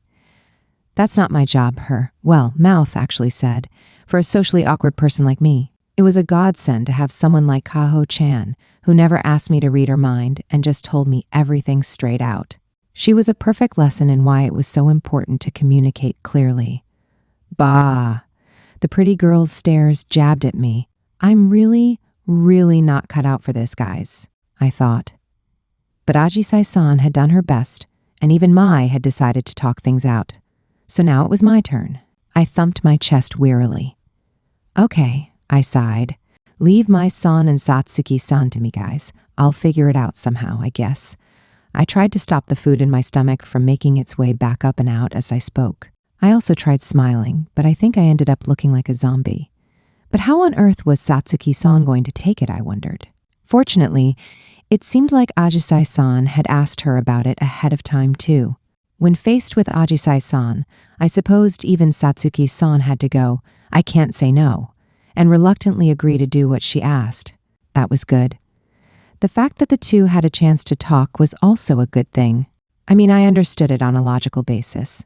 Yes, Satsuki-san had agreed to go back to normal at the end of 2 weeks, but that meant she'd be the only one making concessions and one-sided compromises, just like she always did. It'd be best if Mai actually regretted her actions and apologized. But I had to play witness to this event. Me, not Ajisai-san. I didn't even know where to begin mediating a relationship. Come on, Satsuki-san, I thought. Please ignore me and figure it out for yourself. I'll be cheering you on from the sidelines. 5, 6, 7, 8. Who do we appreciate? Satsuki-san, Satsuki-san. No, Satsuki-san said. I'd prefer you don't do anything that obnoxious. Okay, I said. It was after school, and the time of the showdown had finally arrived. Satsuki-san and I were killing time just outside the school gates, waiting for Mai to show up. She'd told us she'd meet us here. But this is like an end-of-term final for people skills, I added. It was time for me to use everything I'd picked up from my time among the extroverts, the stomach aches, the dizziness, the sudden mid-conversation urges to flee to a world where literally no one knew me. Okay, yeah, There was no freaking way I could pull this off. "You'll be fine, Amari," Satsuki-san said, trying to cheer me up with what she must have thought was a kind smile. "All you have to do is be there for me. That'll give me enough courage on its own." "Are you sure?" I asked. "Yes, of course. You're relaxing, heartwarming. You let me be myself. You'll probably even make me lose 3 pounds, sleep only 4 hours a night while getting the rest of a full 8 hours, and win a 200 million yen lotto ticket. Why are you suddenly an ad from a sketchy shopping site?"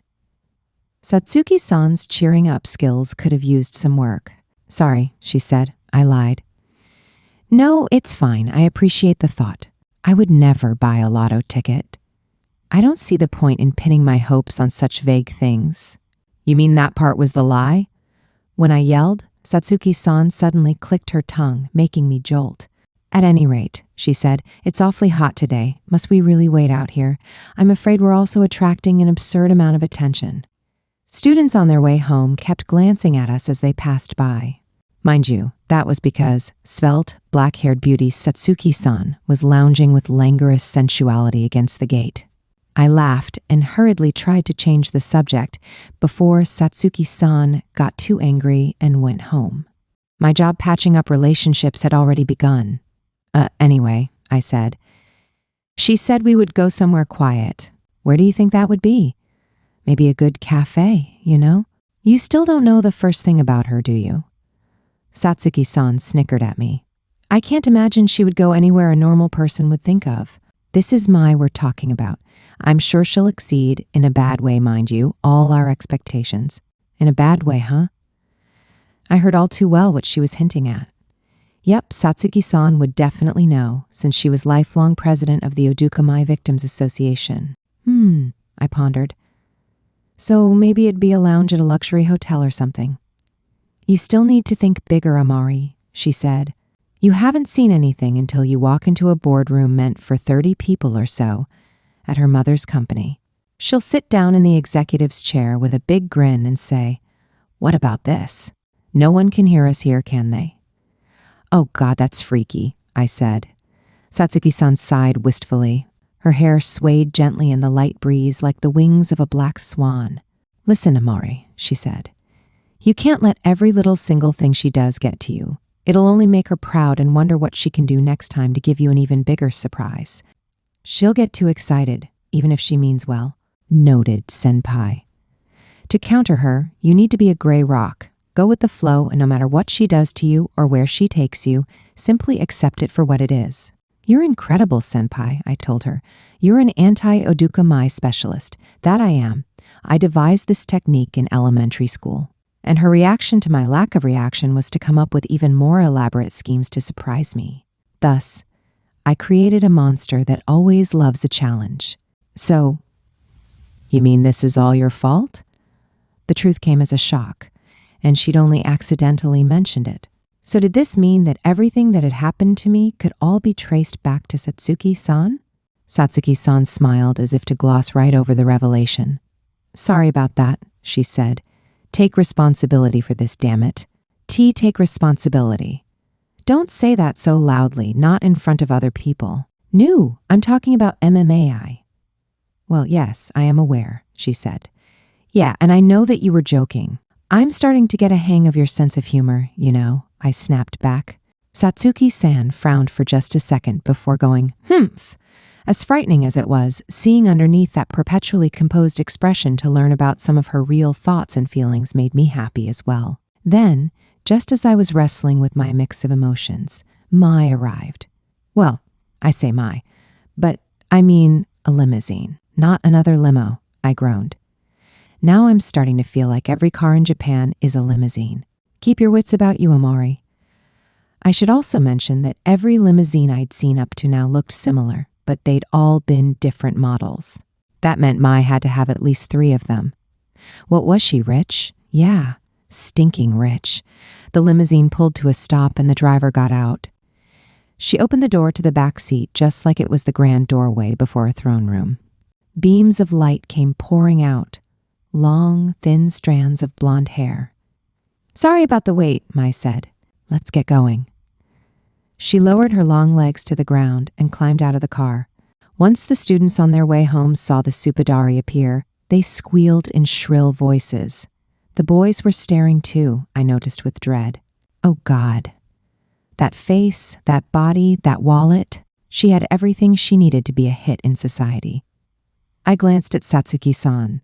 As Mai's childhood friend, what on earth did she make of all this? But I couldn't tell, because she looked perfectly calm and unaffected. Oh yeah, the whole gray rock thing, I reminded myself. You're late, Satsuki-san informed her. The pretty driver standing just off to the side bowed her head. My apologies, Koto-sama. I wasn't talking to you, Hanatori-san. The driver lady giggled. I know, she said. I'm teasing you. Well, I'm going home, Amari, so you go ahead and handle the rest. But she hadn't even talked to Mai. Hey, hold the phone, I said. There's no point in me going alone. Hey, come on now. If you go home already, Ajisai-san's going to be all sad tomorrow. She'll hide it with a smile and shrug it off, but come on, I don't want to disappoint her. I just activated my trap card, Senna Ajisai's unhappiness. I was playing my most powerful card right out of the gate. Satsuki-san went, She stopped in her tracks, looking deeply upset. The longer I live, the more fetters I'm bound by. It'd be so much easier if I could live alone and never answer to anyone else. I'm not sure what you mean, Mai said. But come, let's go. By way of contrast to utterly depressed Satsuki, Mai beamed, not a single trace of unhappiness marring that sunny smile. Hanatori-san opened the door and said, Here you are, miss. Thank you, I said. Not at all. She had such a perfect customer service smile that I couldn't see a hint of anything else in it but sunny radiance. It was kind of freaky, actually. I sat down in the back seat, and Satsuki-san and I ended up facing Mai. Wait, why didn't we just talk in here? But just then, the limo started up and drove away, carrying my naive question with it. I could hear the engine, but there was no swaying at all. Did that speak to Hanatori-san's driving, or was it some mysterious power of the car? I said. Mai flipped through a fashion magazine while Satsuki-san stared out the window. I couldn't stand the silence, so I raised a timid hand. Can I, ask where we're going? Mai chuckled, and I almost groaned. Like I said, she told me, an appropriate place to talk. She propped one arm up on the armrest and rested her chin on it. She looked so good like that I blushed against my will. Yup, that was none other than the bewitching laugh of a beautiful girl who had good intentions, but got all too excited at the thought of causing a surprise. See, didn't I tell you? Satsuki-san said. Yup, she's exceeding my expectations in a bad way, all right, I muttered. Sitting across from us, Mai tilted her head in confusion. Where even were we? Now I understood what Satsuki-san meant all too freaking well. She dragged us to a ryute, the kind of luxury traditional Japanese restaurant you couldn't even get inside without a referral. It was in the Ritzy Ginza neighborhood. The limousine drew up alongside the ryute, and when we got out, we were let in with nothing more than an acknowledgement of Mai's name. The entrance looked like a traditional Japanese inn. We removed our shoes there and walked down a long, twisting hallway that seemed to be leading to another world. What it actually led to was a traditional Japanese-style room I'd only ever seen the likes of on TV, with hanging scrolls on the walls. I expected to hear the clack of a shishiodoshi, one of those moving bamboo water fountains, any moment. Considering that I lived a life where I'd never even jokingly think, oh yes, let's go to a ryute in Ginza, I figured this would be my first and last experience with one. We were brought tea, and Mai lifted a cup to her lips smugly. This is quiet, she said, and no one can hear us here. Isn't this the perfect place to talk? I'm positive I haven't messed it up this time. This is way too extra for high school girls, I said. This is the kind of privacy politicians need for, top secret conversations and stuff. I mean, yes, it did fulfill our goal. But it was like if someone went, man, I could really go for something sweet right now, and she'd trundled in a cart with a whole freaking wedding cake on it. And what good timing, Mai said. Why don't we have dinner together? The fare here is excellent. Yeah, no shit, Sherlock. This is a luxury restaurant. That doesn't mean it's necessarily good, Renako, Mai lectured me. Some so-called ryute let their names do all the talking and hardly put in any effort. What is the world coming to these days? At any rate, this Ryute is the real deal. Really? Well, gee, sorry for not knowing. Wait, why am I even apologizing in the first place? Eyes glinting and with a triumphant smirk on her face, Mai said, well, never mind that, and looked away slightly. I promised the other day that I'd treat you to a delicious meal, and I wasn't able to honor that. I've been wondering about how to make that up to you, and so I thought, well, this is a quiet place, and there aren't any people around, now are there? Mai smiled at me rather weakly, and my brain automatically scrambled itself. I mean, yes, a private luxury restaurant was quiet, and it had a population density of basically 0. It was a place a recluse like me could withstand without running to barricade herself in the restroom. But never in my wildest dreams had I expected Mai to seriously regret the party incident as much as she apparently did. It was so admirable of her that I was at an immediate loss. Because, I mean, this was so nice of her, and that made me happy. As I sat there befuddled, Satsuki-san, sitting next to me, quietly raised her hand. I'm good, thank you, she said. I have food at home. If you want to eat, feel free to do so after we're done. Okay, Mai said. Renako, would you join me in a meal for 2 then? Well, I mean. I nodded like a metal doll as I broke out into a cold sweat. Hello, sudden emergency warning. While I took the time to sort out my mental state, would you mind if I clued you into why I was panicking? Sweet, thanks. So, if wonderful, hardworking Satsuki-san left early, did that mean I, of all people, got to have dinner at this freaking awesome restaurant just because, Mai liked me? No freaking way. I couldn't handle that. But then again, hadn't Mai gone to all the effort of setting this up for me? And I couldn't exactly turn down invitations, right? My heart was being yanked in 3 different directions, and even though I felt like it would be ripped apart any second, I decided to say okay. But then Mai noticed something, went, and looked down at her teacup. No, it's fine, she said. You don't have to. She looked back up and smiled. I can make many more opportunities for us to eat together, can't I? I wasn't trying to confuse the purpose of this meeting. We came here to talk today, didn't we? My heart hurt like crazy. Why on earth was she being so kind to me? Oh my, I'm betraying you, I thought. I'm betraying you by dating Satsuki-san. Oh crap. They hadn't even started talking, and I was already about ready to die of guilt. Before all this, Satsuki-san cut in as I withered away in the background. You had something you wanted to talk about with me, didn't you? Please, go ahead. Very well. Then I shall. Mai looked utterly relaxed. By the way, how are you liking the new job? I imagine it's difficult. Not at all, Satsuki-san said, and they even give me a discount on donuts. I've been in the workforce longer than you, so if you ever run into any trouble, don't hesitate to ask. I guess Mai knew Satsuki-san worked part-time. Well, whatever. But wait, had Mai actually been working for longer? What was a rich girl like her doing working? Oh, duh, she'd been a model for ages. In the workforce? I repeated. What, so you're a career woman now? A bronze statue of a lady in a suit, the ubiquitous mental image called up when high schoolers pictured an adult in the workforce, was shattered into teeny tiny bits and replaced with a golden statue of Oduka Mai. Mai chuckled. That's right, Renako. Whenever you and I went out together, I was using my hard-earned money. Normally, I'm too busy with school and work to have much free time to spend it, so don't worry about me using it on you. I'm always happy to financially support you. I could feel Satsuki-san's immediate look of derision. Amari, don't tell me you're her suga. No. You have the wrong idea. Wrong idea. I've never begged Mai for money, not once. She just chooses to use it completely voluntarily. Don't try to frame me for this. I refuse. I formed a big X with my arms.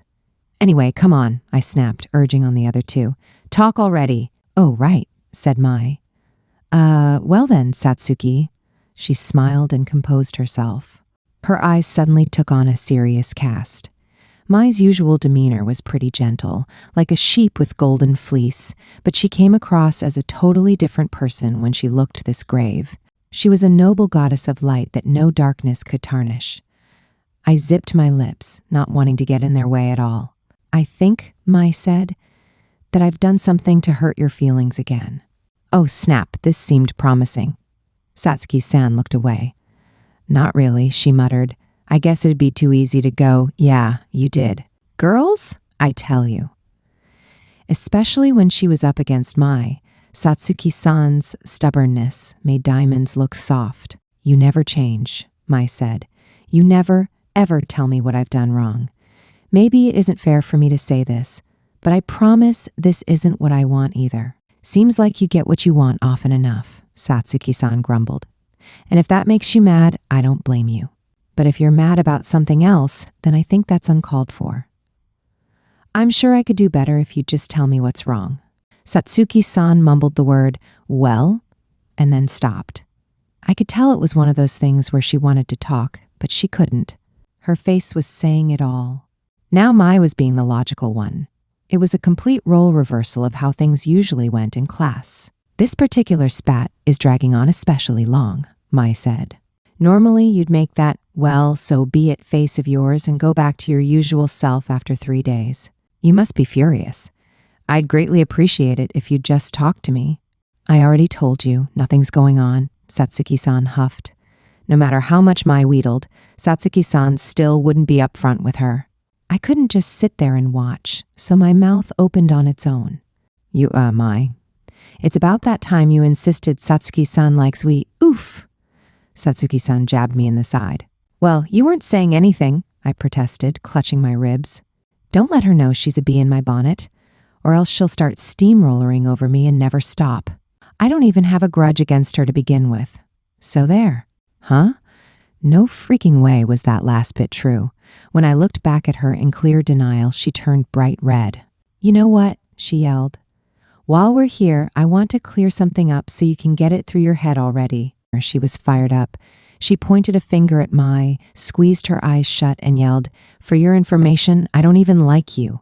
That's like disturbingly similar to what you'd say to a crush, I muttered to myself. Satsuki-san's sharp ears caught it anyway. Be quiet, Amori. I trembled like a leaf. Her fearsome eyes slid away from me and rounded on Mai. And why did you even think I liked you to begin with? Tell me your reasoning. Come on, out with it. What, do I need to list every little thing? Mai asked. We've spent so much time together ever since we were little. I understand your feelings like they're second nature. She put a hand to her chest and nodded to herself. Satsuki-san recoiled. Feelings, you say? You fly down my throat about every little thing. You're just like an elementary school boy. Believe me, I'm fully aware of what it's like to want to pester the person you like. There she went again, Her Royal Highness Oduka Mai, Princess of Positivity. The world through her eyes must have been too bright and sparkly. What on earth? Satsuki-san said, I've never pestered you. Oh, yes, you have. Even now, it's a bother to determine how I can make up with you so that Ajisai, Kaho, and Renako will be happy. Listen, I'm in high school now, Satsuki-san insisted. I wouldn't resort to such childish behavior. Oh, I cried. I clapped my hands. I get it. Satsuki-san likes Mai, so she got me involved to bother M. Oof. Another sharp pain stabbed my side. I'm all grown up now, Satsuki asserted. Physically and emotionally, I mean. I don't think you've changed a bit since we first met, Mai shot back. I could feel the brutality in those words. What are you talking about? Satsuki-san spluttered. Honestly, I didn't think Mai had a good eye for judging other people. That was pretty clear from the fact that she thought I was destined to be with her. But even so, Mai always tried to see people for who they really were. Maybe that was the flip side of her worrying about no one being able to see who she was beyond the role of Suppadari Oduka Mai. Mai treated others the way she liked to be treated, and with her good personality, it was no wonder everyone liked her. But what if she ran into someone for whom all her affectation and pretension didn't fly, no matter what? That would be a completely different story. In my opinion, Mai and Satsuki-san were just fundamentally incompatible. Satsuki-san was so shaken up after being told she was the same as ever that she was at a loss for words. No way, she said. How could you say something like that? Every day before riding into battle, Satsuki-san donned a certain armor, the goal of wanting to be a certain way. What did all that effort look like from Mai's perspective? Just imagining it frightened me a bit. Maybe Mai couldn't see the point in Satsuki-san working so hard to make herself look strong. Maybe she even pitied her for it, like if Satsuki-san were putting on a little extra weight. Nah, I think that last bit was only my wild imagination. Then Satsuki-san yelled, like all the resentment pent up within her was erupting. "And what about you, huh?" "What do you mean?" "You think you've grown? Only physically. The moment anything you don't like happens, you bawl like a baby." "I don't." "Maybe you think you've grown up, but you're still always bothering everyone around you. On the inside, you're just the same little girl from elementary school." I figured Satsuki-san had just attacked the one part of Mai that she didn't want anyone to see, the same way Mai always did to her. But compared to Mai, who did it without intending any harm, Satsuki-san clearly meant for her words to be a dangerous weapon. Sure enough, Mai's voice sounded upset when she responded, "But this has nothing to do with our current issue, does it?" "Oh, I see now. You must have told Renako all about that. I suppose it was careless of me to have talked her up so much." "Careless is the right word. You've been careless with me for years now. You're always careless. Where other people would hesitate, you say, 'It'll be fine since I'm the one doing it,' and march in with your baseless confidence. That's why you get hurt. Isn't that what happened when you made Amari mad?" That stabbed deeper into Mai. Her eyes narrowed.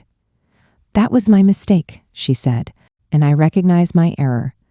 But that's why even now I'm trying to do the right thing." "Oh, how noble of you," Satsuki-san jeered. "Here, let's let your girlfriend see the fruit of your labors, shall we?" "All right, Amari, the next time you come over to my house, I know what we can do. We can dig up probably 10 or 20 photos of Mai sobbing over her many fiascos." "Huh?" I said. I couldn't imagine Mai crying at all. And yeah, I definitely did want to see that, but I mean, just then, Mai slammed her hands down on the table. Eep. Her patience had finally snapped. "Why are you bringing Renako into this?" she yelled. "You really are nasty, do you know that? Oh, so you're forgetting the kindness I showed in keeping you company when you cried until 5:30 in the morning, is that it?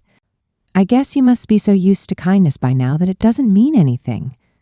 This is why I hate you.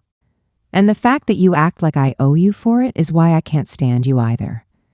If you were going to hold it over my head to begin with, then I wish you'd simply told me no right from the start. I'm calling your bluff.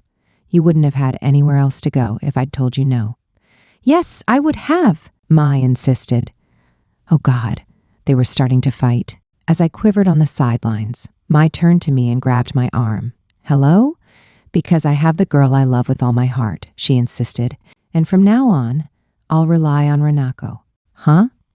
Mai smiled at me blissfully and then turned to Satsuki-san as if flaunting our relationship. "So thank you for everything you've done, Satsuki," Mai said. "From now on, I'll have Renako. She and I will walk our lives together. Come, Renako, let's get married." "Let's not."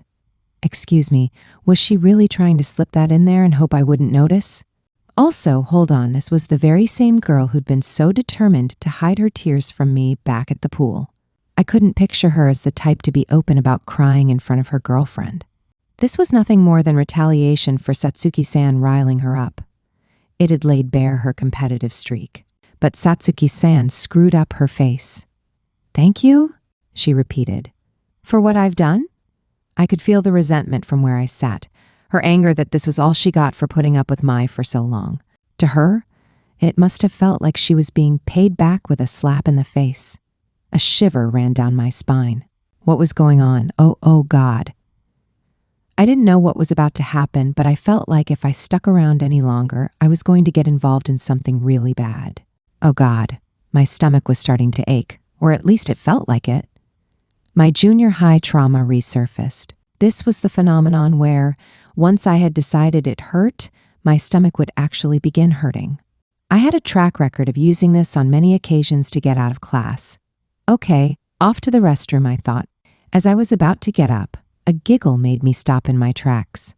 I looked over, and Satsuki-san was grinning a smile that looked like a crescent moon. Oh God. She grabbed my wrist in an iron grip.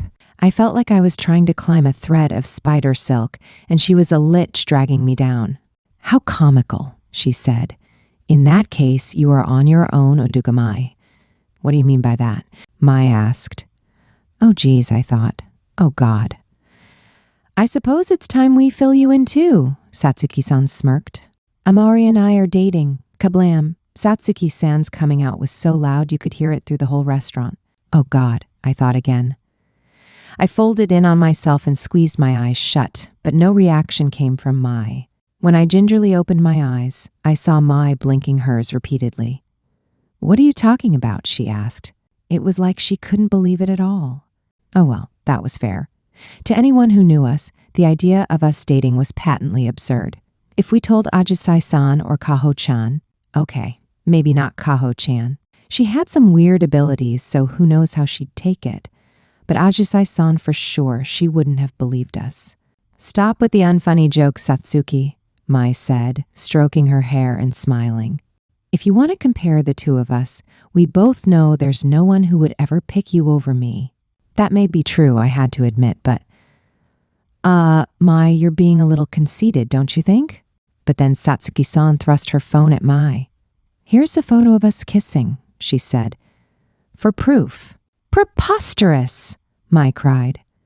She looked at the screen and then fell over backwards. Mai. On that screen, clear as day, was that night when Satsuki-san and I had kissed. Whoa, whoa, whoa, I yelled. How did you even get that, Satsuki-san? I was afraid something could happen, as it did, so I had the camera ready just in case. This freaking girl! She was too cunning for her own good. Also, having anyone, even a friend, see me kiss someone else was so embarrassing my brain felt like it was about to boil over. Nah, actually, before all that, we had a bigger issue. Don't show her that, I said. Why not? Because it'll give Mai the wrong idea, duh. I screamed at her with everything I had. But Satsuki-san didn't look even the slightest bit ruffled. What wrong idea? She asked. She laid her hands on my cheek. Oh God, they were warm, letting me know how excited she was. She peered at me with her wildly beautiful face and gave me this masterpiece of a smile. We're exactly like what you see in the photo. Say, how about we continue where we left off right here and now? She suggested. If this had been 2 weeks ago, I probably would have been so overwhelmed by her, I wouldn't have been able to do anything but turn bright red and gape like a fish. But I was different now. I threw her hands off and jabbed a finger at her. What happened to all that embarrassment from before, huh? Satsuki-san immediately started blushing.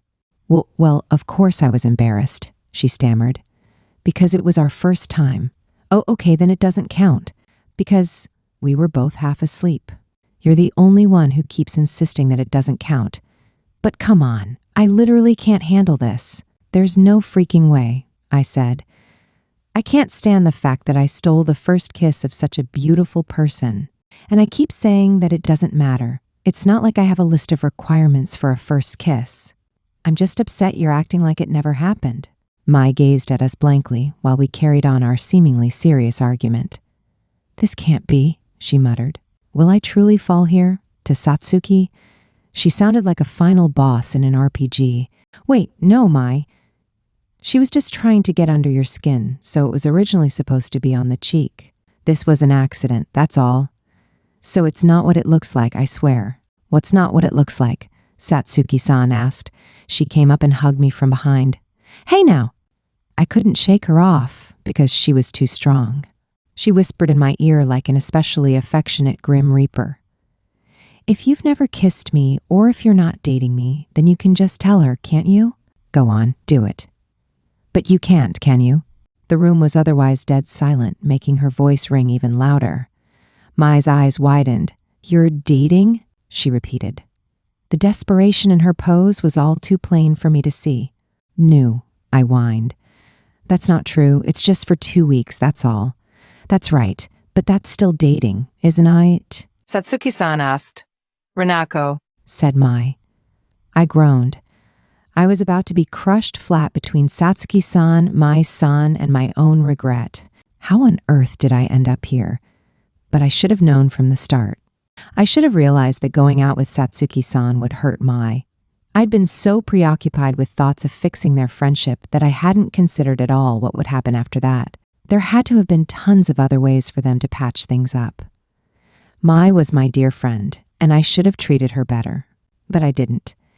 It was really, really shitty of me to go out with her childhood friend and not tell her anything. Mai lifted her head weakly. Between the part in her hair, I could see myself reflected in her damp eyes. If Mai had chosen then to be like, "But I thought we were friends," I might never have recovered. But instead she asked, "Why, Renako? Why would you cheat on me while you have me as your girlfriend? We're friends. Friends, I tell you. Friends with Reina fits, not girlfriends. Seriously? She thought we were dating? Since when had she decided to go and forget everything? And you told me," I went on. "You said I should let Satsuki-san do whatever she wanted. Well, this is the result. I see now," she said.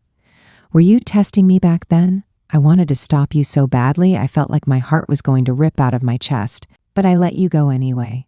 "Geez," I yelled quickly. "Stop making me out to be the kind of girl who cheats in order to test her partner's feelings." I felt really bad for putting all the blame on her. But I mean, it was due to her encouragement that I'd gone along with this in the first place. "Listen, Mai," I snapped. "Weren't you the one who said it didn't matter so long as I came back to you in the end?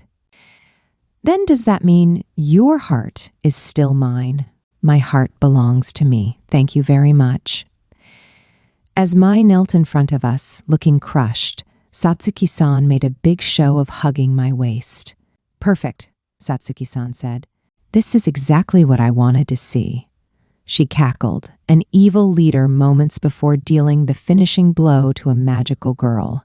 "Yes, this is what I've longed to witness," she yelled. "The sight of you groveling on the ground before me. Ah, this feels perfect. Today's my new birthday because as of now, my life is complete." She roared with laughter, all the while leveling that smile of supremacy. Oh God, what was I supposed to do in this hellish situation? "I'm sorry, Ajisai-san," I thought. "With my subpar communication skills, there's just nothing I can do. I'm sorry I couldn't be of any help." As Satsuki-san gloated in triumph, Mai spoke up. "Wait a minute, Satsuki. You said a moment ago that you and Renako are only dating for 2 weeks. What's going to happen after that?" "Good question," Satsuki-san said. "I did originally intend to stop, but I've been having such fun. I might not be opposed to keeping it up even after the brief Amori era." "Huh? Wait, hold the phone, Satsuki-san." I thought, that wasn't what we promised. Besides, this was all to help the two of them make up. Of course, after that victory speech, it wasn't like Satsuki-san could go, "Oh, well, 2 weeks are up, so let's go back to normal." Yeah, that wasn't happening. "What, are you going to marry her?" Mai challenged. "Since you mentioned it," said Satsuki-san, "I think I will." "No, you won't," I snapped. "Don't get married just to get revenge on someone else, Koto Satsuki." I mentally berated her. Finally, Mai regained a bit of her composure. "Well, in that case," she said, "then I'll still have plenty of chances." "Please, I'm hardly so mediocre that I'd give up after a single taste of defeat." Satsuki-san said. "That's gross." "I'll make her forget all about you. Just you wait and see," Mai said. "I'm confident I can pull off that much at least." "You say that, even though I stole her away from you?" "A long life has many checkpoints, and these things happen sometimes. In fact, now that she's dated you, I'm sure she'll understand the appeal of my charms all the better." Now that she tasted adversity and risen to her feet once more, the light rekindled in Mai's eyes. Yup. Mai never admitted defeat.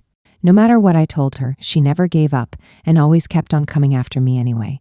That optimism, above all else, was Mai's biggest strength. Satsuki-san's face morphed into a snarl that made it hard to believe she was on top of the world just moments before. "Well, so be it," she said. She ran her hands through her own hair. It seemed like she was so satisfied with defeating Mai once that she hadn't thought about anything beyond that. I'd been realizing recently that Satsuki-san was actually pretty rash, and that rashness was nothing more than a weakness for Mai to exploit. Then Satsuki-san, Mai said, "How about you and I have a competition?" "A competition, you say?" "Oh yes, it's simple. Right now, Renako and I are still trying to decide if we should be best friends or girlfriends. You can hardly date Renako in peace when I'm still around, now can you?" Satsuki-san made a blatantly sour face. "True," she acknowledged. "I'm not eager to walk into a situation where I'd have to devote my resources to defense. to prevent you from using Amari against me. Ouch! There was zero affection in that statement. Okay, if there had been any, that'd be an even bigger issue, but you get the point. However, Satsuki-san admitted, I hate the fact that you're the one suggesting this. You just don't think you'll lose either way, do you? Of course not, Mai said. If I win, you give me Renako back. Give me back? I wasn't Mai's to begin with. I'm going to marry her, Mai went on, and raise a happy family with her. I don't mind how many children we have either, Renako. We can take turns carrying them. Unable to take it any longer, I finally spoke up. Whose children are you even talking about now? Up until now, I hadn't been a participant in this conversation, but I had the sneaking suspicion that something was looming over the horizon for me, and it was bad. Well, the suspicion was more than just sneaking. Mai and Satsuki-san were both such strong people that a fight between them was as tough as standing in the middle of a hurricane. I didn't even know how to read the room, so there was no freaking way I could get a word in edgewise. But I didn't have the time to be wishy-washy. After all, I was the only person here who could stand up for myself. Satsuki-san quirked an eyebrow and said, Okay. Her voice dumped cold water over the flaming hot coals of my temper. Then if I win Amari for life. For life? I'm only in my first year of high school and already someone's getting me for life? Satsuki-san went on like she hadn't heard me at all, her gaze fixed on Mai. That's right, she said. We'll be right next to you, spending our lives together in perfect harmony. We'll hold hands, we'll kiss in front of you, and we'll do, what comes after that. All that right in front of her? I screamed in frantic desperation. Isn't that kind of messed up? All right, Mai said. We'll compete for Renako. Good. Let's settle the score, said Satsuki-san. Sparks flew where Mai and Satsuki-san's eyes met. These freaking girls. Had I approached this from a stereotypically girly mindset, I would have had a completely different reaction. The school's Suppadari and the Suppadari's rival fighting over me, I should have been thrilled. They were both totally out of any normie's league. Mai was a super rich celebrity, and Satsuki-san, well, her family might have been poor, but she was brilliantly smart and a super hard worker. Her future prospects were exceptional. If I dated either one of them, I'd be set for life. Obviously, Mai had affection for me in spades, and I'm sure Satsuki-san's conscientious personality would make her carry out her wifely duties with plenty of due diligence. All of us being girls aside, shacking up with either one of them would have made life smooth sailing. I felt like a love interest in a play because I wanted to yell, "Please don't fight over me." I wanted to bashfully giggle. Oh, how hard it was to be so well loved. But I absolutely could not. No freaking way, Jose. This was a happy thing. Yeah, a happy thing. But it was the kind of happy thing that made me ditch school and hole up in my room all day playing video games. I hadn't worked my butt off to remake myself for high school, just to give up the reins and turn my body over to someone else for their own happiness, damn it. So I yelled, "Hold the phone, both of you." I shoved myself into their line of sight, feeling like I was pushing my way onto a crowded train. "Renako?" Mai asked. "What is it now, Amari?" Satsuki-san said. "We're talking about important business." Yeah, you're planning the future course of my life?" Believe me, I'm aware. I could literally not be more aware. I steeled myself not to flinch as Satsuki-san glared at me coldly. Then I yelled, "Anyway, no matter who wins, you guys are taking my freedom. Haven't I been saying this from the start?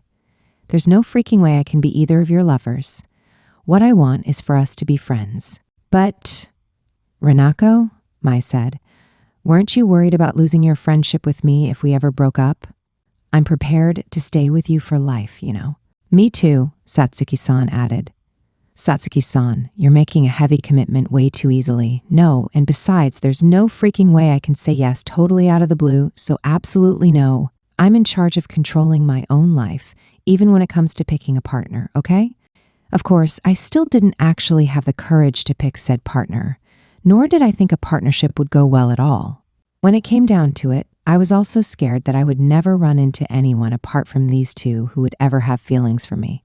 Believe me, that was definitely a concern. But hey, oh well, it was still technically possible, and I'd just have to bank on that possibility for now. So, listen up, I said. I thrust my arms out like I was posing, and I screamed, "Count me in! I'm going to be a part of this competition too." The two were both, of course, utterly shocked. "What?" Satsuki-san said. "I beg your pardon?" Mai asked. "God damn it, stop treating me like I'm set dressing here," I thought. My inner jerkwad soul flared up in anger at this pair of self-absorbed girls. Maybe social relationships weren't my cup of tea. Maybe I was a sniveling coward, but under the power of rage, you bet your butt I could get this done. "What?" I snapped. "You can't exactly say I don't have a dog in this fight, huh?" I scowled at both Mai and Satsuki-san in turn. "I never expected that you'd want to join in as well, but I don't see why not," Mai said. "I don't have any objections, of course," said Satsuki-san. Mai put a hand to her chin with a thoughtful, "Well, this actually works out nicely," she said. "Why don't we settle it with the midterms we have next week?" "That suits me just fine," Satsuki-san agreed. "I'm going to leave you in the dust." "Wait!" I yelped, sounding rather more upset than I had intended. Satsuki-san gave me a quiet grin. "Well, it looks like the time has already come for you to show us the fruits of your labor, Amari," she said. "Remember all the studying we did earlier in the story? That was foreshadowing. Believe me, you'll have no end of competition. Good luck. You can't just send a level 1 adventurer into the halls of the Demon King," I protested. "Aren't you both always first and second in the class ranks?" Satsuki-san had been the one to teach me how to study to begin with. She was basically my mentor. That meant she more or less knew how much I was capable of. "But, Renako, you've managed to make me enamored of you," Mai said. "So I'm sure you must have wonderful potential. If you tried, you could overcome even my scores." I actually score below average, but okay." I was willing to reveal my shame to Mai, who, for some reason, kept beaming away at me. God, I'd yelled too much. My throat was going to be so dead the next day. But if I didn't hold my ground, I wasn't even going to make it to the next day. "Hey, you should let me decide the terms of the contest," I insisted. "It's my life on the line, so I figure I have the right to choose, don't I? I mean, it was only fair if I did say so myself." But then Mai just straight up went, "No, I don't think so." "Hey, what? Ow!" I'd been barreling ahead on momentum, so I ran out of steam the minute she stopped me. I guess a paper plane launched from a school roof really couldn't go that far. Mai looked away from me, her cheeks red. "If you win, you could ask for me to devote my life entirely to you. That would make it the same level of risk for the both of us. But I won't ask for that, so calm down." "What, so you'd ask to be with Satsuki after all?" "No. I already knew what my winning conditions would be. After all, what did we even come here for today? Who had set up this meeting for us? Yeah. We'd done it all so we could have a nice, peaceful, stress-free environment at school. I'd done it all to live up to the hopes that Ajisai-san had pinned on me. "If I win," I said, "then I want you guys to go back to normal and be friends in the same friend group. And I want you to actually make up and work things out." Mai and Satsuki-san both looked at each other, frowned, and went, Well, I'd already known they were going to hate it. But come on, guys. I'm staking my life on it, so get with the program, I thought. Satsuki-san was the first to agree. "Oh, fine, I suppose," she said. "At the very least, it'll make it easier to talk to the girls." Satsuki-san had a 1 in -3 chance of beating Mai completely. Not bad odds at all. And if I won, she'd still only be going through with what she'd planned to do in the first place. Meanwhile, Mai nodded once she saw Satsuki-san's acquiescence. "That's fine by me," she said. "So then, what will we be competing in? Wasn't it obvious?" Using my phone, I brought up an image and showed them. They both peered at it. I announced triumphantly, "We're playing an FPS. Let's have our match in a first-person shooter game." Our deadline was the last day of the school term, aka the end of next week. That gave us 7 days to prepare. However, we'd be in tests all next week from Monday through Wednesday, so practically speaking, we had way less time. I hadn't wanted to give either of them any time to practice. "That's not very fair," Satsuki-san said. "Well, tough titties," I said. "I'm the one who loses by default anyway. To be honest, I'd only picked it because it gave me the highest chance of winning." "So," I said, "how about it? When I looked at Mai to confirm whether or not she agreed, she smiled at me like it was perfectly normal. I don't mind, she said. That smile was awfully calm and competent. She seemed to be under the impression that, given a week, she could defeat me. Mwahaha. You've fallen into my trap, Oduka Mai, I thought. On the other hand, Satsuki-san looked conflicted. You're talking about a video game, aren't you? She said. I don't have a console. Well, yeah, that was certainly a problem. It wasn't exactly like she could go out and buy a PS4 just to train for the competition. But then Mai raised her hand. Oh, I have a spare, she said. I can let you borrow it. Wait, why do you have two? I asked her. I bought it that one time when I was training to beat you in that fighting game. I was going to ask one of the servants to help me train, but I didn't think it'd work with only one device. Wow, okay. I guess people who thought like that really existed. In that case, Satsuki-san said, I'll take you up on the offer. Thank you. Sure, said Mai. I'll bring a TV over later too. As I watched the two of them, who were apparently completely serious about this, a line of sweat started to run down my cheek. No, I'd be fine. I had to be fine. Even if they were both talented geniuses, I wouldn't lose. I absolutely refused to lose. I wasn't just saying that out of stubbornness either. I actually stood a decent chance of winning. After all, I'd picked this because this was the number one thing I was good at. When I win, I said, you two had better actually make up, okay? I mean it, Mai and Satsuki-san. Of course, Mai said.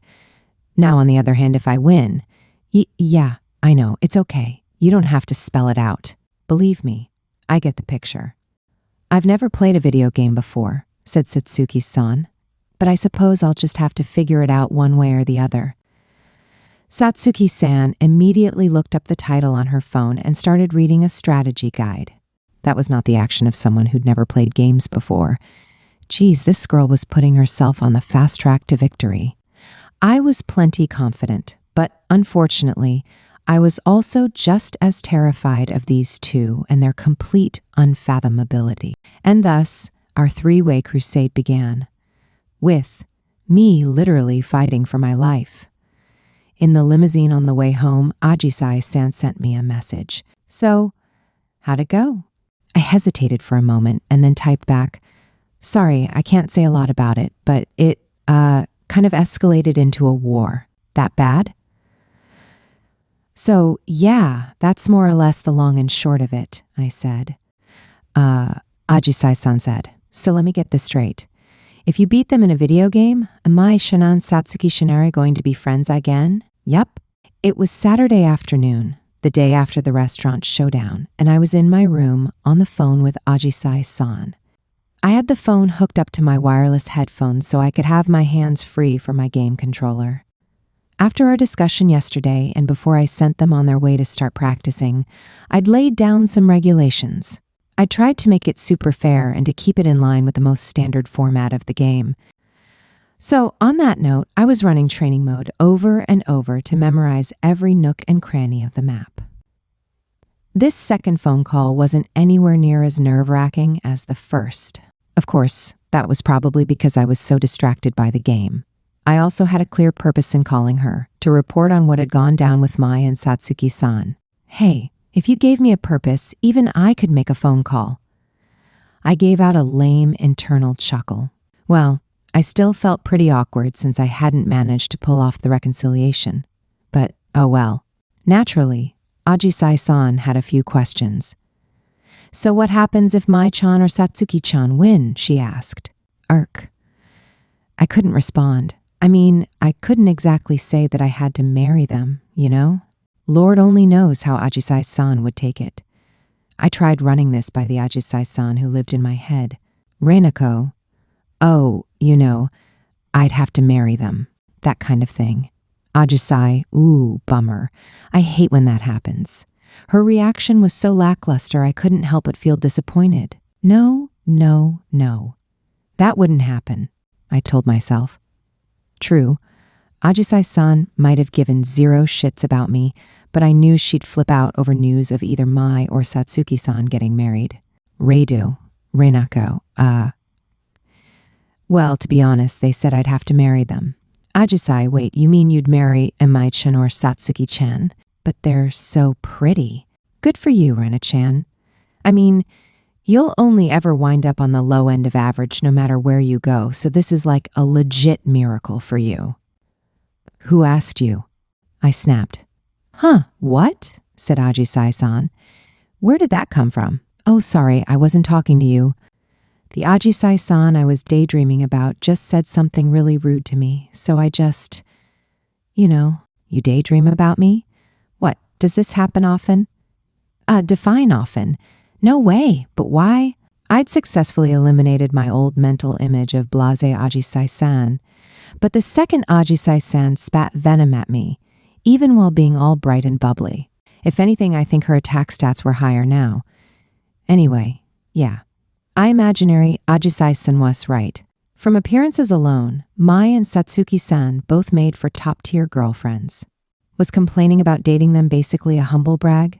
Yeah, I was better off not saying anything. If they win, I said. Good question. Haha, I guess there'll be a penalty or something, I don't know. Ooh, really? She said. Okay, then that means you have to win no matter what.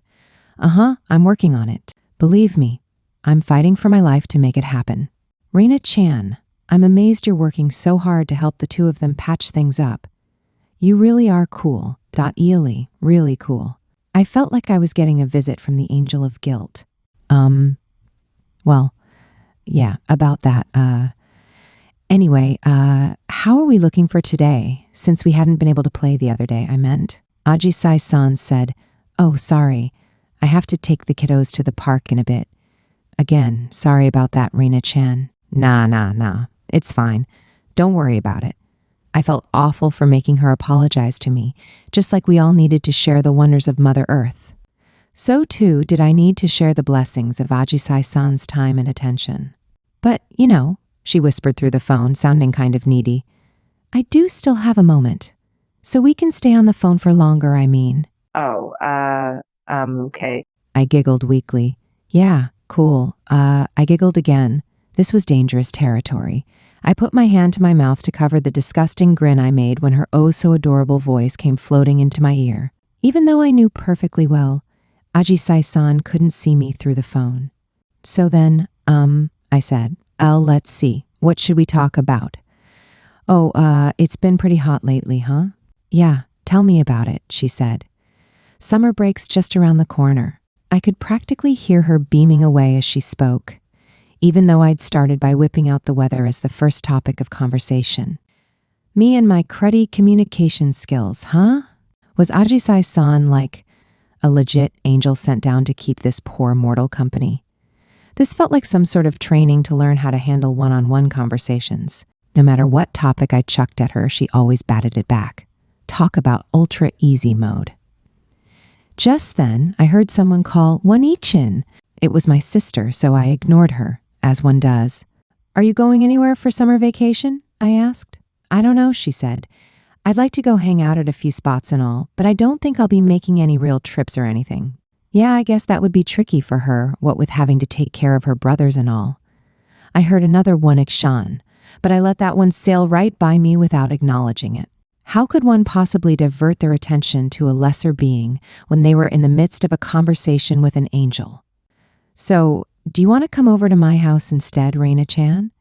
Ajisai-san asked. Yeah, of course, I said. I'll bring a ton of games too. Yay, goody. In that case, I'll bake you a cheesecake. Do you like cake, Rena-chan? Huh? Yeah, I love cake. Having Ajisai-san bake me a cake was like winning at life.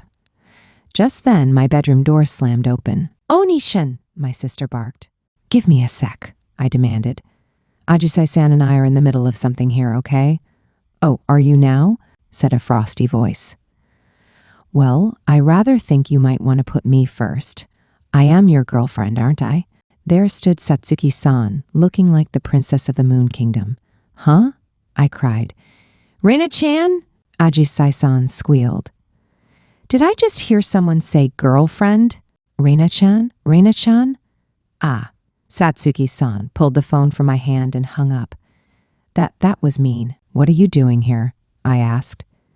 I tried to call you, but you wouldn't pick up, she said. Thus, I asked Hanatori-san for your address.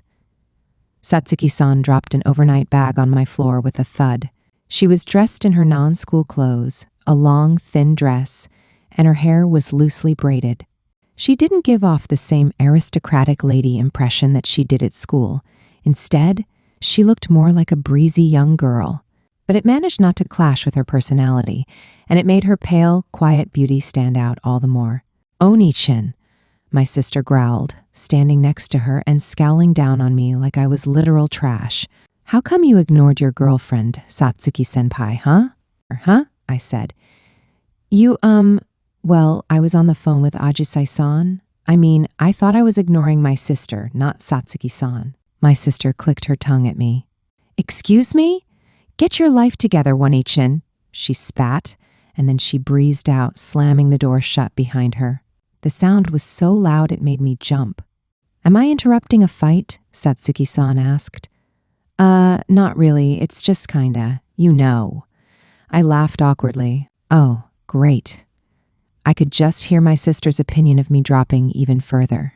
Once this was all over, I really needed to clear some things up for her. Oh God, I moaned. Now Ajisai-san's blowing up my phone with messages. For now, I figured I'd text her that Satsuki-san came over and had just been making a joke. My life was nothing more than an endless series of lies to the people I cared about. What was I even living for? You seem awfully complacent, Satsuki-san said. Huh? I raised my head. Wait a sec. Can I ask what you're doing over at my house in the first place? I wanted to ask you a few things. Satsuki-san opened the fasteners on her overnight bag and pulled out a TV screen and a PPS-4. Hello? Did she just bring those from her house? First, would you practice with me? She asked. Sure thing. She began setting it up, and I stared blankly at her. It still hadn't sunk in that Satsuki-san was actually here in my room. Oh, Satsuki-san, I said. That cable connects in the back. She didn't respond. Here, I'll do it. I swapped places with her, since she was moving at a turtle's pace, and took the HDMI cable. Satsuki-san looked away, her eyes wandering my room for lack of anything better to do. Your room's very neat, she said. Huh? Yeah, I guess. Yeah, since my mom cleaned IIT. Satsuki-san made a thoughtful sound. Is this the spot where Mai made a pass at you? I involuntarily did a spit take. Satsuki-san, could you please take a little more care when talking about such a delicate topic? But why? I already know all about it, she said. Not to mention, this is what set her off to go and harass me in the first place. You may be right, but Satsuki-san sat down on my bed and crossed her long legs. From here I could see her. Well, Hicks made me frantically look away. It's ready to go now, I said. I can see that. Thank you. She turned to me and came closer and closer. This reminded me of when Mai had, gotten real close to me, and my face turned red without any input from my brain. But, naturally, Satsuki-san moved right on past and picked up the controller. Well, duh, that's what she'd come here to do, after all. Play video games. She said. What's wrong? Nothing. What, did you think I'd make a pass at you like Mai did? No. Satsuki-san put the controller back down. Chuckling all the while, she leaned forward and got right in my face. What was this all about? I must admit, she said, I hadn't considered this before, but I don't need to take this competition all that seriously. What if I were to convince you that dating me is better than having us make up? Say what now? Damori, she breathed. Satsuki-san's hand brushed my cheek. Her touch laid a sensual pink tinge over my thought processes. Hey, whoa, stop that, I spluttered. Now, relax. She tucked her hair behind her ear, and then her face came closer and closer. Hey, whoa, no. I squeezed my eyes shut tight. Even though I was frightened enough to pass out at any minute, I had a pretty good hunch that Satsuki-san was about to pull back and call it a joke, just like she always did. So when a gentle, ever so slightly moist sensation fluttered against my lips, the shock just about killed me. My eyes flew wide open. Satsuki-san sat directly in front of me, touching her finger to her lips reflectively. The sight was so beautiful I forgot how to speak. Wah was all I could manage. I covered my mouth as I trembled in shock. What was that for another proof photo? Who are you trying to menace this time? Ajisai-san? Kaho-chan? Oh, or even my sister? Hush, she said. I wasn't taking any photos. She scowled, her eyebrows knitted together in a displeased frown, but Satsuki-san's face also turned as red as if she were wearing rouge. I just wanted to check something, she added. What on earth were you checking? My limbs buckled as all the strength went out of them. Exhausted, I collapsed to my knees and stared up at Satsuki-san. I detest doing things by halves, so I've been giving someone more thought, Satsuki-san said. You, that is. I've been considering you. May? I asked. Yes, based on what we've said, you're mine for life, correct? Yeah. After some careful contemplation, she said, I think it might have been rather rash of me to choose you as my spouse for the next several decades. No, believe me, you don't need careful contemplation to come to that conclusion. I was too focused on my competition with Mai to pay attention to anything else, Satsuki-san said, which I was self-reflecting on. And that's where I discovered the problem. Eep! Satsuki-san took my hand and squeezed it tightly. Her middle finger rubbed my skin, as if she wanted to feel what it was made of. You once wanted to know how I felt about you, didn't you? She asked. Well, I mean, her intense stare upset me to a shameful degree. I'd been thinking that I'd have liked to be her friend. I'd had a lot of fun getting to know her recently, and I'd learned that she truly was a nice person. Did that mean I wanted to take things further? Well, now that she'd asked, I mean. Unlike Mai, who dragged me along to her alien worlds, Satsuki-san had her feet planted firmly in reality. Even if I became her girlfriend, I honestly didn't think my life would change all that much. We'd chat at school, then we'd go home and she'd help me with homework. After waiting for her to get off work, I'd go stay at her house and she'd show me that really, really cute side of her every so often, the one nobody had ever seen. The mere thought of it nearly made my head explode. Nope, I said. I can't do it. No freaking way. No freaking way. But I hadn't even said anything yet, Satsuki anointed out. Your mind's in the gutter again, I see. No, you don't get it. I swear you really have the wrong idea. But I mean, that's what you get when you start kissing me out of nowhere. You're the one with her head in the gutter. Say, do you like me? She asked. You're asking if I like you. Forget just I had too many gorgeous, adorable, smart, socially adept, and attractive girls in my life. Even if I didn't like them, of course I like them. Platonically, remember. Anyway, I shouted back, right back at you. What do you feel about me? Just then, the realization hit me. Oh God, what if she said she liked me and then tried to make a pass at me? Then what? Was this going to be Mai too, the sequel? I should have watched my words more carefully, but here I was repeating the same mistake. I thrust my hands out with an internal oh God and turned away from her so I could see as little of her as possible.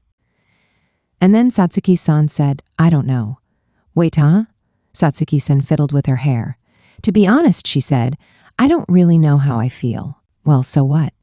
After all, this is the first time I've ever spent such a long time around someone like you. Someone like me? I repeated. If I go more in depth, I'm concerned I might hurt your feelings. Would you still like me to answer? Yeah, I'll be fine. Well then. Satsuki-san hemmed and hawed, like the words were hard to get out. Then she said, I mean, someone as weird as you. What on earth? She just branded me as atypical all over again, despite all my efforts to become the model image of a generic teenage girl. I'm not weird, I insisted. I'm totally normal. My slight resistance snapped like twigs as she went on.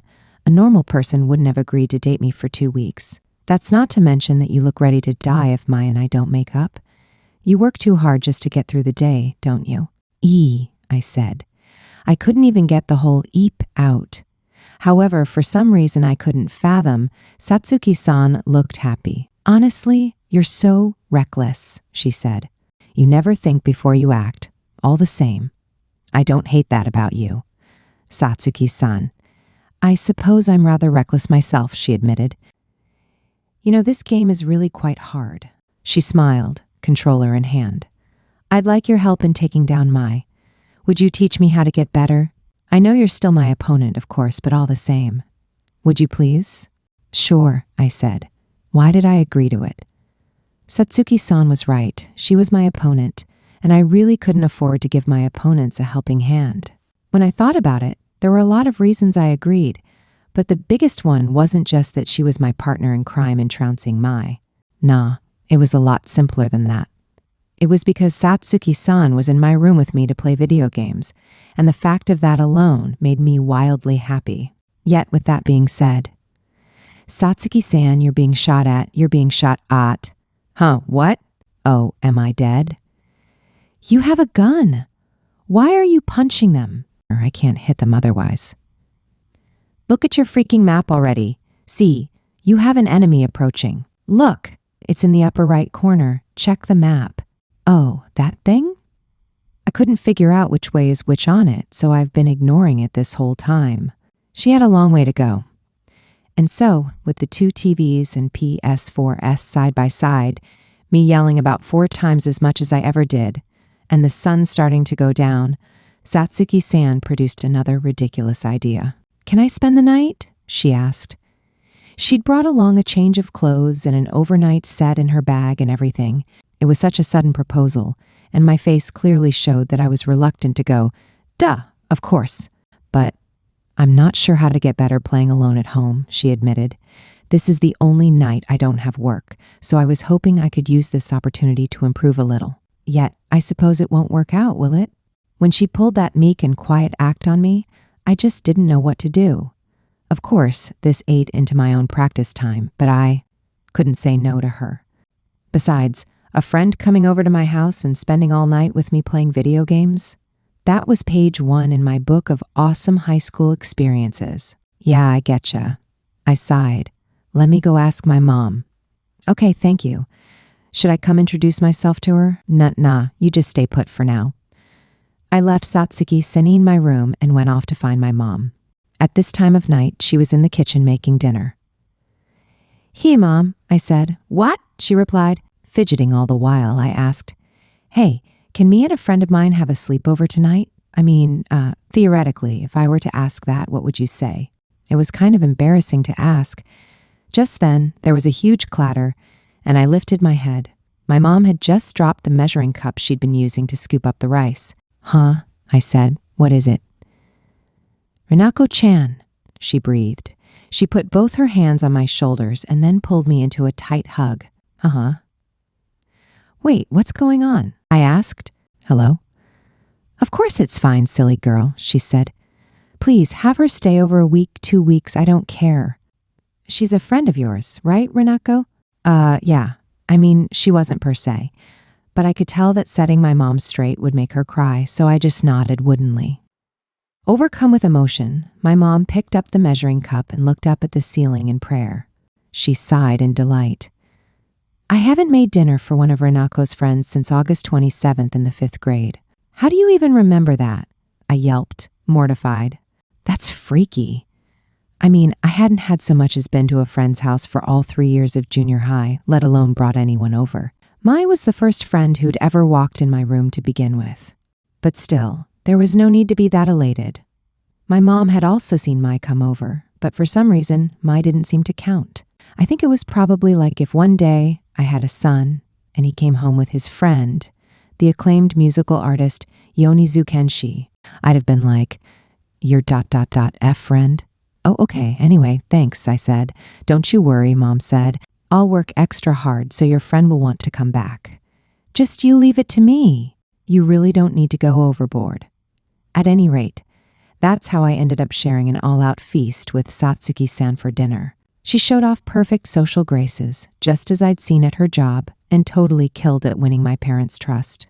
Mai had been one thing, but this was truly incredible. I had to give her my absolute respect. But there was one issue, my sister. She bolted down her food, then went, "Thanks for dinner," and hightailed it back to her room. Awkward, I thought. The bath's free now, Satsuki-san said.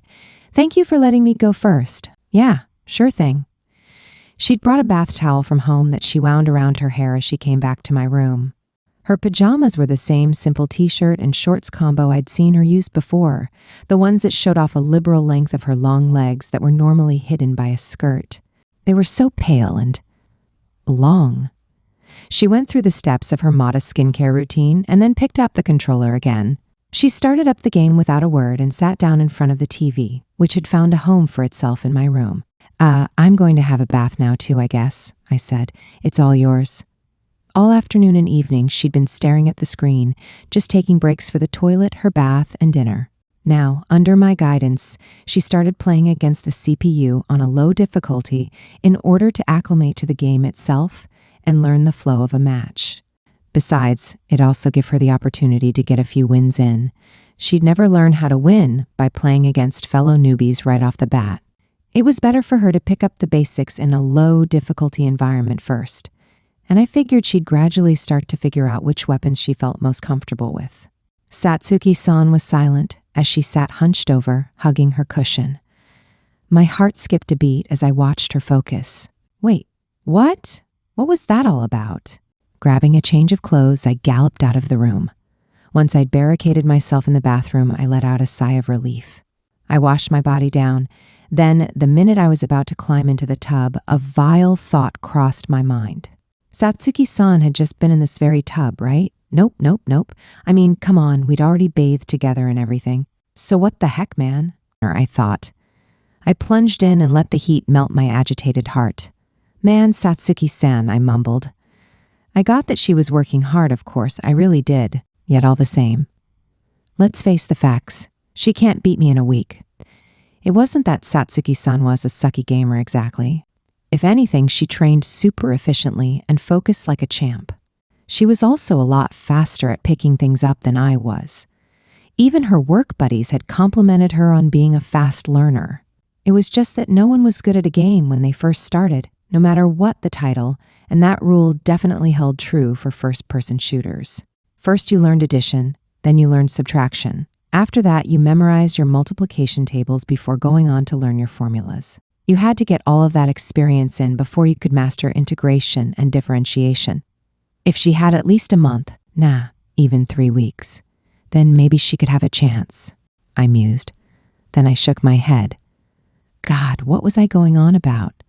If I lost, I'd have to sacrifice myself to Satsuki-san, wouldn't I? Right. I couldn't let my guard down just because I'd seen her determination. I had to bring my A game to win my freedom. Sure, I'd answer any questions she asked me, and I wouldn't lie to her. I'd play things perfectly fair and square. That'd be good enough.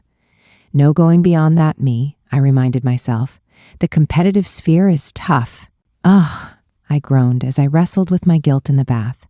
Had I lost my marbles, or what? What was up with all this constant guilt?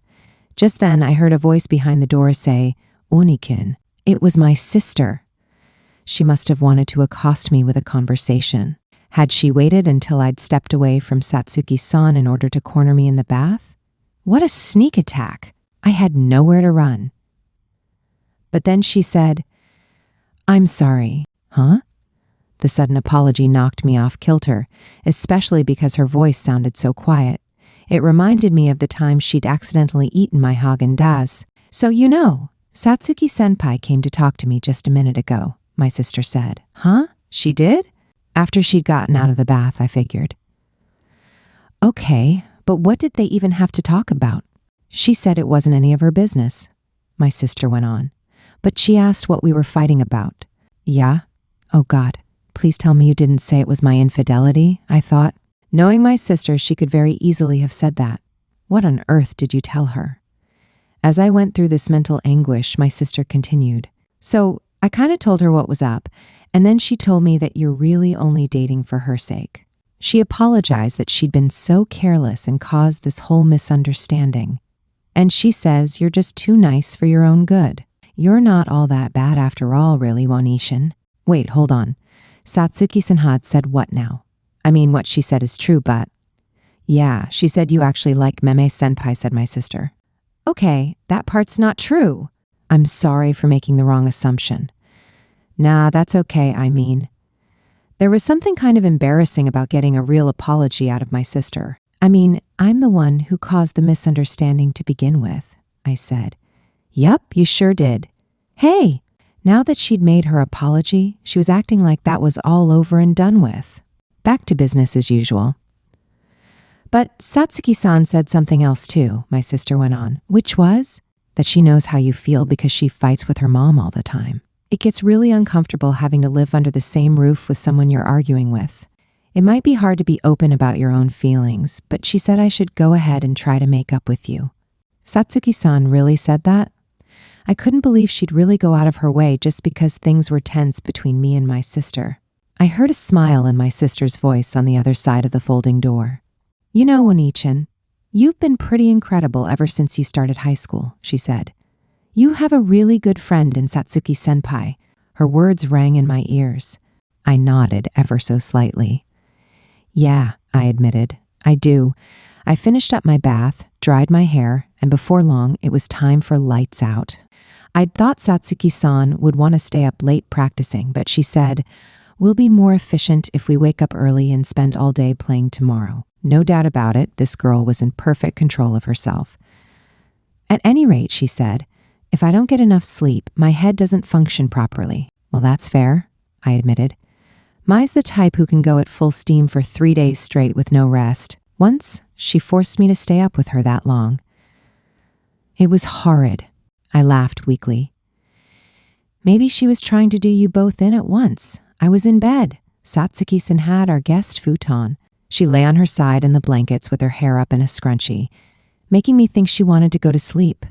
Can I turn the light off? I asked. Please do. I killed the lights with the remote, and we lay there in the exact opposite formation of that time I'd spent the night at Satsuki-san's house. I can still see the game screen whenever I close my eyes, she admitted.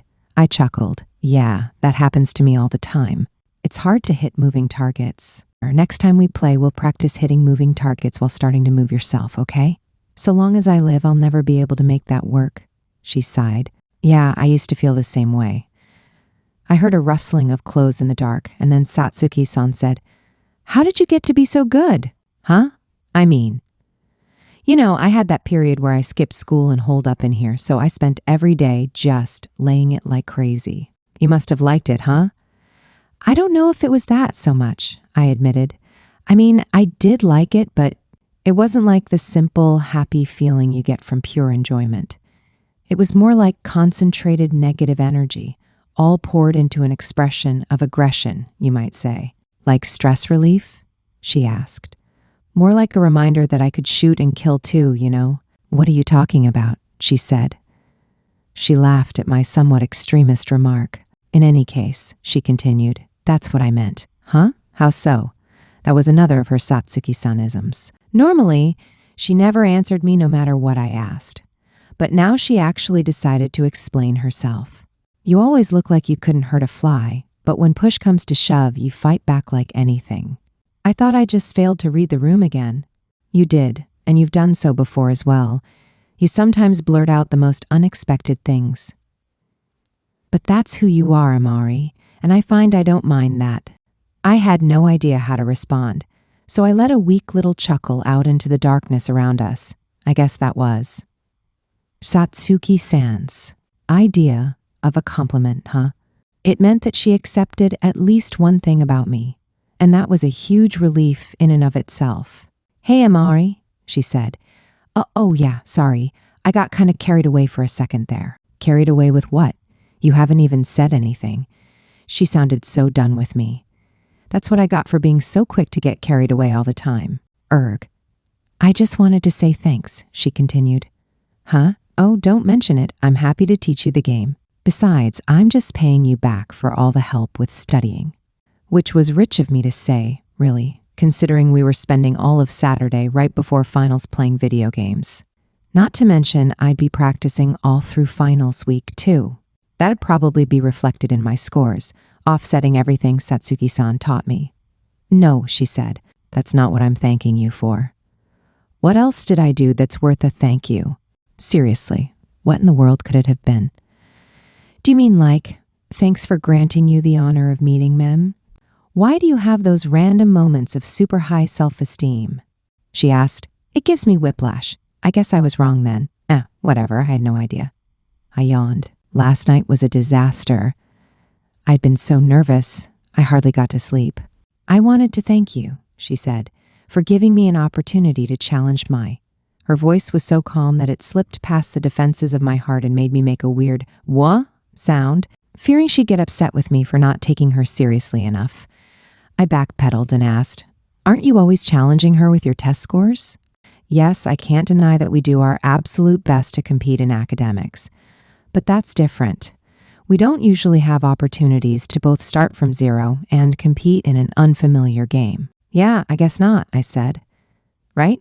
I know I made the suggestion, but I never expected Mai to go along with it.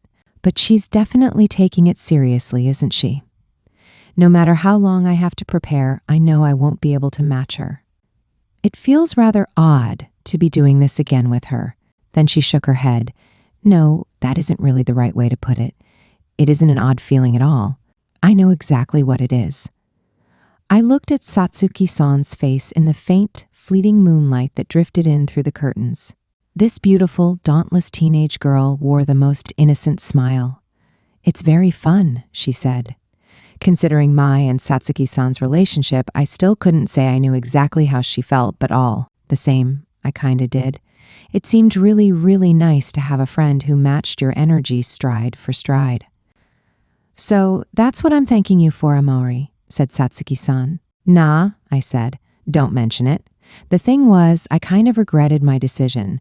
I wished I had chosen a different game, not one I'd played to death, so I could have been new to it too. It would have been loads more fun that way, for sure. But that wouldn't have helped me reach my goal. I'd put winning before everything else. Good night, Satsuki-san said. See you tomorrow. Uh-huh. Night.man, I was jealous of Mai and Satsuki-san's relationship. The way they trusted each other deep down like that, you could really feel all the years they'd spent together. Having friends kind of rocked, huh? Yeah, at the end of the day, I did want to be friends with Satsuki-san. I wanted to spend the rest of my time in high school having a blast with her as a best friend. What if I lost on purpose to make that happen? That way, at least Satsuki-san would be with me for a little while, right? Considering how much better I was, I figured it wouldn't be so hard to just beat Mai and then lose on purpose to Satsuki-san. Then we could be together through all of high school, and maybe we could become friends along the way. But no, that wasn't right. I wanted Satsuki-san to be happy. You can't keep fighting with Mai, Satsuki-san, I thought. That had to be so sad, fighting your friend like that. I knew, because I felt the same way. Satsuki-san and Mai needed to patch things up. And for that to happen, I had to win. No matter what it took, I had to win.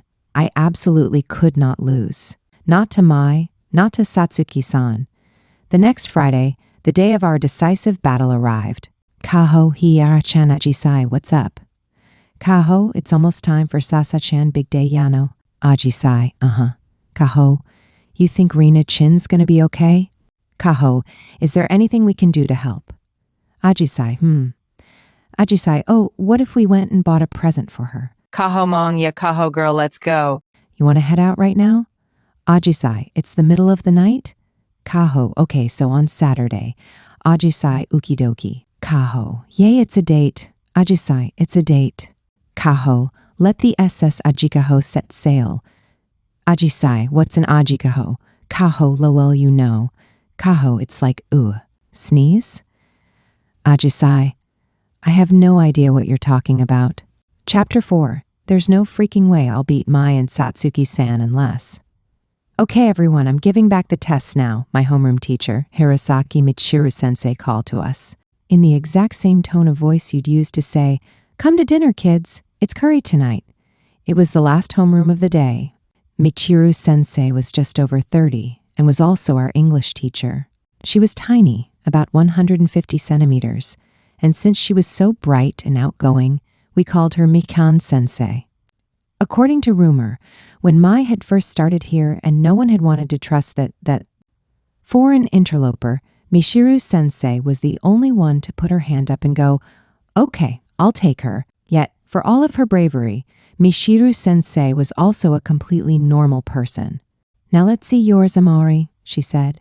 Yes, I can tell you worked hard this time. Huh? Oh, I did. Ashigaya High was also a bit of a prep school, so we got our tests back with a little piece of paper rolled up like a straw with our class rank written on it.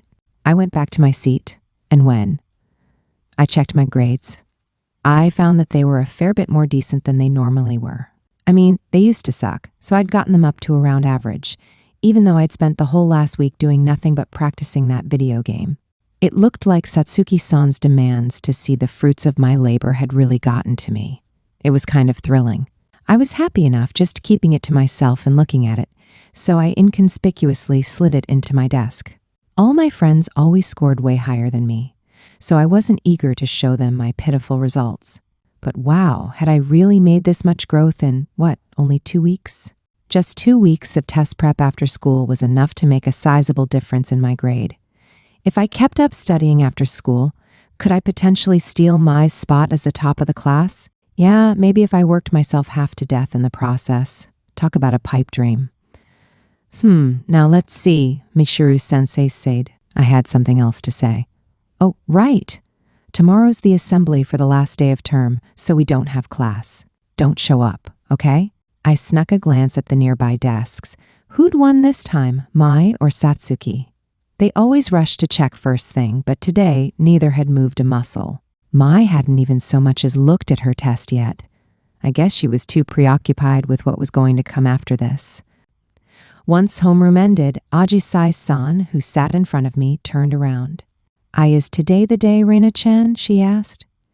Yeah, today we were planning on going to Mai's house right after school. I'd already shared the news with Ajisai-san and Kaho-chan well in advance, what with me being a ball of nerves right up until yesterday. But now all that was left was to get it over with. All I had to do was give it my best shot. I wasn't going to let all my hard work go to waste, Yano. I was invincible now. I smiled with perfect confidence and proudly declared to Ajisai-san, I'm ready to give it my all. Don't worry, I have this in the bag, so just you wait, and I'll herk. Rena-chan, you look like your soul's about to leave your body. How odd. I'd been trying to talk the way Mai always sounded. Wait a sec. I realized then that my hands were shaking. What was that all about? Was I, heaven forbid, nervous? Me nervous? Impossible. Oh God, Ajisai-san. I groaned. I couldn't do this anymore. I just wanted to go home and sleep. God, what a weird sudden attack of weakness. Then Kaho-chan came up and, with a few spirited whacks on the back, told me, You're gonna be okay, Rina-chan. Ow! Even if you screw up big time, to the point where Mai and Sa-chan draw their swords every time they pass in the hall, don't worry, 'cause hey, you'll still have me and Triple H-chan? She tipped me a hearty wink and a thumbs up. Oh God, thanks. Kaho-chan, Ajisai-san, I whimpered. We'd never force you into this, of course. Ajisai-san added, If this doesn't go well, we'll talk it out later. We can think of our next move together, okay? What was this? It seemed too good to be true. Did she really mean that everything would be okay, even if I lost? Well, no, if I lost, I'd end up with one of the others for life, and that definitely didn't count as okay. But I still felt like a huge weight had been lifted from my shoulders, thanks to the combined efforts of Kaho-chan and Ajisai-san. Just remember that we've got big plans tomorrow, Kaho-chan said. So the best thing you can do right now is win. Ugh, I'll do my best. Hey, Kaho-chan, don't put so much pressure on her, Ajisai-san aid. It's okay, Rina-chan, really. Don't cry. We'll make it work somehow, okay? Okay? Thanks to the two socially adept girls coaxing me back to life, I was finally able to walk into it with a positive outlook. Ugh, I couldn't believe I was such a bother to them, even at a time like this. As my heart finished sniffling and sobbing, Mai and Satsuki-san walked up. Ready to go, Renako? Mai asked. Yes, let's be on our way, Amori, said Satsuki-san. All 5 of us were back together again, just like old times, even if their relationship wasn't like old times. The whole vibe of the complete group, once more assembled with Mai at its center, was freaking ridiculous. It was like a team made up of only legendary Pokemon, apart from me, of course. Okay, then we're off, I said. Spurred on by Kaho-chan and Ajisai-san's encouragement, I followed after Mai and Satsuki-san. Yup, we were going to wrap this up, and then everyone could start off summer vacation on a high note. This was my second time going over to Mai's house. None of the staff had been home the first time, but today Hanatori-san followed us all the way up to the penthouse. Satsuki-san kept yawning in the elevator. When I took a closer look at her, I realized she had dark circles under her eyes. "Did you stay up late last night?" I asked. "Yes, a bit," she said. "Just to wrap up my final preparations, you see." She'd once confessed that a lack of sleep muddled her head, so I wondered if she was going to be okay. "I'm fine," she insisted. "I took a few catnaps in the limousine." "You're reading my mind again," I told her. "No, your face is just an open book." On the flip side, Mai's face made for an elegant view in profile. Her skin could have been made out of marble for all I knew. She caught my eye, giggled, and raised an index finger. "Let me guess what you're thinking," she said. "What?" "If Satsuki-san weren't here, we could be kissing and hugging by now, no? You are completely off the mark," I exclaimed. "Oh? So you're thinking about that even with her here?" I must admit, that's a tad embarrassing, even for me. "We've arrived," Hanatori-san said, and the door opened the second she finished speaking. We stepped out into the hallway, and Mai led us to a place she called the game room, where everything was all set up for us. "Wow, this is crazy," I said. The room was enormous, with a PS4 off to one side and screens and gaming chairs arranged in a triangle, just like an e-sports setup. Oh my God. Mai's habitual wealth flaunting normally really put me off, but this? Not gonna lie, it actually got me pretty excited. Mai proudly rested an elbow on a chair and asked, "What do you think, Renako? Do you like it?" Yeah, it's not B-bad." "What was tat?" I said. "It's F-fine. One more tea time. I really like it, okay?" Mai chuckled. "Of course you do. And I really like you, Renako. Are you two done yet?" Satsuki-san asked as she whacked me upside the head. "Ow." Right, Mai said. "There'll be time enough for flirting later, once Satsuki's gone home." At any rate, I had the contractor set this up for us and had the chairs customized for our body types, but they may still need a little fine-tuning. I see, I said. Mai's chair was red, Satsuki-san's was black, and mine was pink. I guess she really had gotten this setup specially made. "Let me assist you," Hanatori-san said, coming to my aid. "Oh, okay. Then thank you." She showed me how to use the levers to adjust the height or recline the seat until it fit me just perfectly. I thought I'd feel a little weird since I did the bulk of my gaming sitting on the floor, but I immediately felt right at home in the chair. Now that, I thought, was the power of an expensive chair. "It seems very nice, certainly," Satsuki-san acknowledged as she sat down in her own chair and picked up the controller. The screen already had the game up and ready to go. "Hey, Mai, if you don't mind," I mumbled like a picky girlfriend, "do you think we can play the PC version?"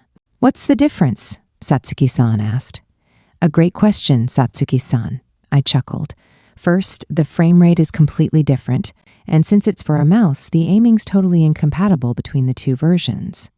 By the way, this game was originally a Steam exclusive that got ported to PS4 later on.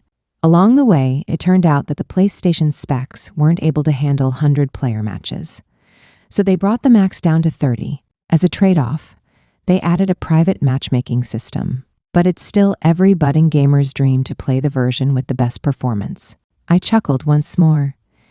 "I didn't follow a word you just said, Amari," Satsuki-san said. I gasped and returned to myself. The light rekindled in my eyes. What was I saying just now?"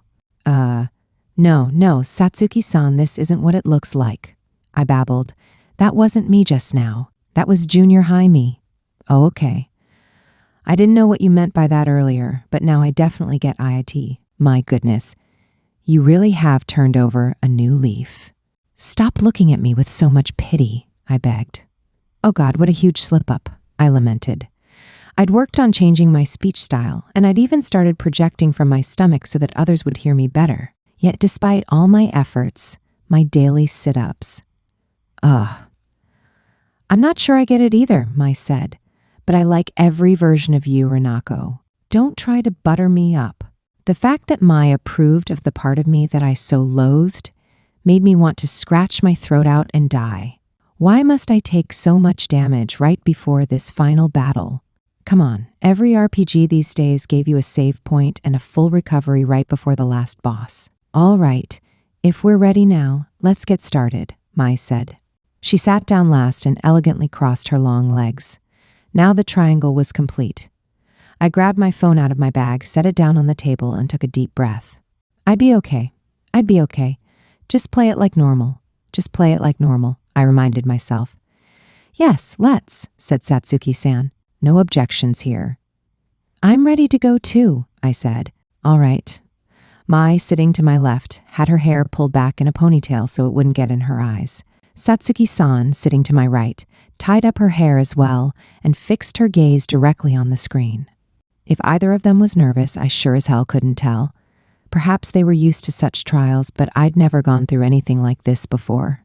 Still, I had my gamer self, after all this time. It was time to reinstall the version of me from back then, the version whose only opportunity to show her self-worth popped up in PvP matches. Okay, I said. I'm going into private match, smallest random map, battle royale mode, standard weapons, 3 people max. Rules say that whoever gets first twice wins.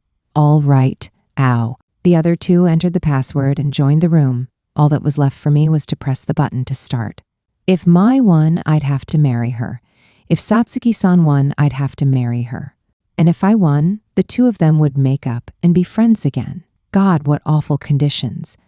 But I had no other choice but to go through with it. I took a deep breath and pushed the button. Go. Okay, first match, go. I soaked up the screen in front of me. We'd loaded into one of the residential maps, a bunch of prefab homes on a farm in the US. In this game, you didn't get any weapons to start, so your first goal was to hunt around and pick up items. Your equipment was make or break in the first phase of the game. If you didn't find stuff, you'd be forced to fight with your fists. Right, so in this layout, there was probably something up on the second floor. Okay, let me go pick that up, and then next. Just then, I heard a sound. Oh yeah, I'd forgotten we weren't using headphones. If I turned up my volume, it had just mixed together with Mai's and Satsuki-san's, so there was no point. But this wasn't like this was a confused brawl of 30 people. It was just us 3, so we weren't going to run into each other this quick. Something crossed my line of sight. It was Mai. What? I cried. Take that, Mai yelled. Her character lifted a crowbar-looking thing she must have picked up on the way and started beating the hell out of me with it. Hey! I shot back at her as quickly as I could with the pistol I just picked up, but she was too close for me to aim. That was a bad decision on my part. I should have hightailed it on out of there or given up and whacked her back with melee. But by the time I registered what was happening, my screen went red. There was an awful dull thud of Mai landing the finishing blow, and then the English words, "You are dead," filled up the screen. Wah, wah, wah. What the heck was that? I yelled. I slammed my hands down on the table without thinking in a show of egregious manners. Mai looked pleased as could be. How was it? She asked. Did I surprise you? You think? Good. That actually went better than I thought it would. The better, I cried. How did you even do that? Mai was still playing, but I had the mad impulse to get up and go shake her chair. Mai grinned, wielding her controller with all the elegance of a person swirling a glass of wine. Oh, come now, it wasn't so hard. If it's a 3-player game on the smallest map, there are only 24 player spawn points, you know. Huh? I asked. Are there really? I didn't usually play private matches, so I had no awareness of the spawn points or anything like that. There are several locations all bunched up together, she told me. I decided to run as fast as I could to those as soon as the match began. Had my guess been off, I would have lost a lot of time, so I'm glad it worked. She gave her hair an elegant flick, the corners of her mouth turning up in a grin. But what I can say, I'm just lucky. You little. I was so frustrated I was about to spit blood. I hadn't even lost because Mai was overwhelmingly strong or anything. Had I kept my cool, I could have dealt with her, but I'd panicked, and that was why I felt so frustrated with myself. By the way, Mai said, I'm not sure how well they'll work, but I've drawn up some tactics to face you. What do you mean by that? I asked. You know, tactics, taking your personality into account. I came up with 20 strategies to start with and then whittled them down to 3 in terms of which would be most feasible. I have 2 left, in other words. Mai just couldn't be happier. Her wide grin would have made for a perfect score if you were grading her on gaming with a friend. She giggled. You're quite a strong player yourself, but you must remember that there's no one in the world who spends more time thinking about you than I do. Grr. I groaned. This freaking girl.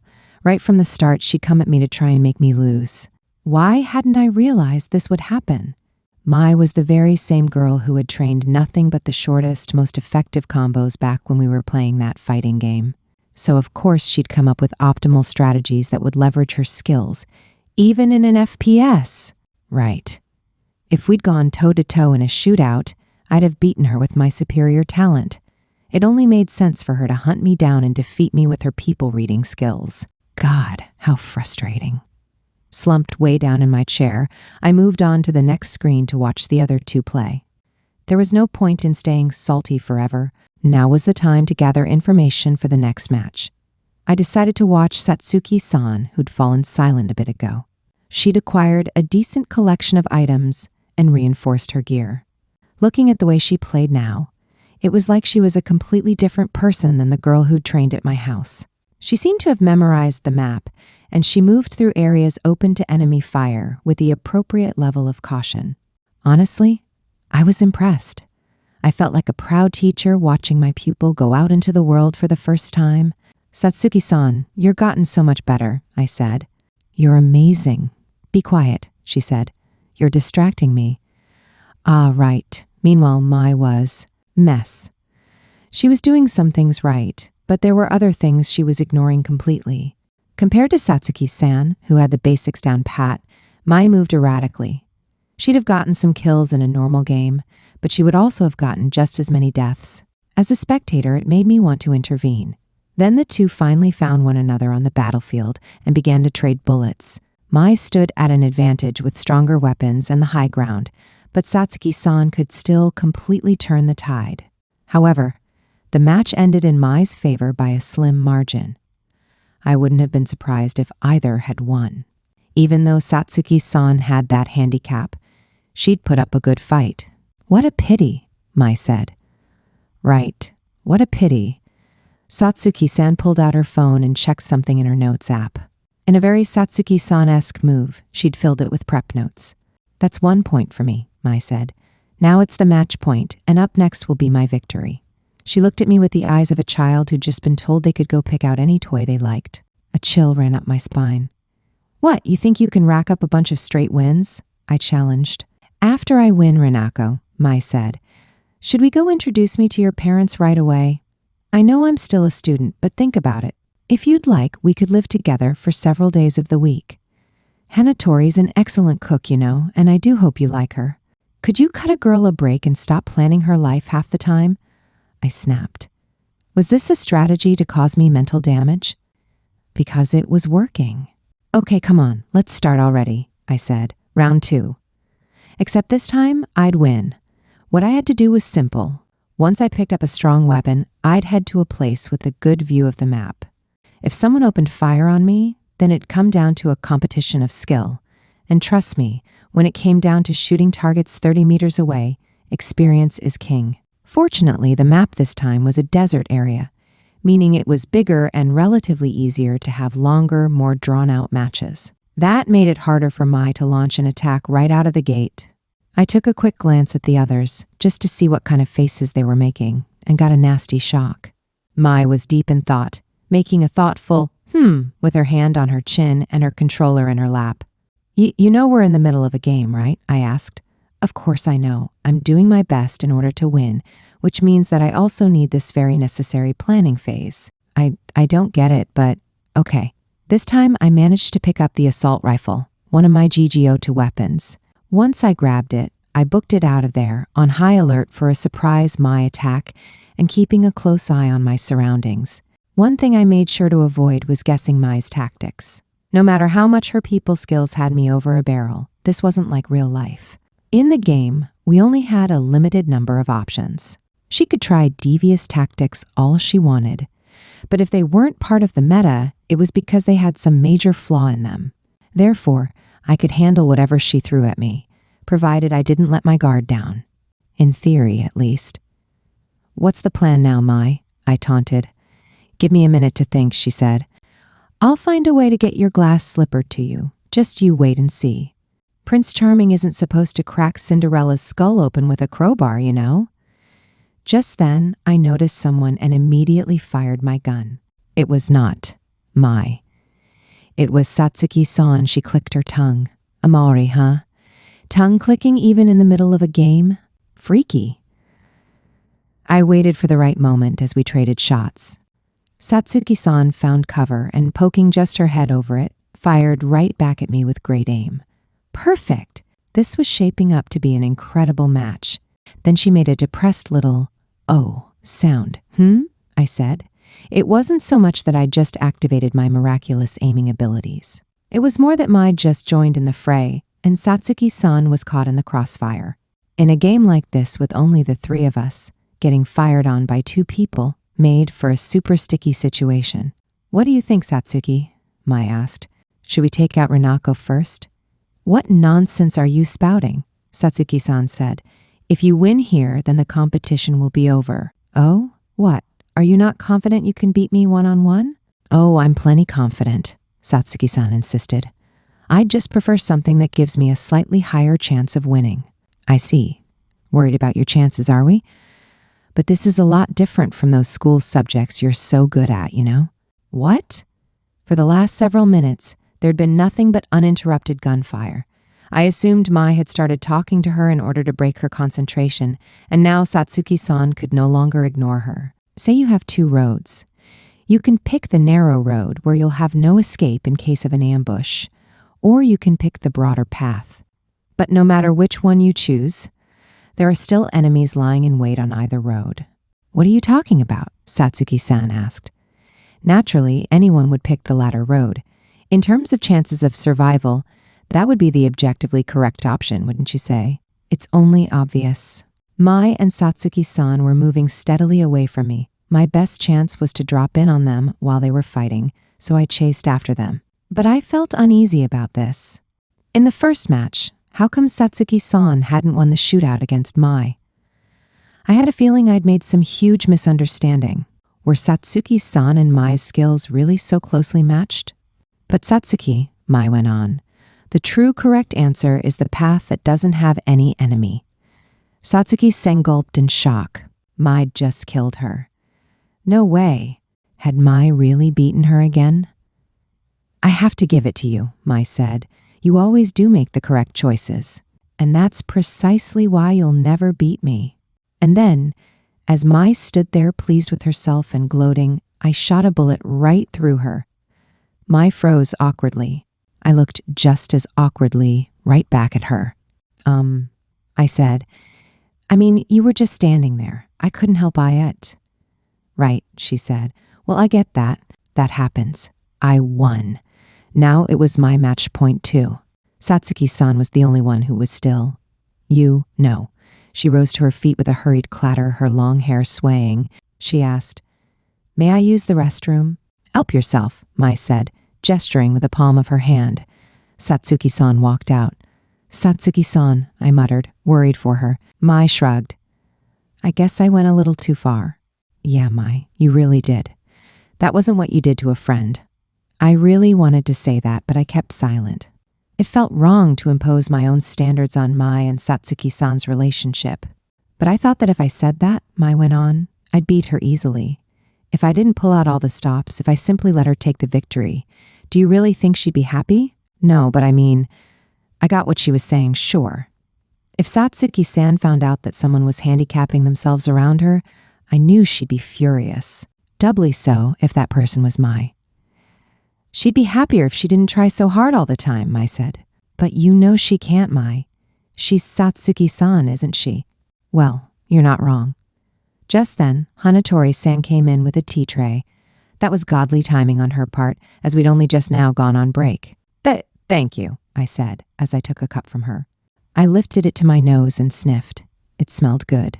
The warm steam teased my lips and made me relax. When I took a sip, I could taste just a slight hint of something sour and bitter in the sweetness. It tasted delicious, invigorating. As I idly turned the last match over in my mind, I said, "Hey, Mai." "You know, I have to hand it to you. You really are pretty incredible. I don't think anyone else thinks like you do." "But of course," Mai said, "for I'm Oduka Mai, the one fit to be your companion for life." "Nope, not happening." It wasn't happening, but... Look, like it or not, you could just feel how cool Mai was. She'd been totally running circles around Satsuki-san. Even though Satsuki-san had practiced so hard, Mai brought her cup to her lips. "You know," she said, "she was the one who taught me what it means to have freedom." "What do you mean?" I asked. Mai's blue eyes stared off into the distance. "It's an old story," she said. "We'd only just met each other then." "So you were in elementary school?" "Mm-hmm." Mai shrugged. "Goodness, I don't understand how she got so hung up on mem." "Yeah, I don't get it either, but I mean, Satsuki-san hated to lose. But it wasn't just anyone who could spark her competitiveness. It was all about Mai to the very end. At first, I'd thought it was about frustration from losing all this time, or maybe just something that came from growing up together, but I glared at Mai in disgust for not having a shred of self-awareness. "I mean, I don't get why you're so hung up on me either," I pointed out. "But you were destined to be with me," she insisted. "Oh God, not this again." "Yes, this again," she said. "I'll still feel the same way for you even in 100 years, and I'll keep on saying so. Ugh." There she went, breaking out the lovey-doveyness just because we were on break. I drained my cup and took a deep breath. "Okay, time to think about round 3, I reminded myself. If at all possible, I wanted me and Mai to get this over with now, but I'd be fine. I was calm. I knew I could win the next match, and then it hit me. "Hey," I said, "don't you think Satsuki-san's taking a while?" "You're right," Mai said, looking at the empty black chair. "But let's give her some alone time for now, shall we?" My eyes widened unintentionally at how casually Mai had said that. "Alone time?" I repeated. Mai didn't say anything. She looked scared, like she was afraid of insulting Satsuki-san by putting it into words. "Ah, you really think?" I asked. I stood up without thinking, my body moving on its own. I'm going to check on her really quick," I said. "I'm sure she'd be better left alone." No. The word was already out of my mouth before I'd realized what I'd said. Mai looked startled by my refusal. I mean, I backpedaled quickly. "Mai, remember when you came after me? That time I ran up to the roof?" "Yes, and as a result, I made you fall off that roof." Well, yes. But I searched for the words but couldn't find the right ones. What I finally settled on was the truth, without any ornamentation. I bit my lip and told her, "But in doing so, you made me happy." Mai chuckled ever so softly. "Did I really? Well, in that case, I respect your decision." From where I saw her in profile, Mai looked curiously sad. "After all," she added, "I'm sure anything I said wouldn't get through to her." I sped off for the bathroom. It felt as if Mai had just entrusted me with several somethings, but I couldn't handle so many things.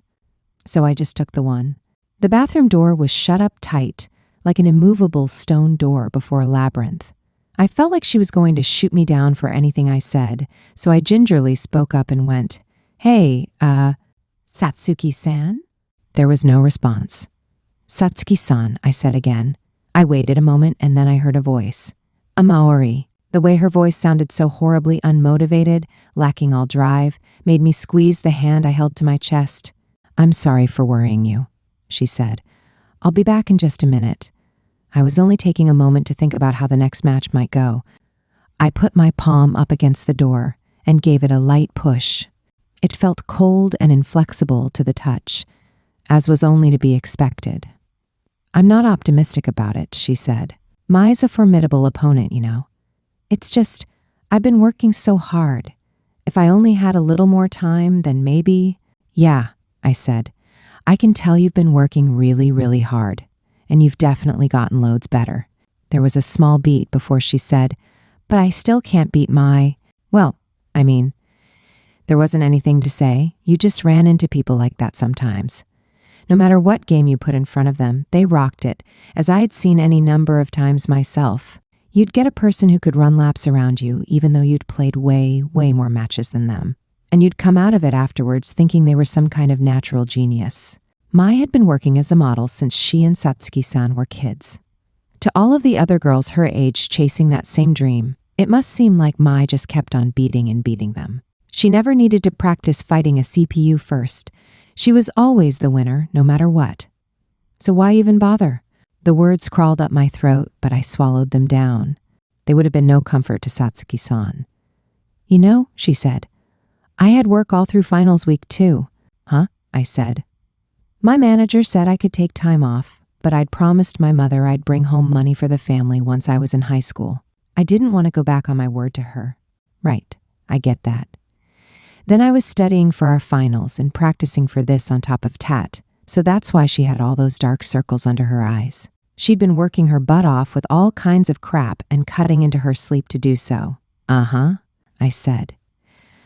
I hear you. That's incredible, you know that? Satsuki-san, you're really inspirational. Forget having a job. I couldn't even be bothered to study enough. From where I stood, the sky was the limit for Satsuki-san, and she had gone far out of my reach, soaring through the air high, high overhead. She was a beautiful shining moon that I could never catch up to. But all the same, she said, all I've been doing is making myself an escape route. No, Satsuki-san, don't say things like that. If I put everything I have into competing with Mai and then lose it all, I'll have lost the last person I could turn to, Satsuki-san. I remembered Satsuki-san smiling, talking about how fun it was to compete with Mai, and I felt a pang of regret. God, I'd been such a fool. I'd really thought that I'd be able to force them to make up if I just beat both of them, but that couldn't have been further from the truth. At this rate, even if we went back to playing and I won, Satsuki-san could never see herself as Mai's equal again. Their friendship would be over. Satsuki-san, I said again. I hung my head, despairing at the thickness of the wall between us. I'd been so happy when Mai had chased after me, but that was because she was Mai. I wasn't good with my words like Mai was, and so I couldn't give Satsuki-san the comfort she deserved. Maybe, I thought, I'd have been better off leaving her alone after all. At least that way, Satsuki-san wouldn't have said all these things that hurt me too. I really, really regretted every single thing I'd done so far. But all the same, I said, don't give up now, Satsuki-san. What are you talking about? She asked. It was too late to give up, I thought, on anything and everything. The competition had already started, and I was already waiting outside Satsuki-san's door. I couldn't change the fact that I was a recluse loser in junior high. I still had regrets, whole heaps of them, and the nightly cringe fest was open to me every day of the year. But even then, even with all of that baggage, I'd managed to turn over a new leaf for high school, and I'd met Satsuki-san. I lifted my head. The only thing I could change, no matter what, was the future. Even if you don't win today, I said recklessly, there's always tomorrow. Maybe you'll win then. Maybe you'll win next time. Maybe you'll catch up to her. You said to think that for the longest time, Satsuki-san said. But just look at who I'm up against. Yes, you're up against Mai. But so what? Don't give up now, Satsuki-san. I don't want you to give up. I wasn't being egotistical or anything. It was just my wish for her. I wished Satsuki-san could have a more positive attitude. You want to beat Mai, don't you? I asked. You've wanted to get a leg up over her this whole time, right? So you can't give up. And Satsuki-san, I want to see you beat Mai too. I swear, I want to see the look on her face when you make her lose. It's too late to say that, she said. Too late, my ass. And come on, Satsuki-san, you were the one who got me involved in all this to begin with. I went along with you, betrayed my friend, and helped you because of you, Satsuki-san. It sucked like crazy the whole time, but I still did it because of you. Because right from the start, we hadn't been strangers to each other. We were partners in crime, which is just another way of saying friends. So you can't give up on yourself. I continued. If you lose today, then you need to put on a brave smile and say we'll get them next time. Come on, Satsuki-san. Be as bold as you always are. All she's got is her looks, so don't you dare let that pompous, puffed-up jerk get you down. I slammed my fist on the door. Hey, partner, she said. I didn't have any words of comfort or words of sympathy for her. Heck, we all knew I wasn't fit to say anything like that to Satsuki-san to begin with. It'd be pretty rich of me to say, come on, just work harder. To someone who always worked a heck of a lot harder than me. All I could do was make a wish and hope she followed through. All that I could do, lowly average Joe that I was cheer her on with every fiber of my being. All the moon does is shine in the reflected light of the sun, but since time immemorial, people have looked up at it and sent their heart out to it. Listen, no one questions whether the sun or moon is better, but all the same, I really liked her. I liked that driven, optimistic part of Satsuki-san. Hey, Satsuki-san, I called. I went to knock on the door again, but it must not have been locked, because it swung wide open on me. Huh? Satsuki-san was huddled on the toilet seat, her eyes wide as I barged in. She caught me before I went any farther. Ack, I cried. What in the world are you even doing? She asked. I thanked my lucky stars I hadn't caught her with her skirt down. Sorry, I said. I think I got kind of carried away there. You knocked down the door, she said. I mean, yes, I did. But don't you think that's kind of justified given the circumstances? I couldn't move, held against her chest as I was. Why wasn't she pushing me away?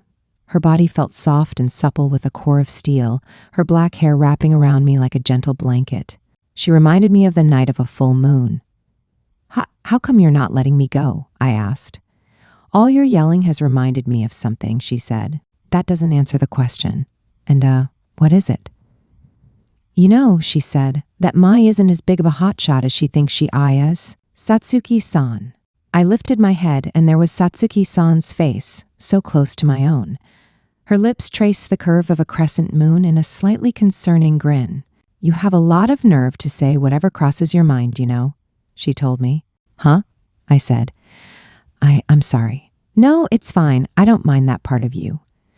She grinned an actually cheery smile. Then, still smiling, she moved even closer and, hello? She kissed me on the lips. What was that for? I cried. It wasn't for anything in particular, really, she said. Just a little pick-me-up.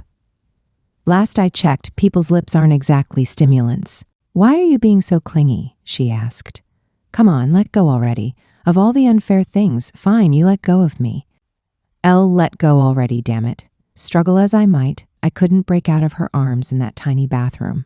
Then she had the nerve to laugh at me. Grr. Finally, I worked myself free and gasped for breath. She'd made me work up a sweat. What was all that about? I muttered. I flopped out of the bathroom and kneeled on the floor, trying to curb my wild breathing. Thank you, Amari, Satsuki-san said. Nah, don't mention it, I said.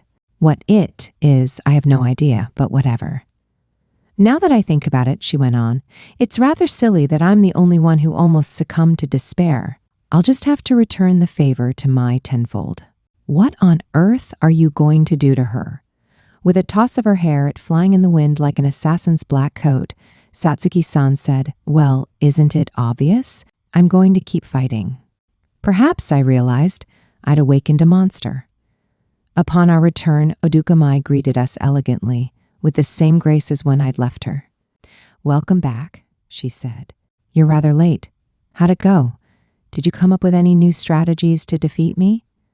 Satsuki-san didn't try to hide it. She just declared straight out, yes, thanks to all the help I had. What? Oh my, Mai said. I'm looking forward to it. I couldn't tell if Satsuki-san meant it seriously or sarcastically. It was no fair that she could read my mind when I could never figure out the first thing about her. Anyway, Mai said, what were you doing in the bathroom? Whatever it was made Renako sweat from the looks of it. Well, yes, because Satsuki-san, for some unknown reason, had messed with me by grabbing me and not letting me go. But before I could say anything, Satsuki-san volunteered. That only stands to reason, she told Mai, since, well, we were pressed up against each other awfully closely for a while there. Oh? Were you now? Yes, she said, weren't we, Amari? Satsuki-san's flirtatious glance bored into me. Nope, nope, nope, nope, nope. Satsuki-san, you gotta work on your wording, I thought. Was this her strategy to unsettle Mai? Well, no matter what it was clearly a dig. Oh. Were you now? Mai repeated. And boy, was that dig working. Mai picked up her teacup in an attempt to calm down, but the cup kept rattling in her hand. Oh, baby, it was working all right. What a horrid way to word that, Satsuki, Mai went on. I'm sure you only hugged her or some such, didn't you? Granted, even then, I wish I was in your shoes. Oh, but we kissed too, Satsuki-san helpfully supplied. Didn't we, Amari? We did, but that's not the whole story. Ah, so this was the point of all that canoodling. This girl was freaky. Renako, Mai said. She turned to me with a terrible look. Not even 2 weeks after her first kiss, and Mai's old childhood pal had already turned into a wicked girl who'd use kisses to get her way. But come on, that wasn't my fault, right? Unable to stand it any longer, I pushed the button to begin the game. I was really starting to feel like we'd better get this over with the sap. We're starting now, I announced. The map this time was an urban area, your basic major FPS map. The stage was cut in two, with a business district on one end and an industrial area on the other. Say, Amari, Satsuki-san said, would you like me to tell you how I came to treat Mai as my rival? Huh? We literally just started the match? Long ago, Mai was the picture of a perfect little rich girl. Oh, great. I guess it was story time now. Hold on, Satsuki, Mai said. What are you about to tell Renako? The only time in your life you've ever been cute. Satsuki-san kept right on talking as she played. Focus on the game, me, I reminded myself. This had to be one of Satsuki-san's traps, so I had zero reason to listen to her. Nope, no way, Jose. Naturally, she was as popular back then as she is now, Satsuki-san said. During school, she always had kids crowding around her. But after school was another story. She could never come play with us because she had her lessons and modeling shoots every day. Even to my childhood ears, I thought it sounded tough. Maman gave me a gifted education, Mai said. Her principle was that raising a child meant you needed to bring out the child's potential to its greatest extent. But surely you must have found that stifling. I suppose I did feel jealous of you and my other classmates, yes. You always seemed to be having so much fun. Hence why you did such a ridiculous thing. We all make bad decisions when we're young, Mai said. Grr, I wish I had my headphones, I thought. I could hear them blathering on whether I wanted to listen or not, and they were destroying my ability to focus. Then one day, Satsuki-san went on, Mai said she could join us, and we all went out to play together. Our friend group was delighted, you see, because now we had the rare chance to play with Mai after school. However, Mai seemed distracted the whole time. Are you really going to tell her all of this? Mai asked. Why shouldn't I? Said Satsuki-san. Do you not want Amari to hear? If I asked you to stop, you'd only keep right on going, wouldn't you? You know me so well. Satsuki-san smiled breezily. Mai shrugged. That's what happens when you've known someone for years. Man, you could really feel the history when you watch them banter. Wait, but now wasn't the time to be watching them. I suppose so, Satsuki-san said. Anyway, as it got later, one by one, all the other girls went home until only me and Mai were left. She crouched down in that park near the shrine, and she looked like she was about to cry. I can't go home today, she said. A shrine? Wait, that shrine? The very same shrine where Satsuki-san and I had stopped at on the day we'd agreed to go out? Oh, balls, I thought. I couldn't help it anymore, so I finally added myself to the conversation. But why she'd say that? I asked. Meanwhile, I snagged my favorite rifle and breathed an inward sigh of relief. You see, Mai had ditched her other after-school plans to play with us, Satsuki-san said. I don't mean lessons either. It was a junior modeling job.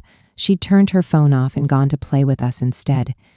I think she must have been at the end of her patience. She just couldn't do it anymore. Oh.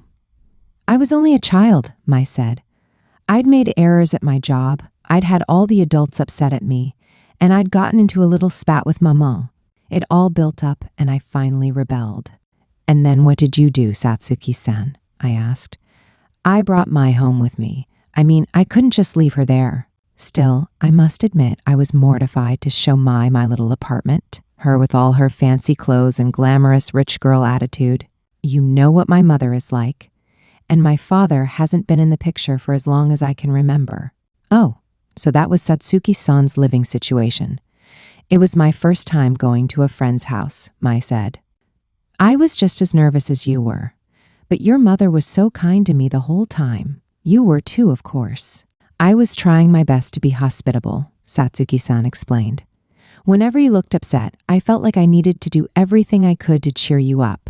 I was always fighting with my mother and running away from home, so I understood how you felt.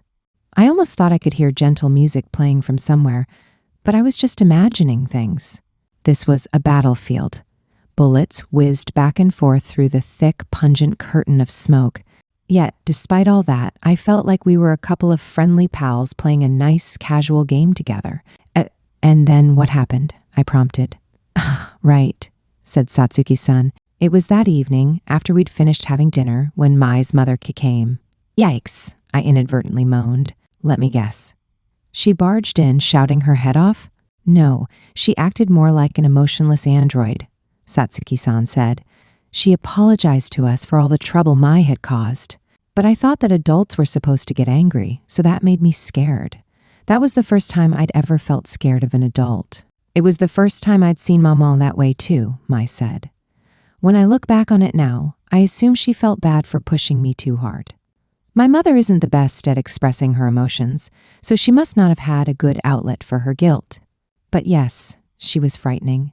Especially since you made a lot of people angry when you didn't show up for work, right? Satsuki-san said. I thought that your mom was going to take you away and kill you. I'm not kidding, Satsuki-san grinned, and Mai joined in with a rueful smile of her own. Her ears were red, as they'd been for some time now. I wondered if this was what she was talking about earlier, about being a fool back when she was a kid. You're exaggerating, Mai said. But I must admit, I thought she was about to make me change schools, even if it was only elementary school. So, what happened then? I asked. Mai was the one who answered. Well, Satsuki stood up for me. Huh? I said. Satsuki-san, you did? I did, Satsuki-san confirmed. The little black-haired girl cried, Please don't take her away. She stood in front of the blonde girl cowering behind her back and looked up at the woman in the suit. Then, in an attempt to intimidate the woman, she shouted, All Mai wanted to do was play with us. She didn't do anything wrong. Besides, my mother always tells me that it's our job as kids to play. So please don't do anything bad to Mai. She spread her arms out while the blonde girl sobbed behind her. Neither girl fully understood why she was crying. It was fear of her mother, and yet it was also the affection for this protector, the desire to stay, everything building up and up until the dam burst and a torrent of emotions came flooding out. Mai doesn't need to go anywhere, the little girl insisted. She can stay with us if she wants even, because I promise that I'll be with her, forever and ever. Ah. Mai stared at me with feverish eyes. I see, she said. That's why too. I asked. Oh no, nothing. Yes, nothing at all, Reinako. I love you with all my heart, so no more of that. Whoa, that last part came out of left field. Satsuki-san let out a huge theatrical sigh. I stood up for her, yes, but my mom, who had no idea of the situation prior to that, got upset with us. Naturally, Mai had to go home, and it was all a giant mess. And you've never been the same since, Mai said. How so? Ever since then, whenever I feel alone, you always follow me around and insult me. That was when you started reminding me that I'm not a big hotshot. Because you aren't, Satsuki-san said. It's ridiculous that you try to act like an adult when you're just a sniveling little girl. But you're the one who keeps competing with me, Mai said. And you never stop trying to act like an adult either. What's all that about? Because you acted like an adult first, Satsuki-san said, and I'm deigning to keep you company. But why? Because Satsuki-san set her controller down on the table. It almost looked like she was forfeiting the match. She rose, crossed to Mai, and pointed at her with a glare, one that seemed to accuse her. How dare you not know? Because if I don't, Satsuki-san said. Then how am I supposed to be there for you the next time you feel alone? Mai and I both looked up at Satsuki-san. This meant that she acted the way she did so that she could always walk alongside Mai, so that Mai would never ever have to be alone. Mai looked down in embarrassment and huffed. You should have said that from the start, she insisted. I was sure you were just doing it to be disagreeable and to distance yourself from me. But all the same, Satsuki, you're still the girl you were when we first met. You are, and always have been, a very kind person. Before I could think it through, I muttered, Satsuki-san, you really care for Mai, don't you? Satsuki-san sat back down and sighed deeply. Not really, she said, but feel free to think whatever you want. Believe me, I didn't do what I did in order to win any favors from Mai. And besides, it's rather embarrassing to spell it out like this. Mai giggled. Well, now I understand how you really feel, Satsuki. Thank you for telling me. She looked down with a delighted grin, her hand on her chin, and I suppose.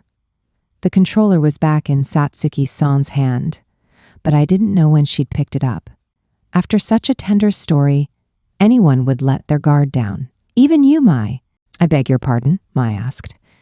And then, as a gunshot rang out, Satsuki-san used all those aiming skills she'd picked up from practice and took Mai out with a bullet from mid-range. Mai and I both went, huh? In perfect harmony. Satsuki-san leaped to her feet again and planted a foot on her chair like some kind of delinquent. Dumbass, she crowed. Let your guard down, didn't ya? Didn't ya? Wah, wah, wah, Mai spluttered, utterly speechless. I thought you loved me. Yeah, but big whoop. I said I'd be with you forever, didn't I? And look, here I am. But when I keep on losing and losing and losing to you, it's no wonder I've gotten pissed. But no, in your head, everything's all sunshine and daisies, huh? And I'm nothing but a little goody two-shoes to you, huh? I had to admit, this was a refreshing new take on Satsuki-san. Did you seriously only tell that story to one-up me? Mai asked.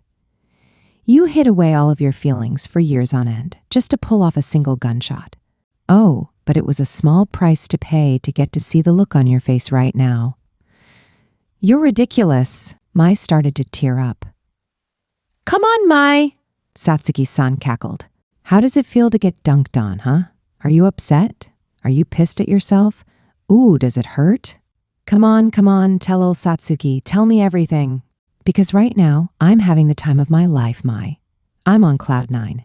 Thank goodness I brought you home way back then. It all led to this. She was so animated, I almost broke out into applause. Why are you so mean to me? Mai whimpered. Oh, snap, I thought. Was this what Satsuki meant by paying Mai back tenfold? Still, the facts were undeniable. Satsuki-san really did care for Mai, and I bet she really was grateful she'd taken Mai home. I couldn't suppress a chuckle as I watched this devolve into them snarling at each other. Man, I really wanted what they had. It'd be great, I thought, if I could tussle with them and really go all out. Well, okay. Scratch that last bit. I'd cry if Satsuki-san came after me like that. Give me something more laid back, please, I begged her. And with that being said, all right, Satsuki-san, I said. It's just you and me now, huh? Satsuki-san quietly returned to her seat and picked up the controller again. Amari, she said. What's up? I like you. I love you. I love you so very much it drives me crazy. Wow. Oh, this incredible Amari love. You're terrible at this, I yelled.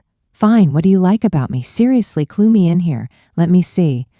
She thought for a moment and then looked at me. Almost like she was looking down on me, she recited, You're a nitwit, and you have no social skills whatsoever. And then, on top of being rash, you lack any talent of any kind. Yeah? And yet, because you know your own flaws, you're kinder than anyone else. You're always so devoted to going the extra mile that it kind of makes me ashamed. Or, something like that. Her voice sounded all soft and gentle. You know, I could almost think she really meant it. Ha! Psych! I wasn't falling for that. Sweet, thanks, I said. And then from up on a roof 200 meters away, I blew her brains out with a thank you headshot. Count that one as a huge win for Amari Renako. Renako, hey, Kaho-chan. Kaho, hey's for horses. Renako, okay. Renako, hey, Renako, so you know that whole thing about Oduka-san and Satsuki-san? Kaho, oh my god, don't worry about it. We'll get it next time. I'll help you brainstorm our next moves. Renako, no. They made up, and they're friends again. Kaho, girl, what? Kaho, are you far? Renako, yeah, so don't worry. We're all on for tomorrow. Kaho, oh my god, Reina-chin, you're the best. Kaho, winner of the Ashigaya Nobel Prize. Kaho, how'd you do it? Renako, LOL. I just kind of went for it, and it all sort of worked out, I don't know. Kaho, whew. Renako, yeah, LOL. Kaho, but you can tell me if it didn't go well, right? Kaho, I won't be mad. Kaho, and we can always try again together. Renako, no, they legit made up, I swear. Epilogue. Great work, guys, Kaho-chan yelled, holding up a glass for a toast. We were in a cafe near school on our way home after the end of term assembly. By we, I meant all 5 of us, Kaho-chan, Ajisai-san, Mai, Satsuki-san, and me. That's right, the whole gang was back together, baby. Woohoo! Sipping her cream soda, Kaho-chan shivered in delight. From now on, she cheered, it's summer vacation. Do you have any plans, Satsuki-chan? Ajisai-san asked. I do, Satsuki-san said. I have a book I'd like to read so badly I'm planning on taking it into the bath. I'll sit in the tub and spend the whole day devouring it. Doesn't reading it in the bath damage it? Ajisai-san asked. Humidity can do that, but I leave a window open and use a book stand, so I never have any trouble. I finally found an opportunity to squeeze into the conversation from my spot on the verge of the group. With a winning grin, I said, yeah, that's right. Satsuki-san's bathroom is really cool. Mai gave a knowing nod. Yes, I must admit that the Koto bathroom shows exemplary taste thanks to Satsuki's fastidiousness. However, Renako, how do you know about it? Huh? Mai tilted her head with a smile, but I was pretty sure that wasn't a smile hiding behind those beaming eyes. Arina-chan? Ajisai-san asked, once again gaping at me in shock. Oh God. The color drained from my face with a whoosh. Had I gone and done it again? Kaho-chan jeered at me, looking like she was having the time of her life. Hey, what's that supposed to mean, huh? Huh? Sa-chan, what's that supposed to mean? There's no need to make such a big fuss over it, Satsuki-san said. All it means is that Amori's been over to my house before. Oh? Mai asked. Her eyes hounded Satsuki-san for answers, but Satsuki-san brushed it off, running a hand through her hair and answering oh so casually. There's really nothing so odd about it, is there? I mean, it's only inviting over a friend. My head felt like it was spinning. My contract with Satsuki-san was over, meaning all those breathless, heart-pounding, uncomfortable days were behind me. And yet, even though it had been so uncomfortable, it had also been really cute watching Satsuki-san playing the part of the devoted wife. More importantly, I'd enjoyed spending time together. So now that our short-lived girlfriend's dream was over, I figured we'd go back to how we always were, just 2 strangers who happened to be in the same friend group. But listening to her now. Is this a Satsuki-san? I blubbered. Huh? Wah, Reina-chin, are you scrying? Kao-chan exclaimed. Reina-chan? What's wrong with you? Satsuki-san asked. I snuffled. All my hard work from these past 2 weeks had not been in vain. I'm crying because...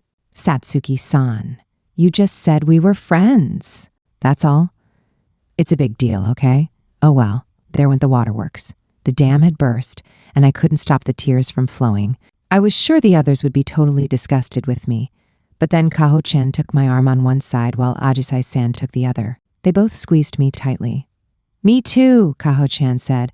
I'm your friend too, Rena-chin. Me too, said Ajisai-san. I'm your, friend, Kaho-chan. Ajisai-san. Everyone was so kind, so very, very kind. Now I really couldn't stop crying. Hey mom, dad, baby sis, look at how great my friend group is. They're all so kind to me, I thought. It felt like I was dreaming. You really are a weirdo, Satsuki-san with a cold glare. But that didn't change the fact that she'd called me her friend. And that was worth an internal giggle. Why are you smirking and sobbing your eyes out at the same time? she asked. You're funny, Renako, Mai said, propping her chin up on her hands and giving me a mature grin. That's why I'm such a fan. I'll never understand your taste, Satsuki-san said. Why not? I've always followed the same pattern, said Mai. I like pretty things. You call someone dripping tears and snot pretty? Yes, don't you? Mai looked at me and beamed like I had her spellbound. You know, I had to give this one to Satsuki-san. I didn't get how the hell Mai's taste worked either. Just then, Satsuki-san pulled her handkerchief out of her pocket and gave it to me. Oh, so kind. My sweet friend.